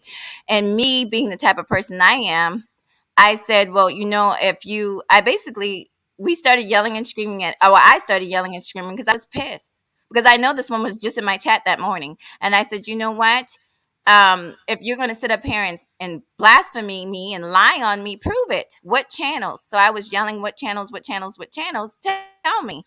And she was like, well, I'm going to hop down because I'm so, this is not, I don't conduct myself this way. And that's when I said, you're right. You need to hop down. You need to hop down and beg God for forgiveness. The clip is, I have the clip. And I said, and beg God for forgiveness. First of all, I've said several times, I am not part of any sisterhood. Mahoghany Rootz and MJ rides alone. Mahoghany Rootz and MJ has been here for years. She rides alone. And so I've never said anything about any sisterhood. That never came out my mouth. I'll prove it. And unfortunately, I'm going to have to show the clips with Toya, thanks to this man up here. So she can thank you for this. I'm pretty sure. Well, are you able to play any of the clips now? I'm gonna see, because I was actually working on it last night and this morning. Because what I wanted to do, Toya, because like I said, me and Roger actually talked about this. I wanted to just minimize it. I didn't want to bring everybody into this, so I was gonna chop up just the people that I wanted to. Like, I was gonna chop up the part about hitting me. I was going to chop up that part where that person told me to shut up even though they were talking. I was going to leave her out of it, but now I'm just show it. Let me see. If you have any you want to put on here. Yeah, I'm gonna look for it right now. Just give me a second. I'm look for it. Okay, give me. JLock, you go ahead and explain the situation from your side. So I'm sick right now. That's the funny thing about it. So yeah, man, I'm watching. What happened yesterday is we talked to Rael. Rael called her out Mahoghany bull crap, and then Mahoghany called Rael a bitch ass nigga and the pussy and all that shit like that. Mind you, Rael, I seen the video, never called her name out once. Never got out of pocket. Never screamed at her, never yelled at her. But she's over here causing chaos, causing friction all on the panel. So the Black Hulu situation, I understand. I get that part about the elder thing, whatever like that. But Black Guru wasn't saying anything at all. She was letting Mahoghany rant. Then Black Guru was speaking. Black Guru spoke over her. And then Black Guru kept on telling her to be quiet because he didn't say anything to her when she was speaking the whole 4 hours. And then it kept on getting her interrupted and shit like that. So that's when he told her ass to fuck up. And then she said, "Shut the fuck up." So it was all nothing but chaos that she was causing in that fucking panel. Nothing but chaos. When the female, what's her name? She forgot the female name was, the pretty looking female. The one that Mahoghany, that she felt that she's got betrayed by. She didn't like the way how she called out Mahoghany because Mahoghany was acting fool up there, and Mahoghany didn't like the fact that she wasn't riding the same wave of Mahoghany was supposed to be. He's supposed to be that black female fuckery bullshit. So the same fuck shit that all the females do, they supposed to ride along with the same thing. So Mahoghany felt some type of way about that shit. So she started calling her name and shit, talk about she's a liar and she should beg for forgiveness and all this. You shouldn't be up with these niggas over here you don't know. The thing is, she was respectful. She's been over Roger Report for a long time, Mahoghany, and she's been up there respectful on the channel. So I don't know about you, but you was out of pocket for that shit. So she was telling your ass you was out of pocket. So when she told you that, you got in your feelings, and you start threatening her and shit like that, and telling her she should beg for forgiveness. She should beg for the sisterhood or something like that. So yeah, I seen that video. It sounded like he was trying to condemn her for not following her, for sympathizing or gaslighting your bullshit. So that's why she said what she said. And that's why she said she never claimed to be your sister. Which it was funny the way how he reacted when she said that. So yeah.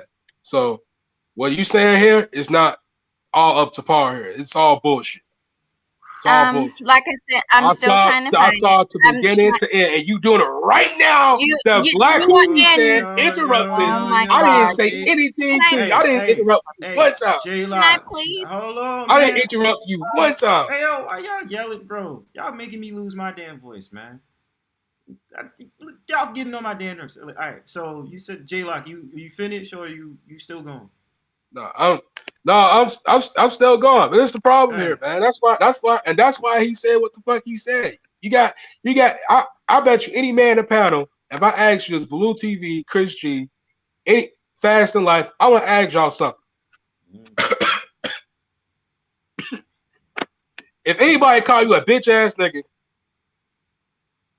in the street, in front of your face, what you think is gonna happen? Confront the nigga, man.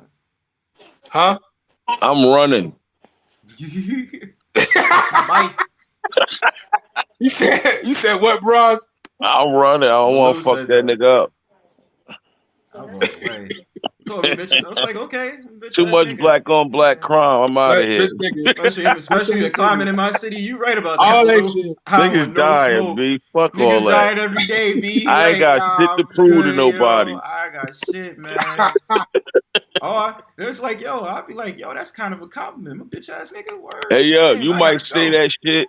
I might have a gun on my hip. You feel me? So, you got that, bro. Yeah, I'm out of here. That's a good point right there. You might have a gun or something. Hey, hold on. So Bronzebird, I have it. So right now, what I'm saying is right now it's unlisted, and there's a reason it was unlisted because I was like I told that brother I was going to chop it up. So it's unlisted because it's not finished. You can. I think because why show a 5-hour video when I was only over there for about an hour? Like that don't make sense to show a 5. Come on, nigga. Come on, man. I'm not gonna show a 5-hour video. Yeah, come on, nigga, man. You can at least let it rock. I just want to repeat this because whoever that dude is this is the problem with some people have very poor comprehension. I will repeat myself. Rael and I have history. Rael had an issue with me from something very simple that happened a long time ago. Rael was also one of my day one subscribers. You people don't know. That's the problem. You talk and you don't know what you're talking about. Rael. After I said something that apparently he didn't like and he got mad and unsubscribed, right? Because I did a debate last year on Teapot. He didn't like something that I had to say. It was my opinion. And after that, every time I go into certain spaces in the manosphere, You don't know this. Brother Roger actually, he was there and he remembered it. But every time I hop on the panel, Rael has called me black bees and hoes. That is a fact. So I already have some kind of feeling with Rael because every time me and him are around each other, he goes after me. It did not happen. I said that already. It did not happen on that live stream, but me and him have a negative history. Far as Toya, let me explain something to you. Like I said, I have proof, and I can name the YouTubers of everybody that I've said good words about that woman and spread her through the spare, saying you need to do collabs with her. So what the problem was is why are you up there slick dissing me and making comments to me when you have no business? So because I am a spiritual person, I said what you need to do is get down your knees and ask for forgiveness. Ask for forgiveness from God. I didn't say anything about no sisterhood because I've never been a part of a sisterhood. Mahoghany Rootz and MJ rides alone. Mahogany, calm down. Nobody arguing with you. No, I'm not talking about you. I'm talking about this is how I get. This is passion. Hold on, y'all. Listen, man. Brownstone Powwow is about letting out all emotions. Okay, I'm letting shit rock out Saturday morning. This is keeping me good, man. I mean, we live, we lit like this shit, nigga. Light this shit up. Like this shit, Mahogany. Go ahead. Listen, this is the thing, and this is what I hate. I hate that. So it's asking me. I'm right here on the thing. It's asking me to make it public, but if I make it public, then I need to. I just don't want people to. I don't want to take this whole man's content. I told him I was going to clip it, and that's what I really want to stick to. But I just haven't had the time to finish it. But it's up there, and if, you know what, I'm gonna give you, if you don't mind, if you want to do it, I'll give you permission to share it. I'm not. I'm share not. it. If it's cool, yeah. I'll share it to you. With the sister Melanie, I'll share it to you privately through Instagram. The whole thing. I'll give you the whole video. Okay. Okay, cool. I want to All see right. those. All right. I mean, she shouldn't have came at you like that if she did, you know. But I didn't see it, so I can't really say anything. That's why I wanted to see it, you know. And I give my opinion. It surprised me, and like I said, I don't hate her. I did a few lives about submission, and I dropped some words in there because she said she was never aligned, and she said she has never considered herself my sister. But this is what I think, honestly. I think that that's her space. She comes from that particular manosphere type thing, and so she had to. So what these men do, they have a certain group of women that ride or die for them, no matter what they're saying. No matter how foolish it is, to be quite frank. And she's one of those women that ride or die for them, and I know that. But the thing is, if me and you have a decent content creator relationship, and you know I've never said anything bad against you, why you're gonna come up here and try and turn up against me, against these men? I didn't appreciate that when I've done nothing but spoke good of her. So it was hurtful and it was upsetting. And now I'm gonna have to bring it all out. So there. And I want to say something. When people do that, they have no loyalty. They show their true colors. They're fake. Two-face. There are people like that before in real life and online. So I want to give you some advice, exactly. You deal with people like that, I wouldn't give them another chance. No. Period. Oh yeah, we're done. It's a wrap. You know, there's an Auntie, and I think Auntie and Fasting know this. So there have been dust ups between several of the content creators in the space. Like when I first came, I didn't know who were the good people and who were the bad. So I just tried to make friends, and I'm still like that. I just tried to make friends with everybody. But I'm not gonna lie to you. At first, I kind of aligned myself with some people that maybe I should have researched more. I should have maybe watched more of their content, and we got into a dust up. And sometimes that happens. It will happen, unfortunately, if you're on here long enough. This is my first time talking to you. I never talked to you in your panel. I've been in your comments section before. Oh yeah, it's nice to meet you. That's why you have to be crazy like me, because I'm crazy. People just automatically stay away from me.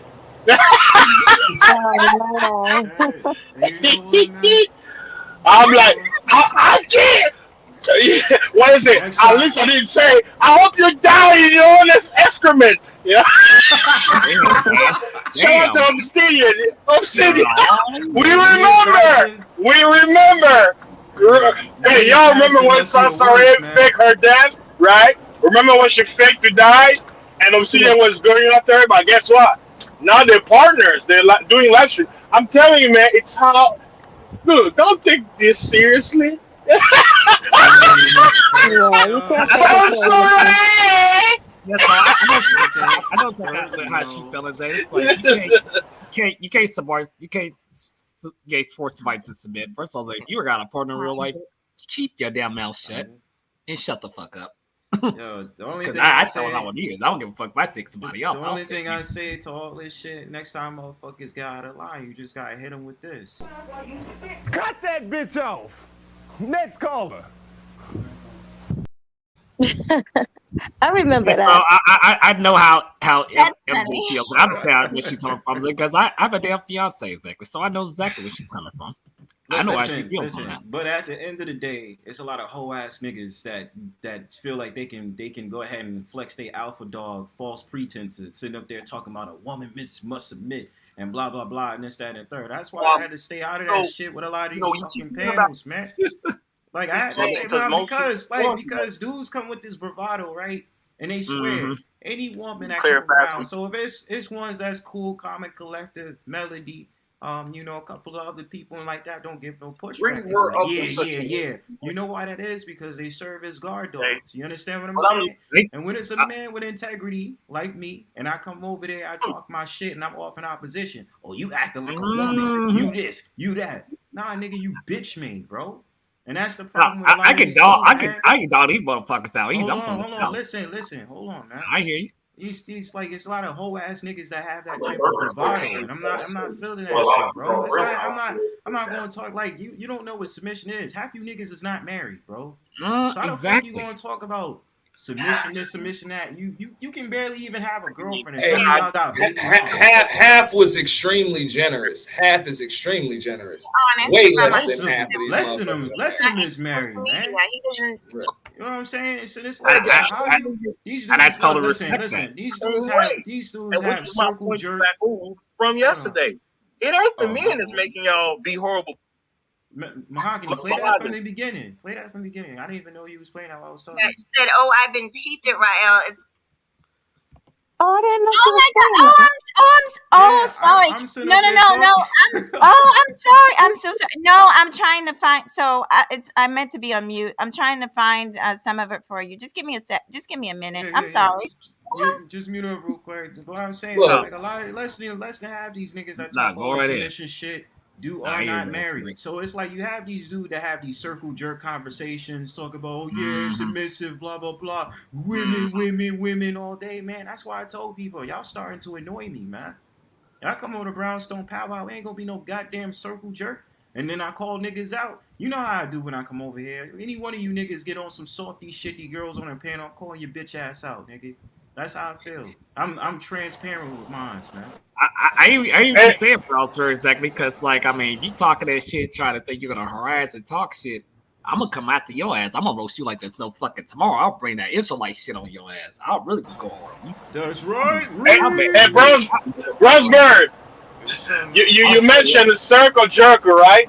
Yeah. How do you know they don't love to jerk or circle?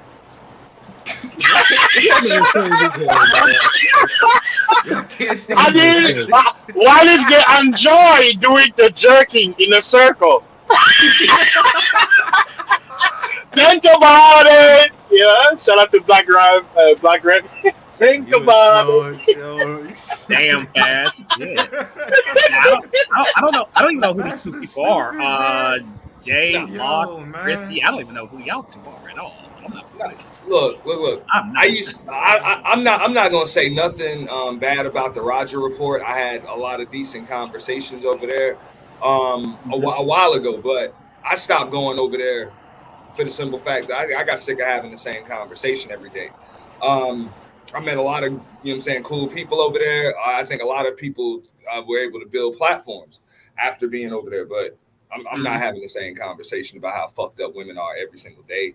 Right. A bunch of dudes that clearly ain't got no damn women. Like, y'all don't have women and probably haven't had women in a while. And I don't want to be that nigga, man. And look, listen, it's no smoke. And let's just make this clear. When I was talking, I'm talking generalizing, as in, like, I can't stand dudes that do that. There's no smoke with the Roger report. I don't like what Black Uru did the last time I was there because he was being disrespectful. and you didn't know how to understand when people is talking. You don't just jump in. This ain't no motherfucking seniority shit. If I got something to say, I'm gonna say what I have to say. You wait your turn until I'm finished. I don't understand that. Like, that's the problem I had when I was last there. But in general, it's no smoke for them. They still do what they do, and there's still people over there that I think is cool peoples. It's just the merit of why is it that when people want to get their voices heard, whatever little superiority status y'all on, y'all just think it's cool for people to interrupt people when that shit is not cool, and you know that shit. I want to say something, browsers. Like certain people think that they got the authority, they can say whatever they want, and they have no manners. That's the problem, right there. Yeah, it's the avatar. They're hiding behind the avatar. Like me, I can show my face. I'm trucking. You can see me, right? Mm-hmm. My company, you can see, like, if I were to show the screen, you see my company, everything. But even my company knows that I do podcasts online. You know why I don't get in trouble? Because they know that my job is my job and my hobby is my hobby. They can separate the two. But some people, they can't do that. Why? Because their job is attached to the online world, you know? Mm-hmm. I could show my face right now, but I have a uniform on from yesterday when I worked at my pizza job, and I don't wanna. I don't wanna risk being doxxed. Hashtag never camming up, man. Because I'll be. I mean, you have to look at it too. Like, I'm a truck driver, right? Right. I'm a truck driver. I can talk crazy, right? But at the same time, you have to look at it. Okay, what am I talking online? Am I calling for the death of, a group of people? No, I'm just having conversation, and most of the time, everybody at my work, they know, oh, he's the crazy guy who talks about the Bible and spirituality, and he's loud, right? So it's like, if they know you, it's like, oh, okay, and if somebody were to, let me look up Fasty's real name, let me find out. You know what they're gonna find? A decent citizen who's never smoked crack. So what else can they judge me? Oh, okay. Oh, he lived in Houston, Texas. Oh, okay. That's his house. Oh, okay. Oh, okay. You know where I live. Now what? Nothing. I don't have no record. No nothing. Right? You see? I want to say that thing. Like people try to accuse me of this and false information. Like, first of all, I don't have no criminal record, but you're slandering and all this shit. It's like, I've not done my criminal record, so eat right out of your mouth, exactly. I mean, have I threatened people? Yeah, who talk shit, who false accusations towards me? Oh yeah, I did. I ain't get t-shirts back then, but I learned not to do that. But if I have a reason to go after somebody who talks shit, like I will go after them. But I have a reason to, but a lot of times I prefer not to. Nope. So I had to clean my Instagram out. Why? Because since I'm an author also, my brother told me, he's like, okay, he's like, there's a chance that your book might hit big. Now you're gonna have a lot of people who come here, check your book and stuff like that, but you don't want them to see like your opinion on subject like politics, religion, and stuff like that, because it's gonna be too raw, right? But it's like you take an advice, right? Me removing some of the posts, like showing the false image of Jesus, saying this is Satan, right? He's like, yeah, you might be saying something, but you don't want to also push people away because they're coming there. Oh, it's a black artist who made a Christian book, but he said Jesus is the devil. So it's like he's like, because it's like you have to. That's why I was saying earlier, right? When you speak in a room, you have to use the language that people can understand, right?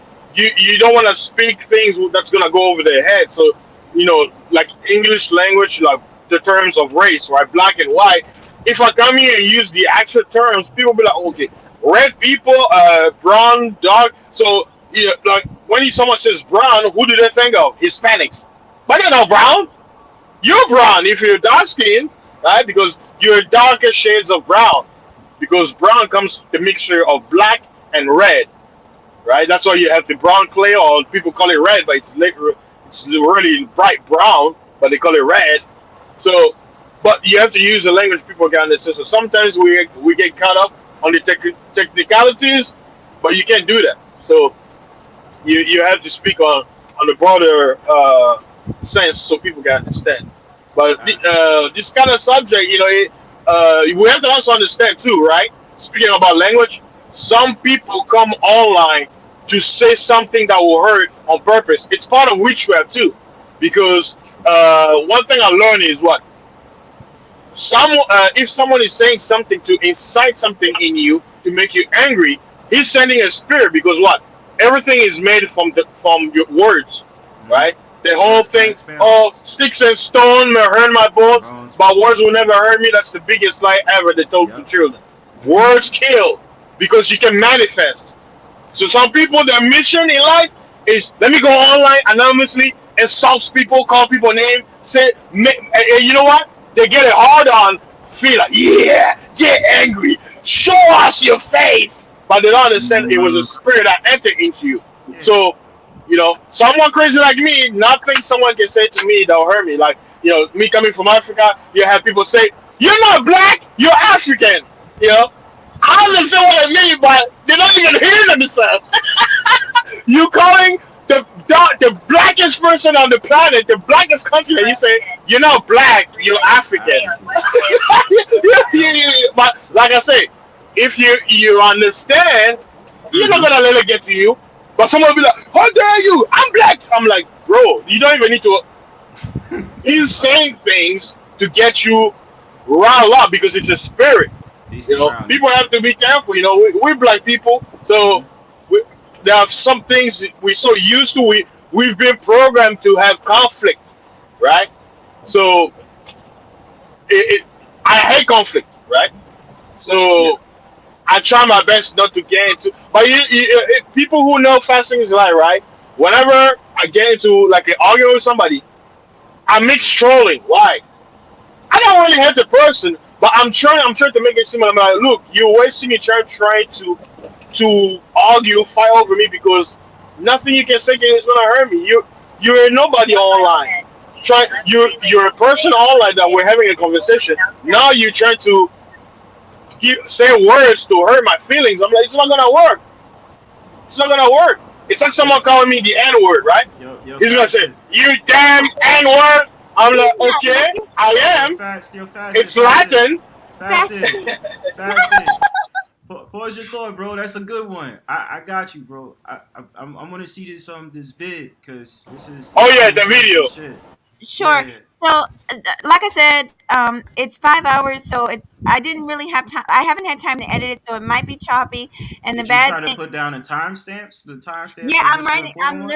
I'm literally writing them down as we go. But I just want to show you the part where he said he was going to hit me in the face, and I went back and listened to. All right, I'll go get it. When I went back and listened to it, it was because I realized that people didn't understand me and Rael's history. So he thought I was just cursing Rael for no reason. So things just went crazy. But I'm gonna play you this part. Oh God, let me see if I can find it. Where is it? Okay. So it's pretty much like boiled up. Yeah, it's boiled up. It's not.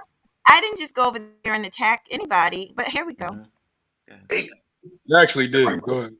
So No, all I that didn't. other stuff, maybe it works in some sort of debate with them. I'm just going by your behavior and your countenance and your arrogance and your hubris here. And I find your particular disposition to be wanting with respect to being, in particular, a feminine woman.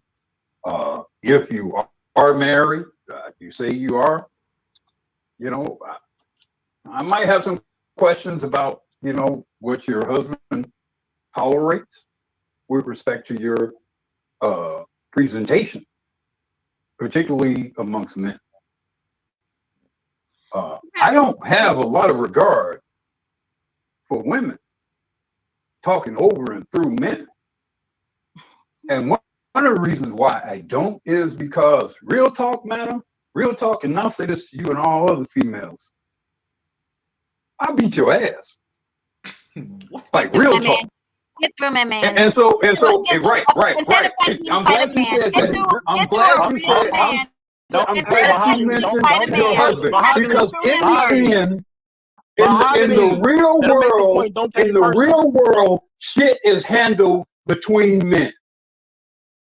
So while you get to run your mouth and be disrespectful to Rael and whatever, you always got in the back of your mind, when push come to shove, some nigga or some white man has got to actually bleed for the bullshit that you create. And that's why I don't have a lot of tolerance for the mouths of females.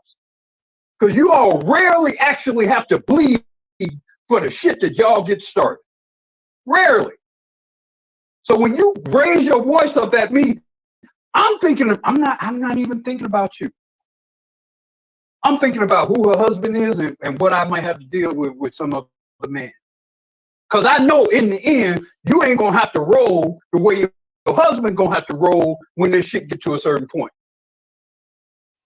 And so that's why I can only go so far with you or any other female running her mouth. Because I've been to slap your ass down somewhere, and now I got to wonder about whether or not I got to wonder about whether or not some man is going to kill me, or do I have to kill some other man? Fucking head, you bum nigga. You not gonna touch me, because between my motherfucking family and my friends, nigga, you gonna end up somewhere you don't want to be. You not gonna put your hands on me. And that's exactly why you and I are not aligned. Between your family, between your man, whatever. That's well and good. That's well and good. That's all good. That's all good. But understand, bottom line, between you as a woman and me as a man, it ain't no contest. Between you as a woman and between me as a man, there is no contest. So don't be talking all this shit about some man being a pussy or Rael being a pussy or whatever like that. Because guess what? If it's between you and Rael, if it's between you and me, or if it's between you and any other man, your ass gets knocked out. You gotta run. You gotta run to your husband. You gotta run to your family. You gotta run to some other nigga to protect you. So walk all that bad talk down. Because you ain't that fucking bad. Calm yourself down and be respectful. Hand on me. Mahoghany. I don't know if you addressing Black Guru or what's in the chat, which I believe you actually addressing stuff that's in the chat. No, Toya said something. She said she's so glad we're not aligned, and I agree with that. I didn't know until today. I didn't know we weren't aligned. I always saw that sister as my sister. Listening helps. Okay, let's have some clarification. What I said was that's why we are not aligned. I didn't say I'm glad. I didn't say I'm glad, because I'm not glad about that. Mahoghany, I gave you a chance after you came. You gave me a chance. I gave you a chance. Big dude, if you watching, all you niggas that I fucking complimented, all you niggas that I said this was a cool girl, all you women. I'm not even allowed to finish my statement. I rebuke it. I rebuke that shit. You ain't no sister to nobody. What the fuck you up here for? You down there talking shit about me, and I ain't never said nothing bad about you all my life. Number one, I've never claimed to be your sister. Number two, I came up here simply to clarify. You are another black woman, but you we not the same. You have every right you to claim. On here defending niggas that you don't even know. Where's your man?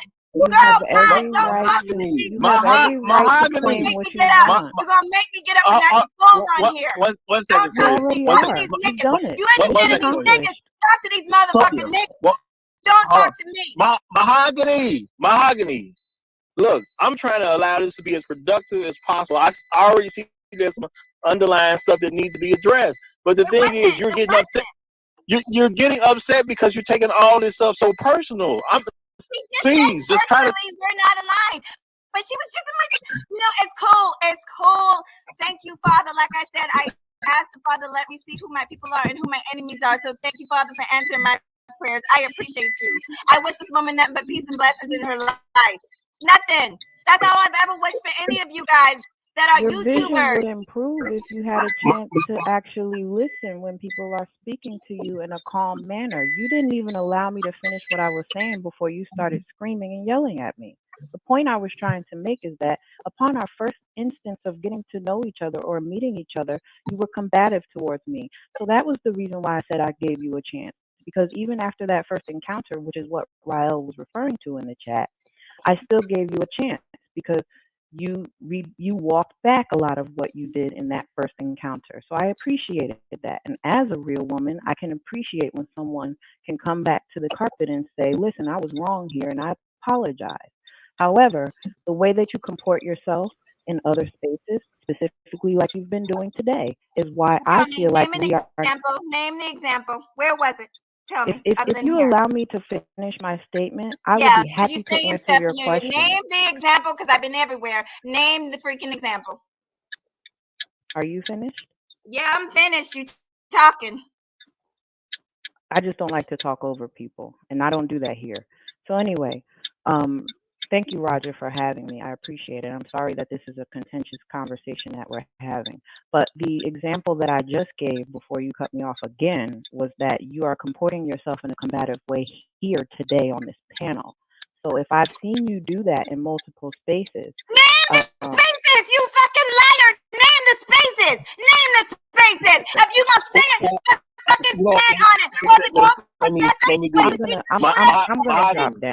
This is not working. Yeah, hop down, you liar! Hop down and pray for forgiveness because you a fucking liar against your sister. Okay, No, you know what? You know what? Damn right. You know what? Let me do this, y'all. Let me. You actually said your sisters, not God. I said no. I said you should drop, please, because people have bad comprehension. What I said. Seriously, what I said, I can play it. I'll play it again. What I said, you should drop down and beg for forgiveness because you're up here lying against your sister. That's what I said. I'm a scriptural person. My ex-husband is a Hebrew Israelite. I was talking about scripture. And if you don't believe me, sir, if you really want the truth, you can go to my channel and I even mentioned scripture. This is scriptural with me. And I've talked scripture to several of these women. So she knows what the hell I'm talking about. I'll replay it. Do I need to replay it? But I didn't attack her. I did not attack. Oh my God. Are we really going to paint this narrative? I did not attack. Hold on. Wait a minute. Hold on. JLock, hold on. I got to say something, man. First of all, the one thing I'm not feeling viewing this video right now is that this dude, Black Uru, literally made a threat to Mahoghany on a panel. Thank you. I'm sorry, JLock, and this is where I'm hearing it. That shit was disrespectful, man. If this is some dude that came out of nowhere and sitting up there talking about, I'm gonna beat your ass and all this shit. We just all heard this shit, bro. Yo, that's all I got to say on that. Let me get this in real quick, Mahoghany. No, just real quick. Just real quick, and you can have the floor. Real shit. You got the whole floor.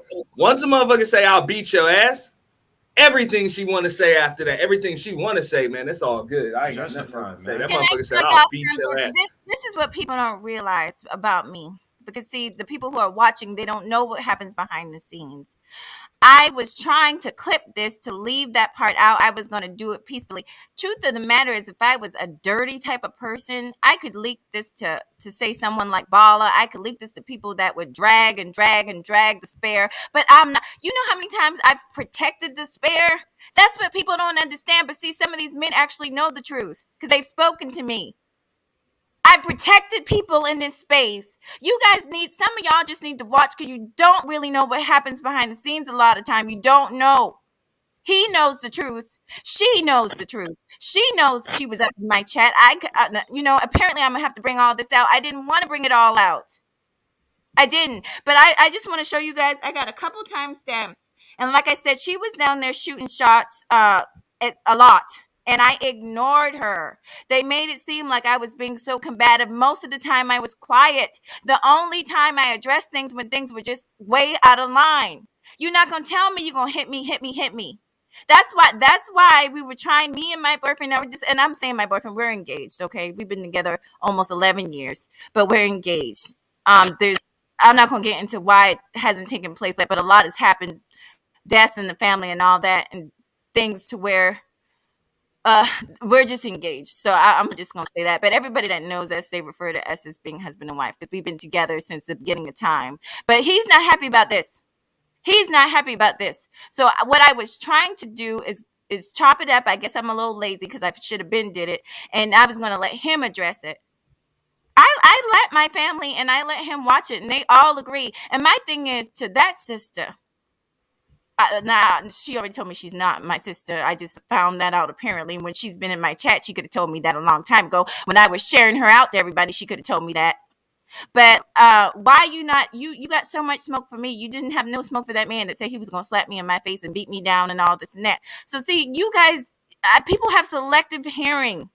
Now I'm gonna go back real quick in this video and then I'm gonna take the video down because I gotta edit it, y'all. Melody, like I said, I promised that I wasn't gonna use the whole video. I've got to edit it. I gotta cut things out so I don't involve people that it doesn't involve.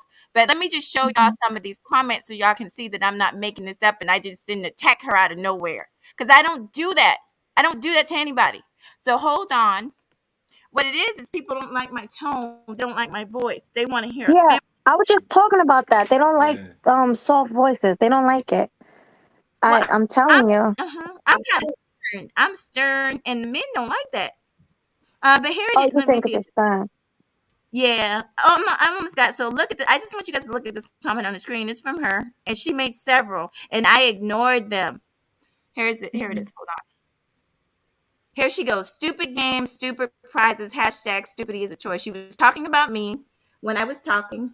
Then at the 3, and like I said, there was several comments. She told thank you to the gentleman for pretty much being patient for listening to me, right? Because I'm just a stupid black woman with a bachelor's degree in science. I'm just an ignorant hoe that been with the same, literally was a virgin when I was married. Right? But these niggas, because I'm sorry, I have to call them that because that's how they act. They just want to paint me to be this horrible person. Let me tell you something, and I'm not trying to bag, but there ain't too many women that can say at 43 years of age that they can count on one hand how many men they've been with. But you want to paint me as a whore? There was literally a man, look at this comment, just wanted to commend the panelists on their patience. I'm done with that heifer. I'm going to pray for that heifer, and I'm going to let it go. But I was actually going to, like I said, try to leave her out of it to protect her. But if I've got to protect my own name, then so be it. So this man up here, she can thank you for, and I'm still not going to drag. I'm just going to let the evidence precede itself. I feel you. I sense a narrative and agenda. And I feel you. Like my whole entire thing, viewing this situation, like that's just some sucker shit, man. Like once I heard Black Uru say that bullshit, man, like I'm not gonna lie, man. Especially JLock, you may feel the way you feel, but no denying that shit, bro. That's some sucker shit. You don't say that to a woman, bro. You don't say that shit to nobody, bro. Like I'm just saying, I'm a snap dog if somebody just tells me. And rightfully so. If you want to say that, the initial reaction, and fuck all this gender shit. If initial reaction, initial reaction when you hear that from somebody, be like, I fuck you up. The next thing is then fucking do it. Then you ain't gonna put hands on me. You a bitch ass nigga. So my thing about it is, then you related to this shit about gender and this, that, and third. This nigga Black Uru is some castrated ass nigga for that, man. I'm not feeling that, bro. Like I don't even know anybody. A lot of people from a hole in the wall, but on the real, that's some suck ass shit, man. I don't respect that, man. I want to say something wrong for a second. Fuck all this. Hold on, man. Okay. Fuck all this dumbass. Black women is like this. Black women is like that. The motherfucker sitting up there talking about black women is disrespectful. This shit was fucking justified. What the fuck? How she fucking responded? Thank How the fuck you. else was she supposed to respond? That was my point. That was my point. And that's why I have. See, people didn't understand why I have to do this. That's what. Thank you, God. That's what I'm trying to get up. I sat up there as calm as I could be. I did go off on Rael, but what people don't understand, Rael has disrespected me throughout this space. You got to know, sometimes you need to just watch and try and get an understanding, because if you don't know the history, but everybody else I was very respectful to until they disrespected me. There's another clip if you want to see it where I'm not even saying anything, but because I guess I interrupted after he interrupted 5 times. But the one time I interrupted, he tells me to shut the fuck up. And I literally am saying nothing. Yeah, load it up if you want. You know what I'm saying? I'll find it. Bronzebird. Go ahead, man. Bronzebird, bro. Come on, now. This has gone too far. You letting this shit slide, man. How am I letting this slide, I'm not bro? letting this shit slide, dude. That's what I'm Wait saying. a minute. Hold on. So the girlfriend that you had, right? Let's just say you at some type of random event or something like that, a men's group gathering and all this other stuff. You minding your business at some random bar or something like that. You not even paying attention to what's going on. You letting your girl, let's just say you letting your girl speak, to the men because they all cool and stuff like that. And then all of a sudden you got this macho man, bravado dude that sit up there and talk about, well, you need to listen to me, ho. Shut the fuck up while I'm talking. What you going to think about that man sitting up there saying that to your girl, bro? Well, of course, of course I'm gonna react, respond some type of way, but that didn't even come out like that in this video. But that's not my point. But what would be your reaction if you saw something like that? Of course, I will step in and say something about that. I will say something. But the thing is, matter of fact, you gotta look at the other thing is that how is your demeanor, how is your opening, how is your approach in this situation? And first of all, second of all, what was she doing in the panel? What was she doing in the panel? Begin with awful men and stuff like that, knowing the way how they talk. I saw Auntie and I saw Melody. I don't know if you still want to go, but Auntie, Melody. Yeah, I just wanted to say something real quick. I mean, damn, how you gonna react? How you think your girl gonna react when being taught to like that?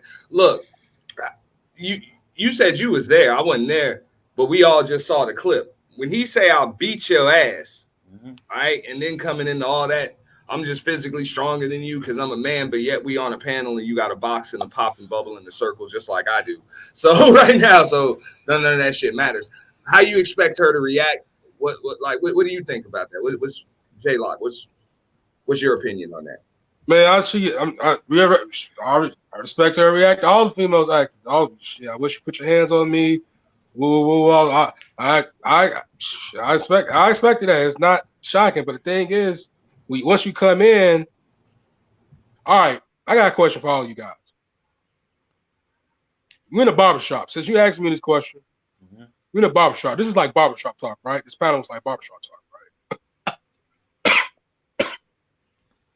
So, we're in a bar. Let's say this is a real barbershop. Female comes in, belligerent, the barbershop, saying all types of shit to y'all, called y'all bitch ass niggas and shit like that. Y'all never had a female in the barbershop. Y'all never had a female in the barbershop. It was all males. She caused chaos and friction with all of you guys. How you guys react? She's coming. What would you guys do? Would you remove the conversation or would you entertain it? No, it's not no entertaining. You mean he's gonna call one person or everybody? Because the context is she was talking to Rael. So if you use the barbershop scenario, the guys are gonna be like, oh, if she's going off on this guy, if she just came in, maybe they have a history, maybe they're couples or ex-lovers. See? Ex-lovers. Well, my thing is, yeah, go ahead, Melody. Mahoghany, were you able to explain to them about the history you have with Rael? Oh, sweetie, I'm here. I'm trying to find the clip. It's so long. It's 5 hours worth of footage. But what did you say, sweetie? And I was saying, did you ever explain to the men that you had this issue with Rael already? I tried to, but you know what I noticed? Just like this man up here is doing what he's doing, even with you know what? It's one of those things where I could show people proof, but there's certain people's mentality. They've already painted you as an enemy to them, that they're going to see what they want to see. Now, I actually let that clip play longer than I planned on it because I wasn't going to play the part with Toya, but I just decided it happened right after that. I just decided to let people see what actually happened since he brought that up, that I attacked her for no reason, and that I said the sisterhood, which Auntie knows me long enough to know that I don't ride with no sisterhood, and I think fasting knows me long enough. But this is what, when me and you did your interview, I was talking about people spinning narratives and people having selective hearing. So I did try and explain that to them, and just like what he did is pretty much what they did. Oh, it doesn't matter. Oh, it doesn't matter. But Roger, actually, once I reminded Roger about how we first met, he was like, oh yeah, I do remember that. But unfortunately, what has happened, because of all the things that's happened on his channel, a lot, where it happened when we first came in contact, that channel is no longer up. So I don't have proof of that. But me and Rael know the history. And I technically, to be honest, if I wanted to prove that too, I could, because there's a timeline to everything. I can go back videos where he was my subscriber, first one in my goddamn chat. I can go back to all that. What happened was, I went on Teapot last year and I was debating somebody, I don't even remember who it was, and they expected me to say it was all behind this abortion mess. I don't believe in abortion, right? But at the same time, they wanted me to say that I would tell strange women, like I would go up to a strange woman and say, you shouldn't do this. And I'm thinking, well, if I knew her, I would say that, but I'm just not just going to just say, I don't know people's circumstances. So because I would not say what he wanted me to say, he started cussing me out in the chat. He unsubscribed from my channel. And since that point, since last year, every time me and him get into spaces together, he disrespects me. So I did. I couldn't take his mouth and the slickness. So I went off on him, but I did not go off on any. Let me tell you something. I sat there and I listened to the foolishness. I listened to how women needed to submit. I listened to all that mess. I was very respectful until I felt disrespected. Then I responded. I don't know what these men think. They think we're just supposed to sit here and be abused. My own man, the men in my family don't abuse me. I'm not going to sit here and let some random man online talk to me crazy. And like I said, my man, when I get off of here, I'm going to hurry up. I was going to leave it alone, but I'm going to do it today. I'm going to edit this video and I'm going to address this mess tonight. And me and him will probably address it again tomorrow just to get it out the way. Because people do need to see what actually happened and not just listen to rumors. Yeah, you know what's interesting, Mahogany? Maybe Melody is here. Have you guys realized, ever since I've been here, fasting is life, never have any problem with the ladies. And people will consider me one of the most misogynist person ever, especially coming from Africa with my views. But I always wonder why I never have any problems with women. Like online, even if I'm having conversation, even if I say the kitchen, a woman says show me the kitchen. I always wonder why. Maybe people need to start asking questions. Be like, why do I always have fights with women? I mean, as a man, you should know. There are some things that shouldn't happen. I don't know. Maybe it's something I always look at. I'm like, I look at myself. I'm okay. I talk to everybody, all the ladies, even the whole case of RNV, like even was it in a chat or back chat.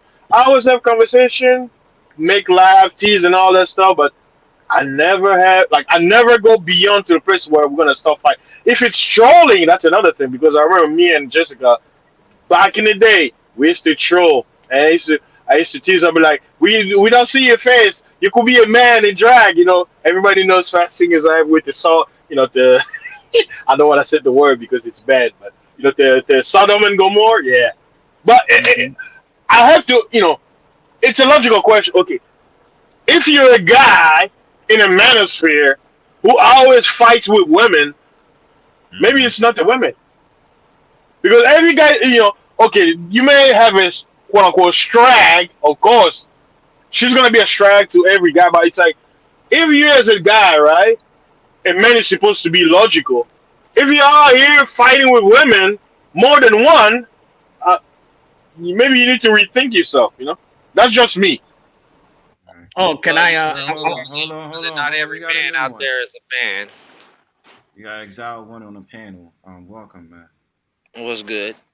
All right, so what's your spin on it, bro? And then I'm sorry, King's Line, to interrupt you. It's new, so I'm trying to see what's good, and then you go ahead.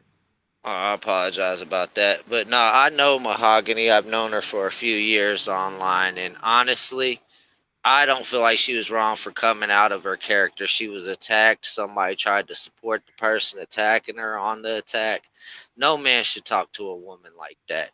They shouldn't threaten physical violence for the fact we are physically stronger. That's some weak, cowardice ass shit to do.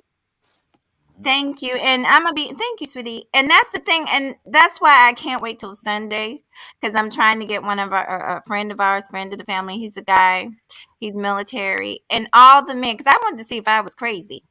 All the men, and see, that's why I think this is an online YouTube thing, because most men that saw that clip, and I told Roger that I let people see it, most people that saw that clip was not impressed. Like, they did not, that was not a good look.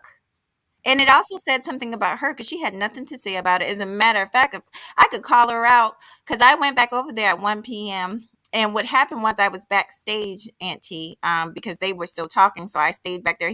We were talking and he said, give me 20 minutes. So I gave him 20 minutes, or gave him 15 or so minutes. So we started like 20 minutes after 1 yesterday, because he was giving me another chance to behave.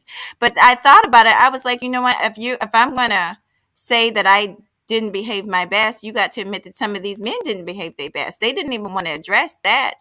But even yesterday, there was a comment about, she added, Black Guru, you ready to do a behind whooping? She made that comment. I could really out her. I could really see. Let me calm down, because I was gonna leave her alone. I don't want to be like some of these women that just drag other women. I don't want to do it because I'm a spiritual person and I don't want to do it. But what I'm trying to say to y'all is a lot of things y'all just don't know because you don't see. And like I said to him, I'm cutting the clips out that aren't pertinent because I don't want to hurt his. I don't want nobody flagging his channel, to be honest. And I don't want nobody coming after her behind our little spat. So there's a reason we do the things that we do. You, first of all, sweetie, thank you so much. I might share this if it's okay. I'm gonna share your video. And I have to get ready. I have to work on this video, but it will eventually come out, and you're more than welcome to have it. If you, to be honest, once I'm done with it, you're more than welcome to have it, review it, whatever you want. Yeah. Like, at the end of the day, I get where you coming from, Mahoghany. That's some sucker shit. You know, I don't respect that. You know, in my books, like, you know, to me, when I saw that shit, hearing it back on a playback, you know, Black Uru's a bitch ass nigga, man. I don't respect none of that whole ass shit. Now he'll sit up there and say, oh, because there's no black women ain't being feminine, but that shit, that's the dude being feminine as fuck, man. Like, that's some shit you just don't say. You know what I'm saying? Not that it even calls for it. None of that. That's not respectable in my book. That's some sucker shit. So I can't respect that. You know what I'm saying? They're gonna have a lot to answer for. Like, you know, once those clips come out. Not saying it's a threat. I'm not making that a threat. But if this shit gets it over to the public at large, they see all this stuff, Roger's gonna have to come out and say, yo, what's going on? And then if it gets the hand into most other people, they're gonna be like, yo, what's going on? Like, you know, this is not a good look for the channel. Who you got around you in your circle?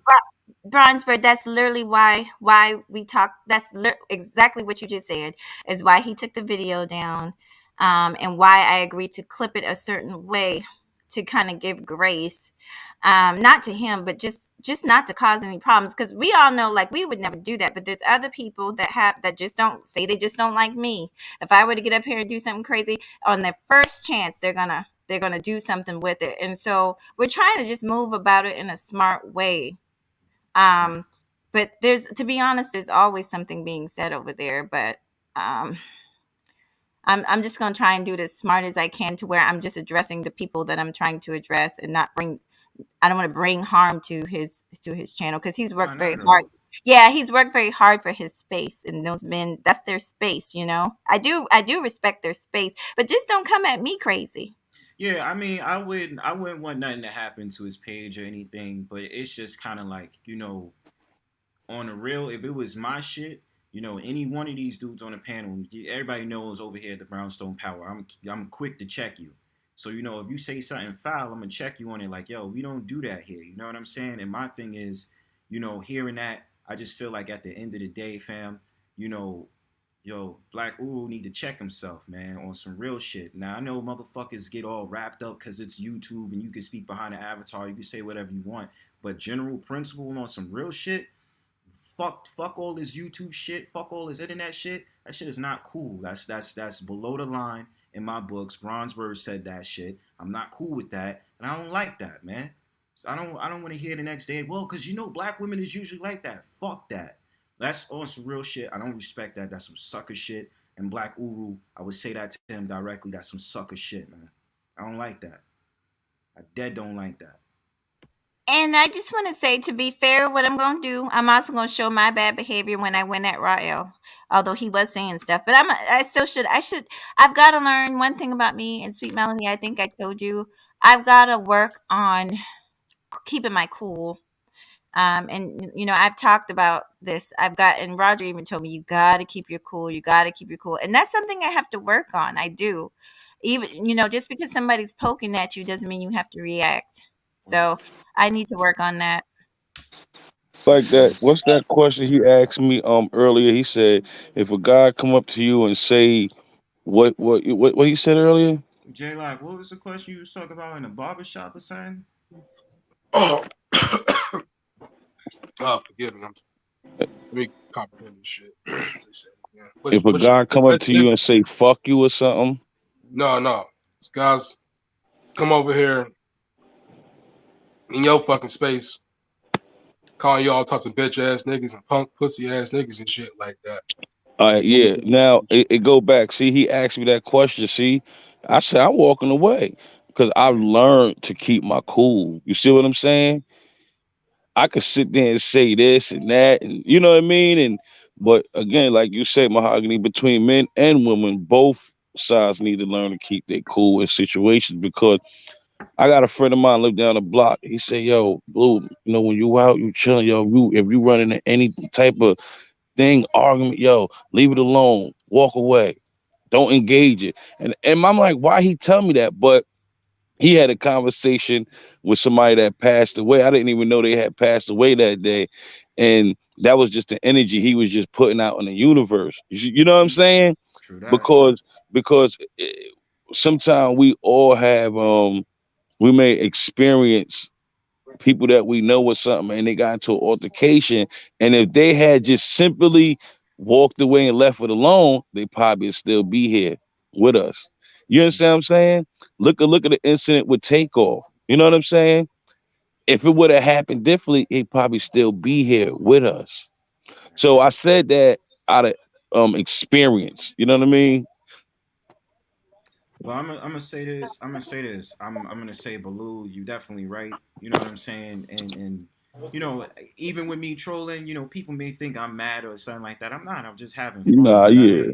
You know what I mean? But at the end of the day, though, the great thing that we can take from this situation, all of us, we do the self-improvement. You know what I'm saying, for ourselves.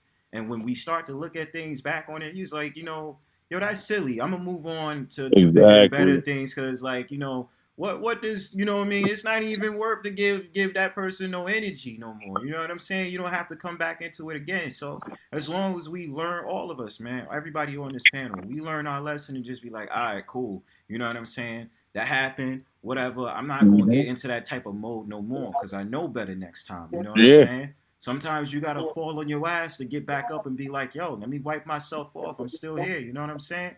So, Mahoghany, you in good hands, man. Like, I just didn't like the way that panned out, and I don't respect that. Just on man to man shit, man. Oh, well, thank y'all. And yeah, I mean, once people see the thing, yeah, I could have behaved better. I've never denied that. I've never denied it. But for them, what was irritating me about that situation with Toya really kind of rubbed me the wrong way, because my thing is, why didn't you ever tell me that you really felt this way? You had ample opportunity when I was emailing people to say, please put this. You had ample opportunity to say that you didn't really fuck with me. Don't play in my face. I don't like that. And then the second thing that bothered me too is it was like they were trying to paint me as this unruly person that just came up here like a wild animal. That's not. I need for people to see the way it actually happened. Yes, I did lose my temper. Yes, I went off on Rael, but Rael knows why. He knows why. And those other men really just, I don't know. I'm not sure. I'm a Black woman, so there it is. Yeah, that's all it is. I'm gonna put it out there and it'll be over with. Mahoghany, I wouldn't let what he said eat at you too much. I pay attention to a lot of context, and when he was saying what he was saying, in there was a context where he was somewhat backtracking when he brought up men and what goes on between men. He knew he fucked up at that point. Yeah, He was trying yes. to slide back on. Yeah. Oh, trust me. There was a whole, like I said, there was a whole conversation. That comment alone is enough to cause so much strife, which is why what I'm probably going to do when I do this, I'm probably not even going to show names or anything. We're just going to discuss it, and I'm going to probably do the voice or the sound, and so people could just hear it. I'm probably not even going to put a person's specific name on it. I'm gonna do it the best way I can without I'm gonna just try and do it the best way I can without causing too much strife, but at the same time clearing up my own name. Well, if I catch you when you go live, you know I'll be there to support you, sis. I'm gonna get out of here though. Okay. I gotta ask Mahoghany though before you go. Who's slandering your name? Well, Taria was down. They continue, because I could play the rest. They continue to say, you know, she's the epitome of femininity, and then you know that I'm the rude shock. Well, I'm the ABW. This is why they need to leave, and you know, just paint me as this ghetto hood bird. You know, why black men are doomed and all this craziness. So many animals across this country. My whisper. You got to echo, sweetie. Young man. Oh, Jesus. But it's all good. It's all good. I'm so glad I got a chance to spend time with you. My sister Melody is the reason I came, but I'm just glad I got a reason to spend some time with you. Even that new brother that really doesn't know me, you got to give me a chance. No, would you mute, Blue, please? You have an echo. I'm just glad I got time to spend time with you, and yeah, and this is how we do it. This is how we really get to know people, you know, right? Yeah, exactly. We're glad you came. Oh, I'm glad this was popping, right? This was, and guess what, Bronzebird, you got an exclusive because people been asking me for the damn video, and I won't.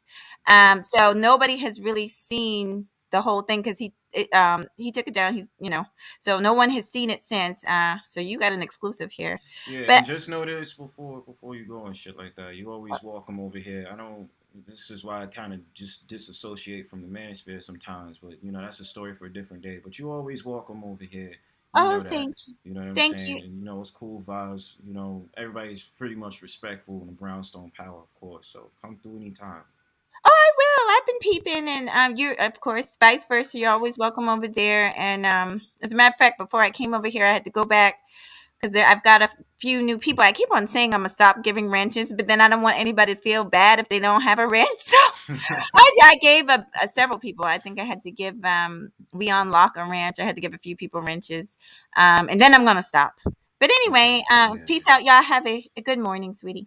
All right, take care. You too. Have a good morning. You too. Bye-bye. Bye. Peace, Mahoghany. Damn, son.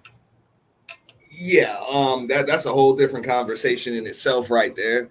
Like I said, I don't see how can somebody tell me that it's okay. You just tell that chick I'll beat your ass, and then she snaps, and then there's a problem with her snapping. Hell no. Anybody gonna snap like that? I'll tell you something, Auntie. I was trying to tell you something, and Bronzebird something.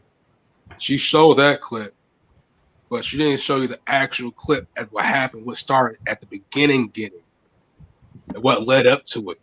Right, that's so why I let's was hear trying your to tell side. you. Okay, so let's hear your side of the story. Let's be fair, because you were the one that came I was out. trying to tell. I was quiet the whole time, dude. And I'm gonna listen because he was there, so I want to hear what he got to say. So I mean, look, I know you're gonna say I know before you begin. Yeah, I maybe do, Bronzebird. I'm not gonna get cursed out for this shit. No, listen, no bro. shit Look, like bro, this. hold on, JLock. Listen, bro. I'm not gonna curse you out. Give your side of the story, but so far in the clip, as I see it, and as everybody else see it, and me and Auntie so far, just seemed like Black Uru in this case was being disrespectful. Give your side of the story, and then we'll look at the clips as shit goes on, and then we're on our individual side, we'll be able to make an assessment. But I'm not gonna cuss you out, man. If I disagree with you, I'll tell you I disagree. But I'm not gonna cuss you out, bro. You got the floor, man. All right. So basically, it's this: when Rod the question was she asked was it wasn't about men dominating or women stuff like that. It was just that should men protect the women like who are married or women who should be protected, not protected. That was the whole conversation also as well. Was it was it wasn't because of beat. It's not. It didn't jump the gun like that. It was a part when she came in. She answered the question. Somebody answered her question. She asked her. People asked her questions. When she's married or how long she's been married. What type of guy? Oh, the person she was with didn't follow up to her expectation. I guess they broke up. They was asking basic questions, and she got mad and offensive about it. So it was a time that L brought up the situation that respectfully called her out. But then she got on offensive mode. I don't know what's her between L and history. She said she had a history. She did say that. I will admit that she said her and L had a history. But L said that she never came to her channel. L kept on saying he never came to her channel. So therefore, she called all types of guys names, calling people they mama a hoe. Mama, like nobody called her a hoe. She was saying some other questions about like, well, this person's is this a woman, is this and that and the other, and it was like, yeah, that woman's a hoe. And she mistakenly picked up like Balootv TV when she was saying Balootv asked her a question,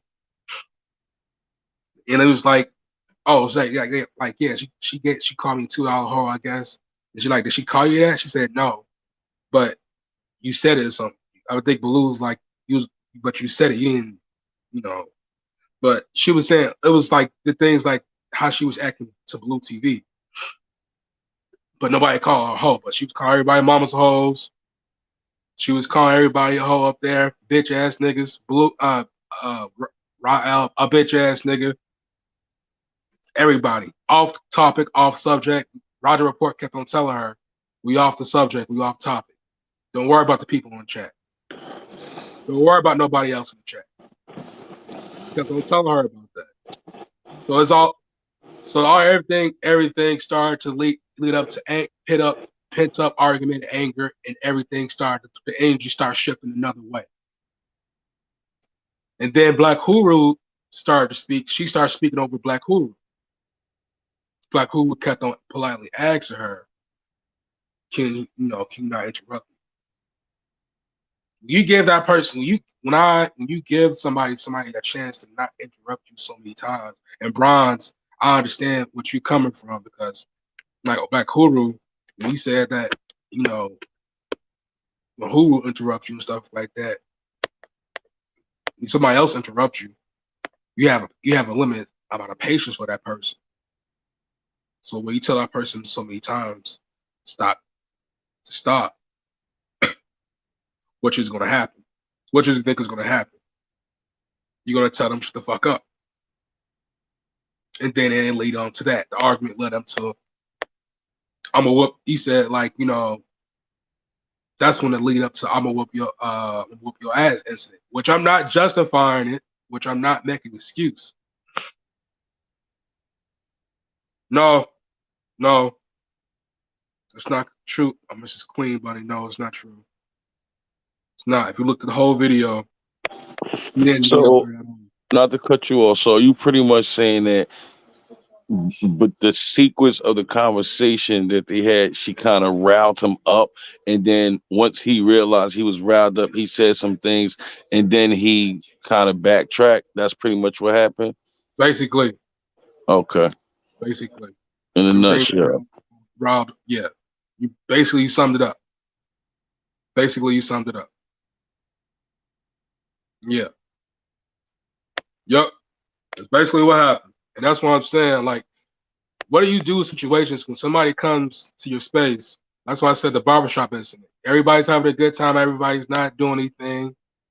Somebody comes in, start talking shit about everybody. Not only it starts from it could be one individual that person no, but it starts to become that person then attacks everybody on the panel. Everybody, the female, males, everybody, even the female she was talking to, she was attacked, going back and forth with. She wasn't even yelling, talking back over her. I said, you guys got to see the video, because now she's telling on herself now. It's telling on herself. The lady was even soft spoken and saying that's why now black men and women are not aligned with each other because of this. Because her belligerence, she was taking over. She was doing stuff. She was fucking up the panel. She was fucking up and start shit, chaos in the panel and shit like that. So that's what that young lady was saying. The other lady that she deemed as a sister. Sorry, go ahead, Auntie.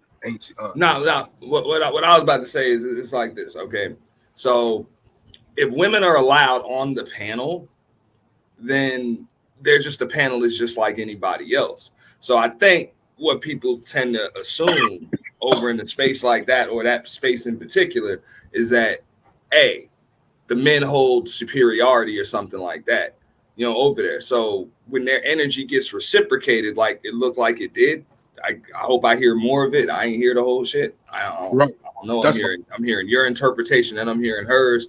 So that's what it sounds like to me. Just somebody came with a certain level of energy and that shit got reciprocated. I don't know if it's her first or dude first or whatever. But that's gonna happen, because that's what I'm saying. That's really what panels are for. That's why we open them. If everybody sit up there and agree, then there's not much of a conversation anyway. So I mean, I just don't understand why people are thinking like, okay, well, she's a woman, she's got to talk to them a certain way because they're men. They ain't nobody's any more special than another person on a panel. Her opinion should be just as, just as respected as anybody else. But we all gotta respect each other, just like Bronzebird said earlier. Right. I mean, it's a lack of respect. If she would have came up there, I don't care what them dudes said to her. If she'd have came up there and said, "I'll beat your ass," or "My man will beat your ass," then those men wouldn't have been wrong for going off. So who said I'll beat your ass first? All I'm gonna say is this, man. It seems as if, and I'm not taking sides, but it seems as if sometimes when there is opposition on a particular panel, such as that one, they don't have the best way to respond and how to correlate the conversation on being respectful. And this is because I've seen it numerous times happen, not just my situation, because I've seen it numerous times happen. And then their tactic is to basically shame the men and say that they're acting feminine and this, that, and the third. Yes, blah, blah, blah. That's what she was doing on her panel. Yes. Yeah. And the thing about it is, like, at the end of the day, exactly what we was all saying, like, respect level is supposed to be given at the end of the day. You know what I'm saying? So I get what you mean. It's just that, I can kind of understand. Well, let me not even say that, but I just see exactly certain things that they've done in the past when it came to panels, and I don't agree with it. You know what I'm saying? And, he runs a great show. He does his thing. But that doesn't negate the fact that there has been some trippy things, and especially with even someone like Black Uru, not that I have a personal grudge against him, he has definitely went out of his way to be disrespectful to people. And, they give him the floor and then get mad at you because you're correcting him and saying, yo, we don't do that here. You're not going to just disrespect me because you're older than me. You know what I'm saying? And that's because of experience. I've seen that myself. That's why I'm kind of like, yo, Black Uru, it wouldn't be surprising to me that he crosses the line like that, because he is disrespectful. And nobody checks him because he's older, and that's not cool. Well, I corrected him one time. I didn't get that experience. I'm not saying I never seen that. I had that experience yet. But he doesn't know how to converse. My thing is, sometimes he does not know how to converse with people. He talks over people. He sits there and says, oh, but you don't respect. And he does the bullshit that these generation of people do sometimes, bro. When you're from a different generation, they go ahead and say, well, I'm older. You would have respect, as if they're going to use them being an elder as weaponizing you to have a conversation with them. And that's what Black Uru's known for. So I'm not going to let that slide because he does stuff like that. You understand what I'm saying? And again, it's no personal beef, but he does have that's his tendency to be his behavior. You know what's interesting?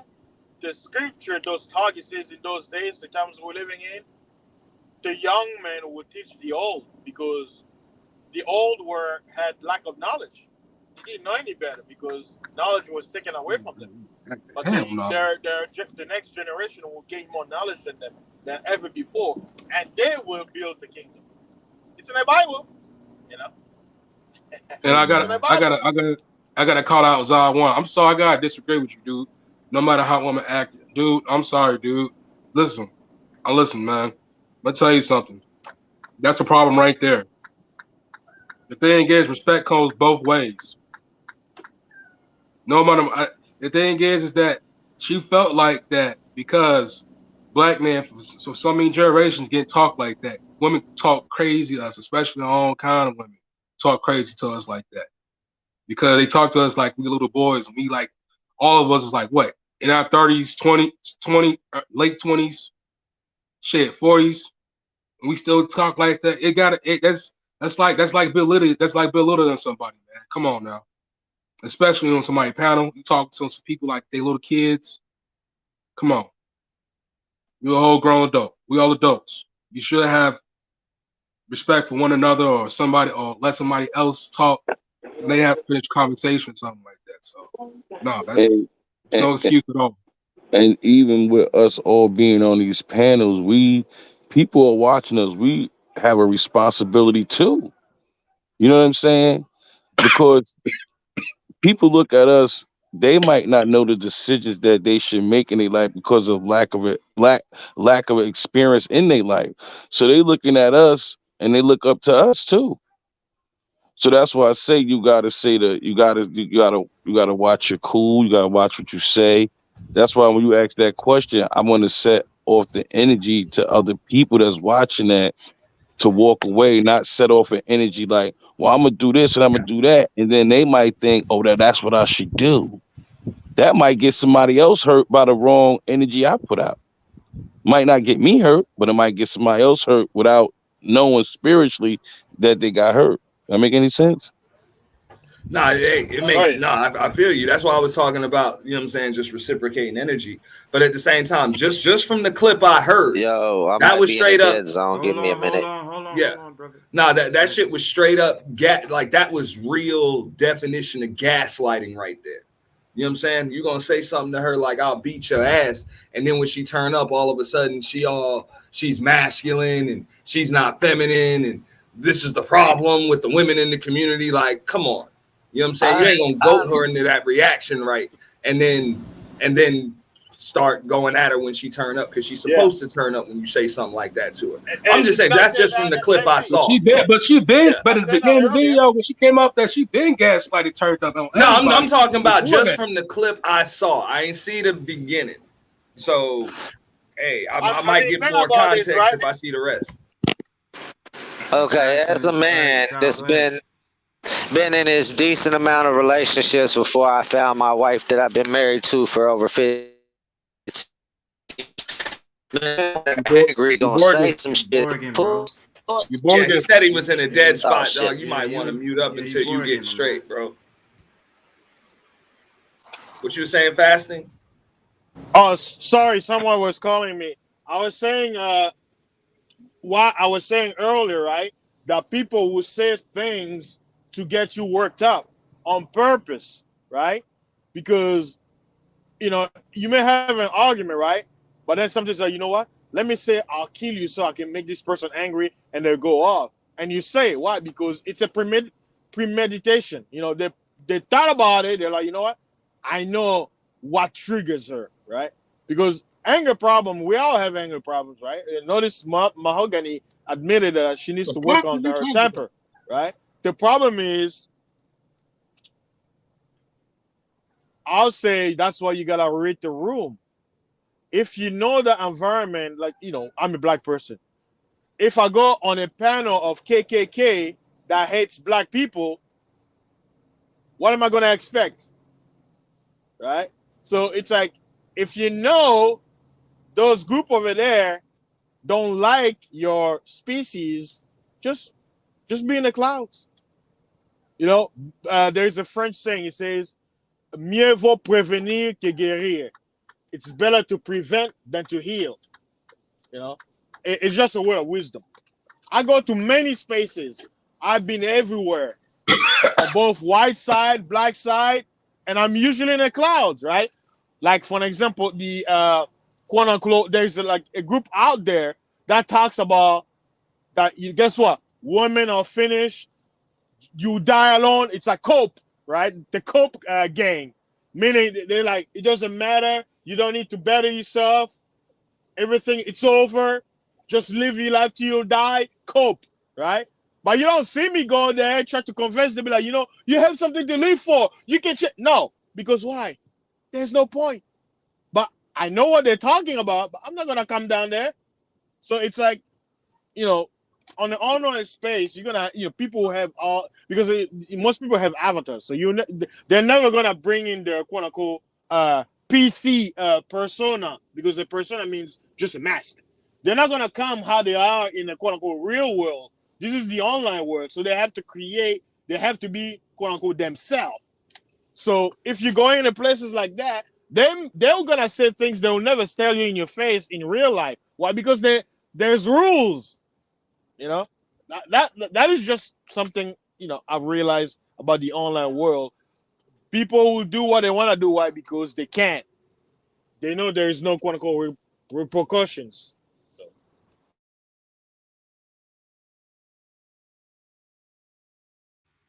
All right, I feel you. Xiled one, you good? I heard one person. I don't know, maybe people are mute. Yeah, he's good. Better now. Yeah, you sound clear, bro. All right, yeah. What I was saying is, you know, I've been in a fair amount of relationships before this one that I've been married for 15 years, man. And women are gonna say some fucked up shit when they're in their feels. And I don't blame a man for saying some shit back, but when you threaten physical harm, man, that's completely out of a character of what a man's supposed to be.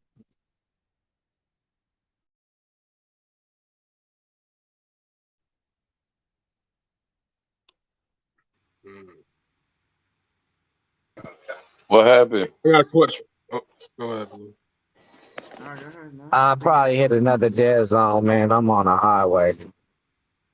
No, you good, but Blue, what was you gonna say? No, go ahead, JLock. If you got anything. No. All right. I got a question, Xiled. I got a question. I'm not saying she did this. Women getting their feels, but it's to the point that what exactly, particularly what she's saying, she feels. She could say, with your baby, she could say, I could take your baby and get you on child support, put you on child support. Now, feeling and actions are two separate. That feeling comes with actions, and that feeling comes with, you know, she probably meant what she said. So it depends what type of, when you said that women can say they feeling, but you gotta look at the point that does she really mean it? And she is she actually gonna do it? So you gotta look at that in a whole different type of way. That lead up to that, lead up, you know, to that. So that's what I'm saying. Women talk crazy all the time. So I see somebody like, what's my talk about my mom? I'm not talking about my mama, Trinity. I'm talking about women talk to us like they are our moms.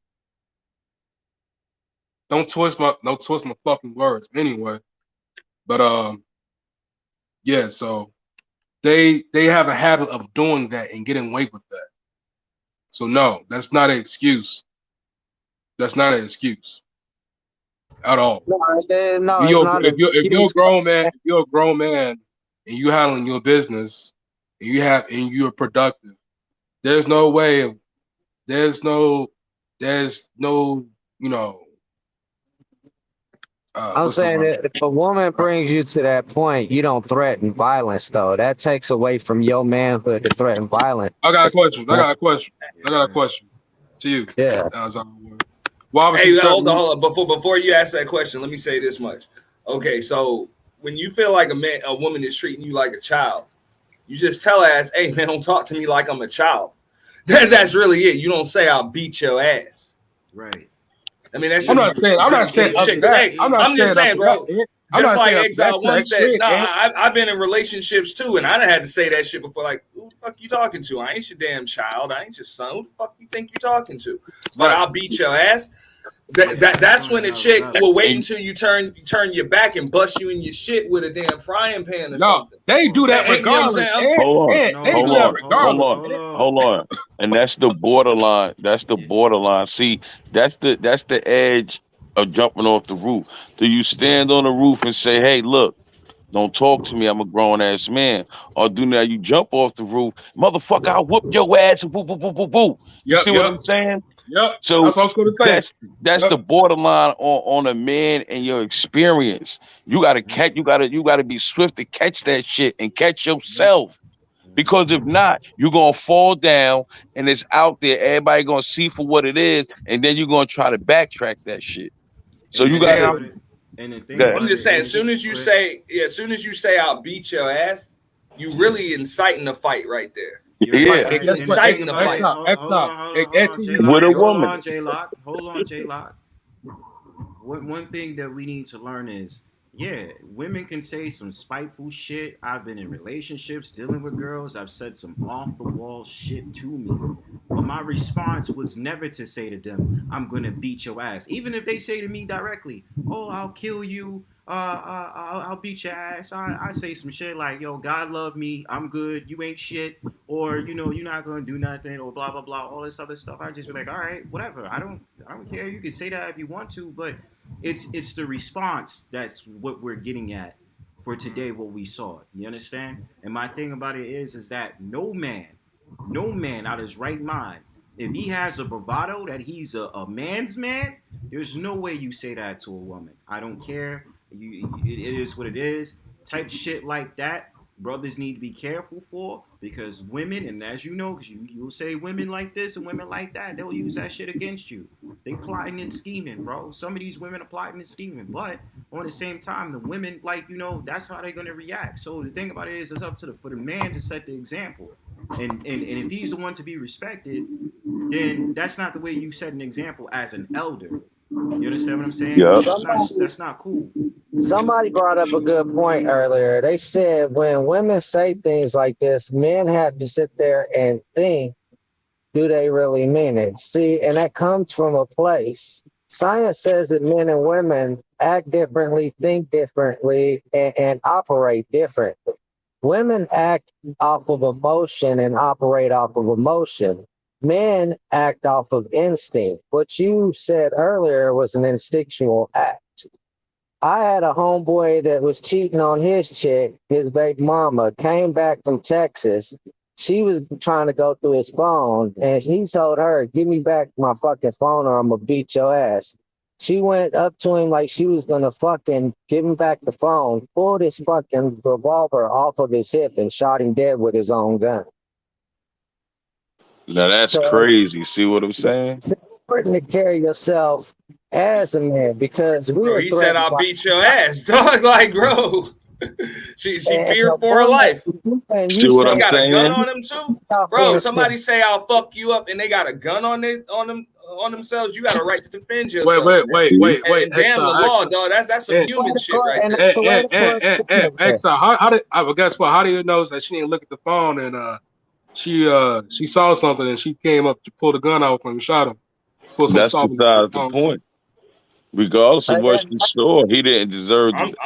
I'm just listening. Hey, whether he just once he say I'll beat your ass, you threaten somebody with harm. A good point, you know what I'm saying? You don't know how the hell they gonna react, bro. That is a good point, but his family did give testimony that he was quite physical with this woman often. I ain't doing nothing. That's what I'm saying. I mean, you what ain't gonna defend yourself, bro. Some people will run. Some people will defend themselves. I think if it honestly went down the way it was said, you know, he put himself in a predicament dealing with a individual or a creature that deals with emotions and not instinct, and he did not use his instinct. Survival comes first. You know, he said that a woman acts off feelings. Her feelings are going to tell her survival is this man's going to beat me again, and he's got a gun on him. Yeah, exactly. Did he beat her, or did he beat her before? What was she supposed to wait for it, bro? Like I say, some people will run. Some people will run, and some people will stand their ground, bro. In courtroom, they brought up domestic violence cases between her and him, photos of her beat up quite bad, and emergency room reports. So, I mean, honestly, if it was going like that, she had his phone, it probably was a situation like it was described to be. Bro, honestly, she beat that charge, didn't she? Did she beat that charge? Yeah, she beat the charge. Yeah, I know she did. All right, y'all. I'm gonna let Raw come in. What's going on, Raw? Hey, y'all. Listen, I done been in the chat for a while listening to this conversation. And at the end of the day, like, damn, just admit y'all hate black women. Because it's always something to excuse malfeasant behavior towards women, but people claiming that they men. If you're a man, be a man. Because if somebody talks to your mother like that, your daughter like that, your sister like that, your cousin like that, it would be a damn problem. You come at somebody, and I don't care who you are as a human being. I don't care who you are as a human being. If you come at somebody and you're threatening them and you're talking to them crazy, they are going to have a response. What? Because I'm a woman and I have a vagina, I'm supposed to be like, oh no, it's okay. Abuse me. Talk to me however you want to. What you talking about? Some men don't know how to be men, and they need to learn how to be men. And some men need to teach men how to be men. And that's the problem. It takes time to become a man. You don't just pop out the pussy and you're a man. That's the problem. Motherfuckers think that they are men. You see what I'm saying? And they make the wrong decisions. I mean, that is true. They make the wrong decisions. Nah, hey, I agree, bro.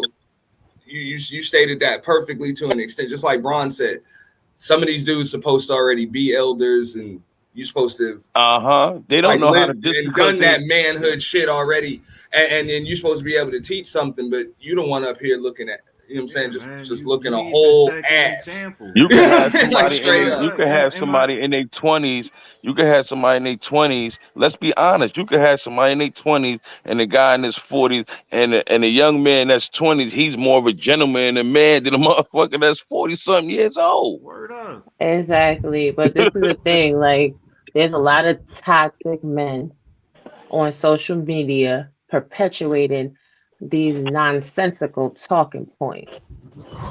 And I don't care. Mahogany wasn't wrong in that situation. I don't care what it led up to.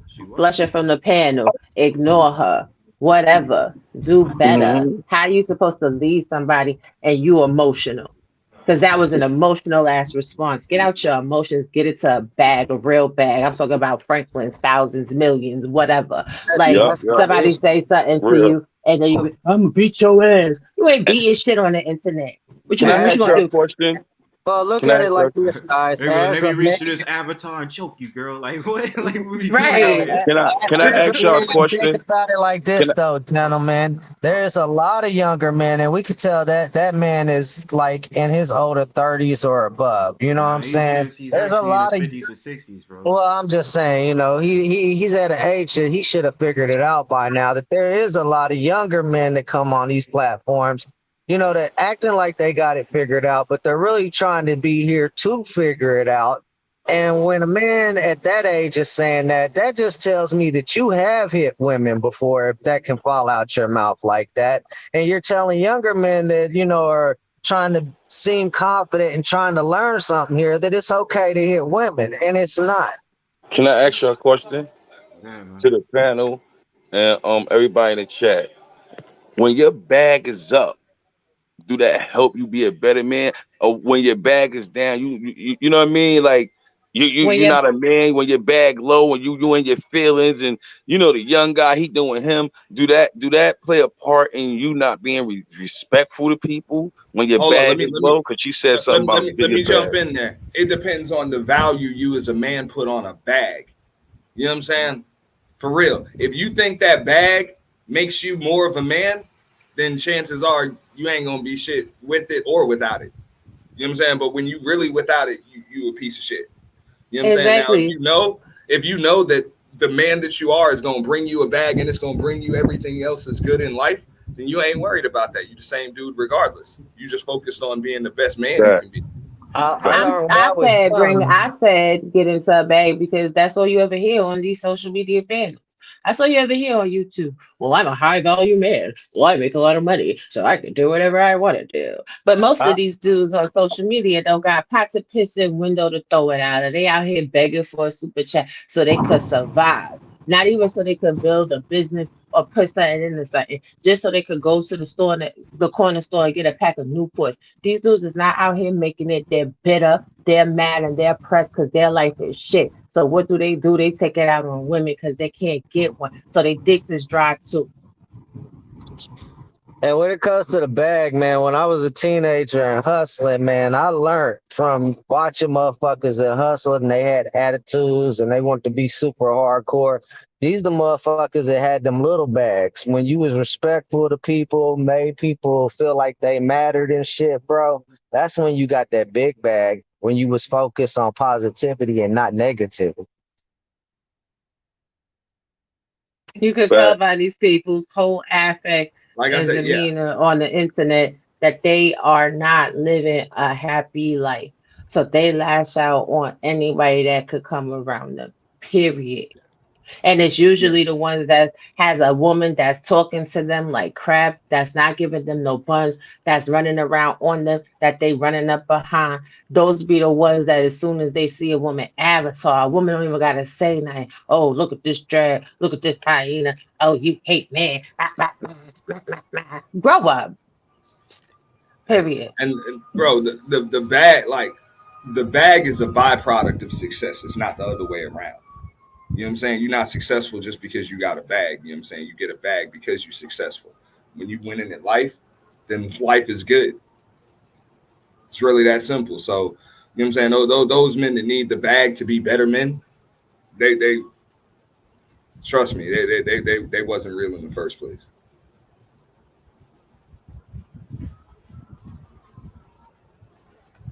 And everybody's a thug on the internet. You a thug because you had him behind the ISP, gang banging on the keyboards, gang banging behind the avatar. But most of these dudes can't do something so simple as go like this and show who they are, show their environment. You know why? Because they sleeping on their mama couch, or they sleeping on their shorty couch, or their house is disgusting. Period. Can't no dude talk to me stupid and say nothing about nothing until he could cam up. If you can't cam up, then shut up. Period. Period. Period, man. Church. Oh, man. Hey, Chris G, you still there? Yeah, I'm here, man. Sorry I ain't saying that in a while. I'm just making sure you still around. Hey, Trinity's stupid. Hey, I like that comment. Yeah. Hey, Bronzebird. Hey, what's up, man? Can I just let everybody know? You know, you can add me on my Blue TV.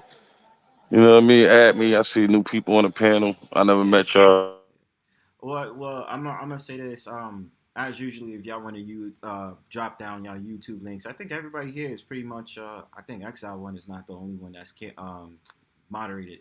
But if y'all want to plug in y'all channels, do that. Even after this show, I usually just edit like the whatever and stuff like that, and I put everybody's channel who participated on the panel down. So I got all of y'all.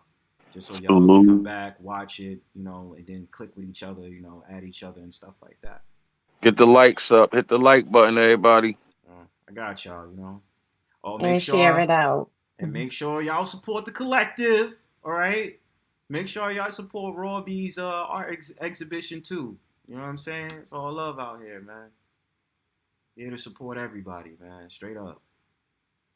I mean, I look at things like right now, like with YouTube, we are leaving history for the future. Does that make any sense? Makes perfect sense, man. You know what I mean? Like, because 5 years, just like it's things that we look at that was 10 years, 8 years from now that we learn. People gonna look at a lot of this content and they're gonna learn from it. They're gonna need these jewels. You know what I mean? Because I knew growing up, I ain't have all the jewels. I had to make mistakes. I listen to people, I watch people. So people gonna watch this. It's gonna be somebody that's gonna come across a situation, the same situation with Mahoghany and them, and they're gonna know how to engage it and go around it instead of walk in it.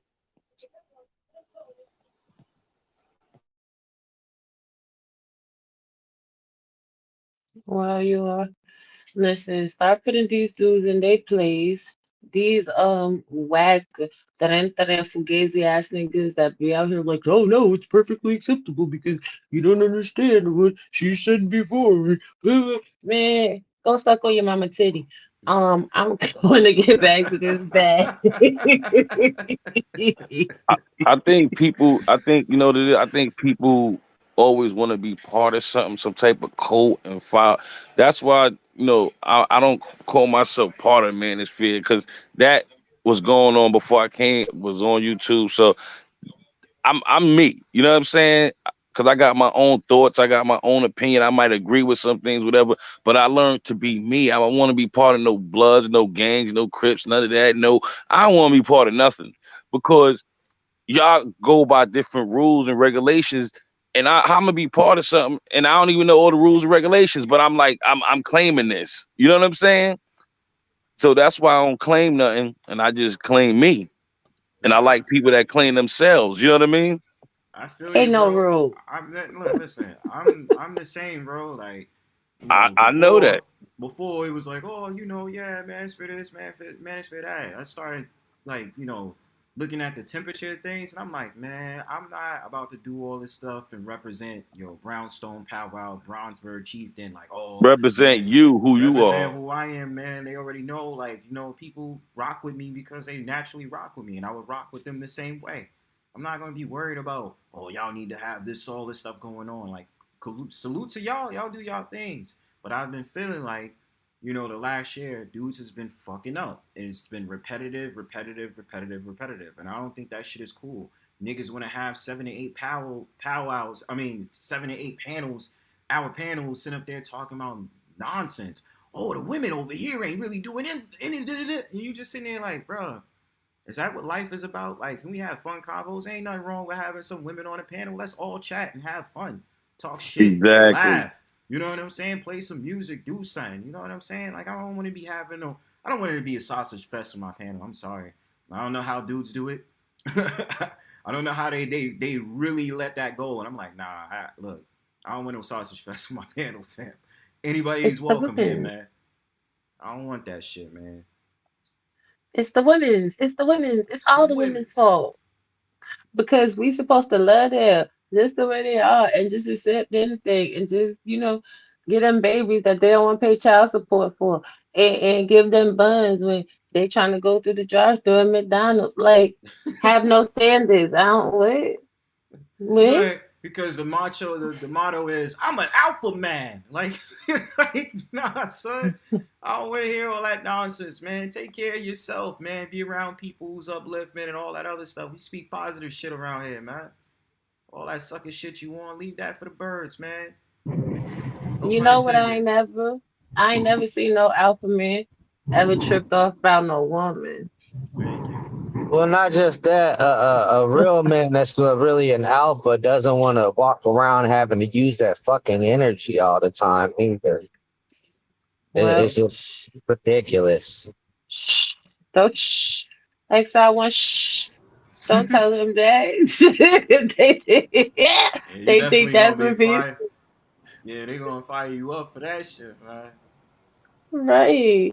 Don't you understand? These are I'm just saying, silverback. that if it's walking around in your alpha energy is putting up the image of who you are. Sometimes a motherfucker just want to be who they are without having to fucking prove it to everybody. You know what I'm saying? That shit is selective when you use that type of energy. These motherfuckers that walk around like you have to have that energy all the time. You saying that shit because you really don't have that energy for real. But yeah, This exactly. is That's what I was silver. just about to say. No. They come in because they can't come with energy, so they got to come with words. You know what I'm saying? When you got a certain level of energy, people just feel it. You don't. It's unspoken, even on these panels. You know what I'm saying? That's why there's I an heard a old lot saying: of "The y'all. least said is the best said." I heard a lot of y'all say y'all don't have criminal records. In prison, there's a lot of fucking alpha males. And trust me, you go in there like you got alpha energy all the time, you ain't gonna have nothing but problems. You're gonna end up dead or somebody's bitch. You know what I'm saying? Listen, these are silverback gorillas running around here. You ever see silverback gorillas in the wild or at the zoo just beating on their chest and making noise for no reason? That's these clowns on you. I'm gonna be laughing at these dudes. Like for real, they be so serious though. I be trying to be respect. They be so serious. Cause I mean it. I said what I said. They be walking That's why around you like a see it. hickory killer I'm an alpha gorilla. man.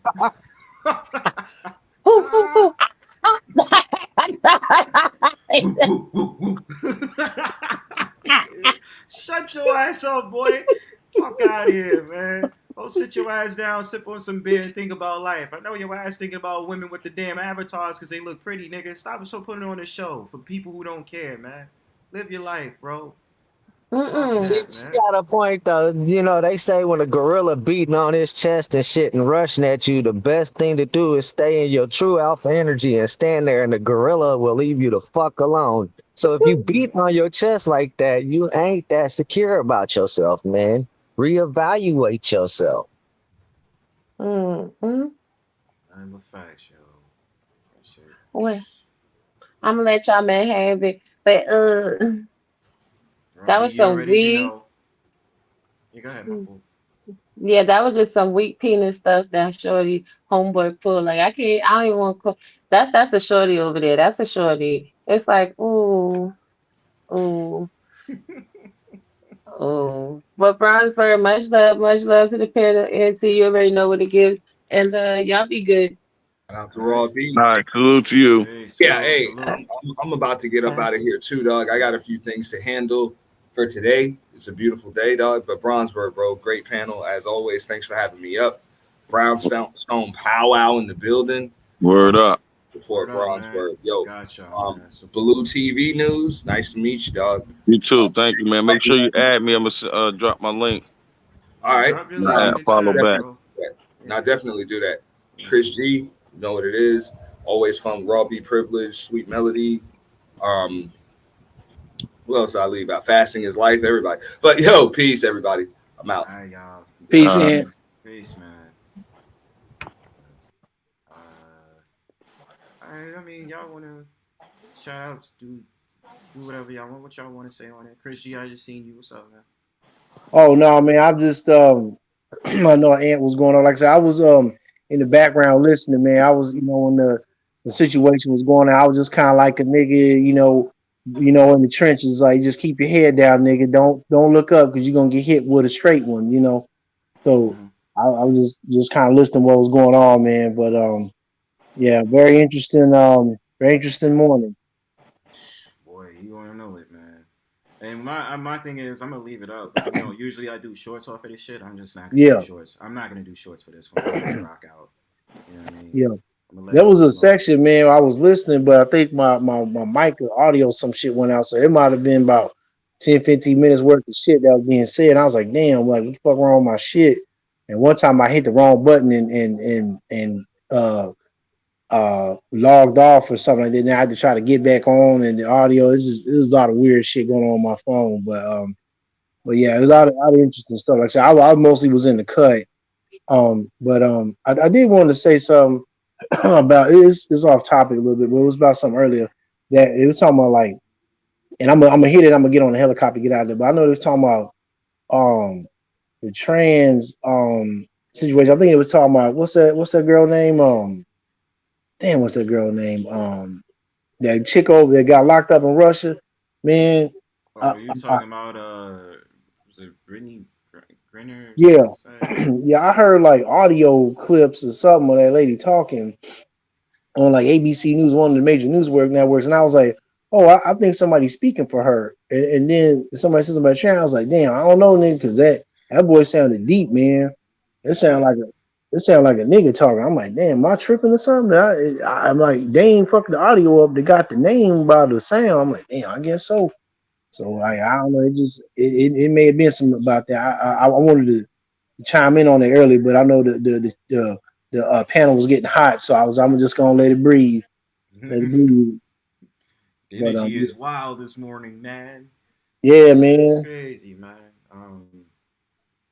Oh yeah, my bad about like the white people in the space thing. Like I was talking about like I mean like that one chick could slide through or like people could be like in the chat and shit, but it was just I get kind of like if I see somebody like white get on like the panel, like I be kind of worried. I'm like, man, don't be doing no shit, Trevor. Like I just don't be doing no weird shit, man. Like, you know, if you gonna come up there, cool, but I just kind of be on edge a little bit, man. So I know I probably um sounded like a bigot or something like that. But I just get on edge when they slide up in there, man, because I don't know what I type of get shit it. they're gonna pull.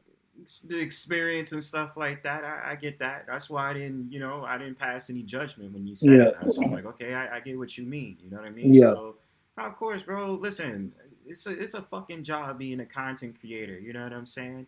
My shoes. Usually the trolls that come on, it's so-called white dudes. You know what I'm yeah. saying? I haven't had any white girls or anything come up in my shit yet or anything, but it's been them white dudes. They've been sitting up there. They'll cam up just like they did on Melody's stream Yep. yesterday and stuff like that. And then they'll sit up there and just do some homoerotic or sit up there and play some prawn on my shit. And I Yeah. have to be like, yo, that's disrespectful, man. You, Like, you I'm a know content why? creator, man. Stop being a You know, hoe. you know why people do that? Because they see us being mature, relaxing. You know what I'm saying? We communicating with each other on a different frequency, so they want to again put out different type of energy to disturb that. Mm-hmm. They just want to be disturbing. You know what I mean? You got some people just want to disturb shit. They do. And the You thing know what I about it mean? is, the thing Like about it is, man, they're trolling, but they're trolling in the most just fucking it up type of way. Whereas me, if I'm trolling, I'm just hitting your link to just cause eruption because I feel like being funny or something like that. But their way of trolling is just like, yo, that's not cool. You trying to get my channel shut down? I'm like, you know how much time and work I put into this shit, yo? I'm not only doing vids, I'm not only doing streams, I'm doing vids too, and shorts and premieres. You know what I'm saying? So imagine what that looks like on me. YouTube is like, oh, now we shutting your shit down. Then I don't even know if they shadow banning my shit. So it's like, yo, like, of course they don't see it that way because they don't know. They just see, oh, somebody's live. Let me just go over there. But makes you feel some type of way. You put in all this energy, and then YouTube say, oh, we had to shut your channel down. Like, nah, son, I'm not gonna just shut this shit down because some hoe ass motherfucker want to sit up there and be funny and play this nastiness on my shit. Nah, man, fuck y'all.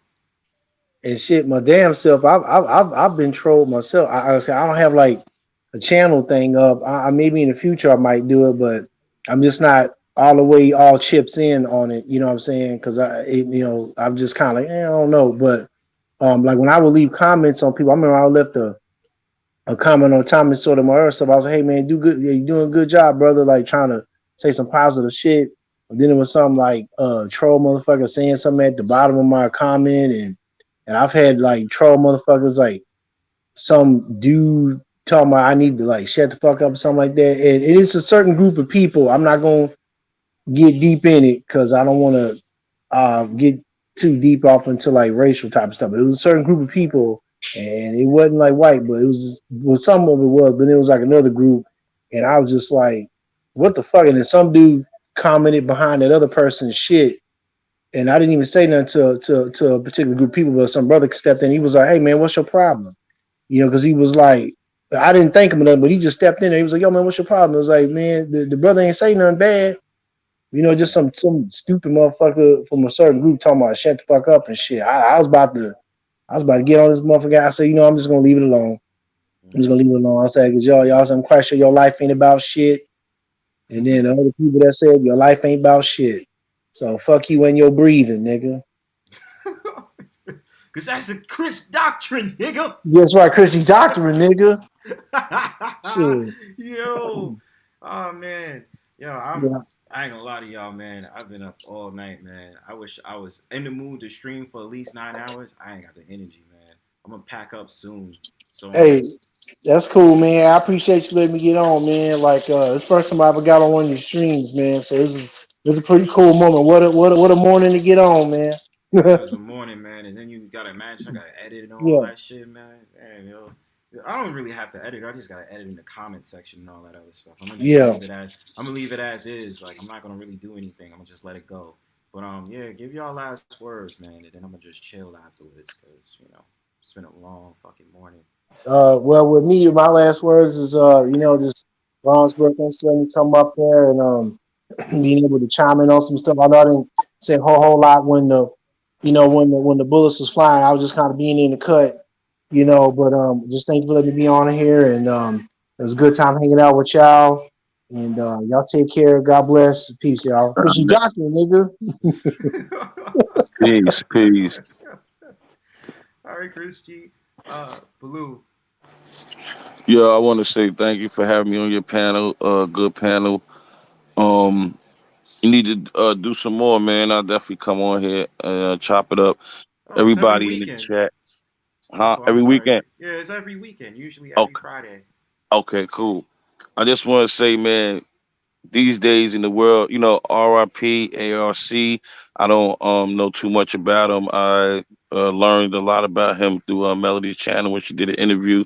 So I just want to say, rest in peace to him and his family.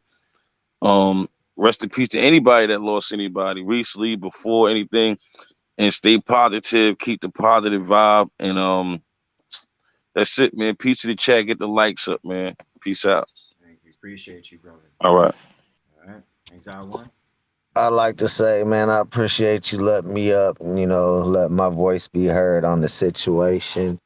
I like that you got a channel. I've been watching for about a month. It was a couple weeks ago. I finally said something in the chats, and then probably last week, me and the wife hopped up on panel. But I mean, I like how you're always pointing things in a positive direction instead of letting shit continue to descend into some BS, man. Keep doing what you're doing, bro. Appreciate you, man. Thank you, man. Come back anytime, man. Appreciate you. All right. Well, y'all didn't have me razzled up this morning. Shout outs to Sweet Melody Speaks. Thank you for allowing me to take over for the panel. You know what I'm saying? Take over and stuff like that. That's what I do sometimes, man. You know what I'm saying? So before I get on out of here, the same old usual. I like to play music before I get on out of here. You know what I'm saying? Shout outs to everybody that was in the chat. Shout outs to everybody that joined the panel today. Shout outs to everybody who listened, everybody who ghost watch. So I'm going to load on this screen. You feel what I'm saying? And I'm going to get this shit popping. So give me a second. We're going to get this shit popping and we're going to roll out in style. Make sure if you haven't subbed already, sub, because my channel is dope as fuck. Help me get to 500 subscribers so I can get over to 1,000 and shit. You know what I'm saying? Because I got this good content. Support your local content creators. We got a job out here to do. You know what I'm saying? It's not that easy. You know what I'm saying? Sometimes we get low numbers. Sometimes we get high numbers. But we keep doing what we're doing because we want to entertain y'all. So, otherwise than that, peace.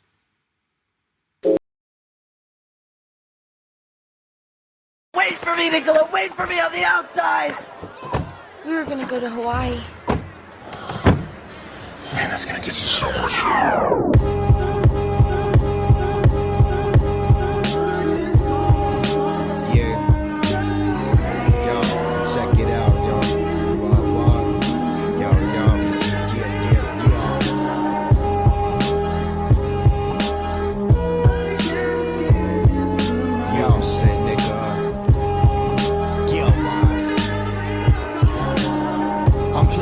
At your crib, got the see-through controller, supreme boosted quotas, mimosas. For the trophy once he had that doja rolled up. When I arrive, that's for B2 to Lola.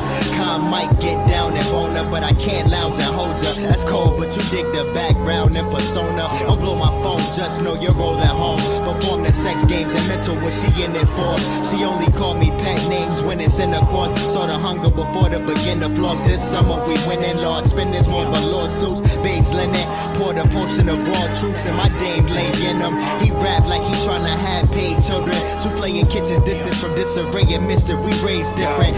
Wildflowers in the spaceship. Blaze pimp with my emo shorty with the great tips. Remember the times I hung with the dimes. Remember the times I fucked a few. Remember the times I hung with the dimes. And all the wild shit we used to do. Remember the times I hung with the dimes. Remember the times I fucked a few. Remembering the times it was on my mind, but none of them to fuck with you.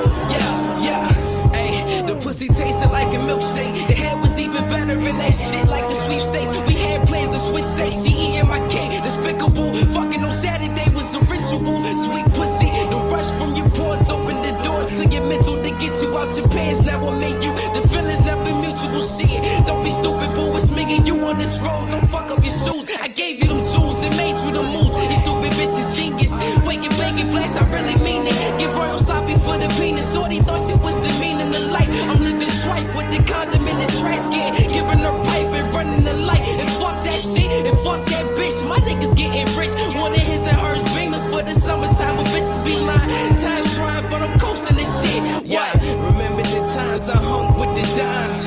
Remember the times I fucked a few. Remember the times I hung with the dimes. And all the wild shit we used to do. Remember the times I hung with the dimes. Remember the times I fucked a few.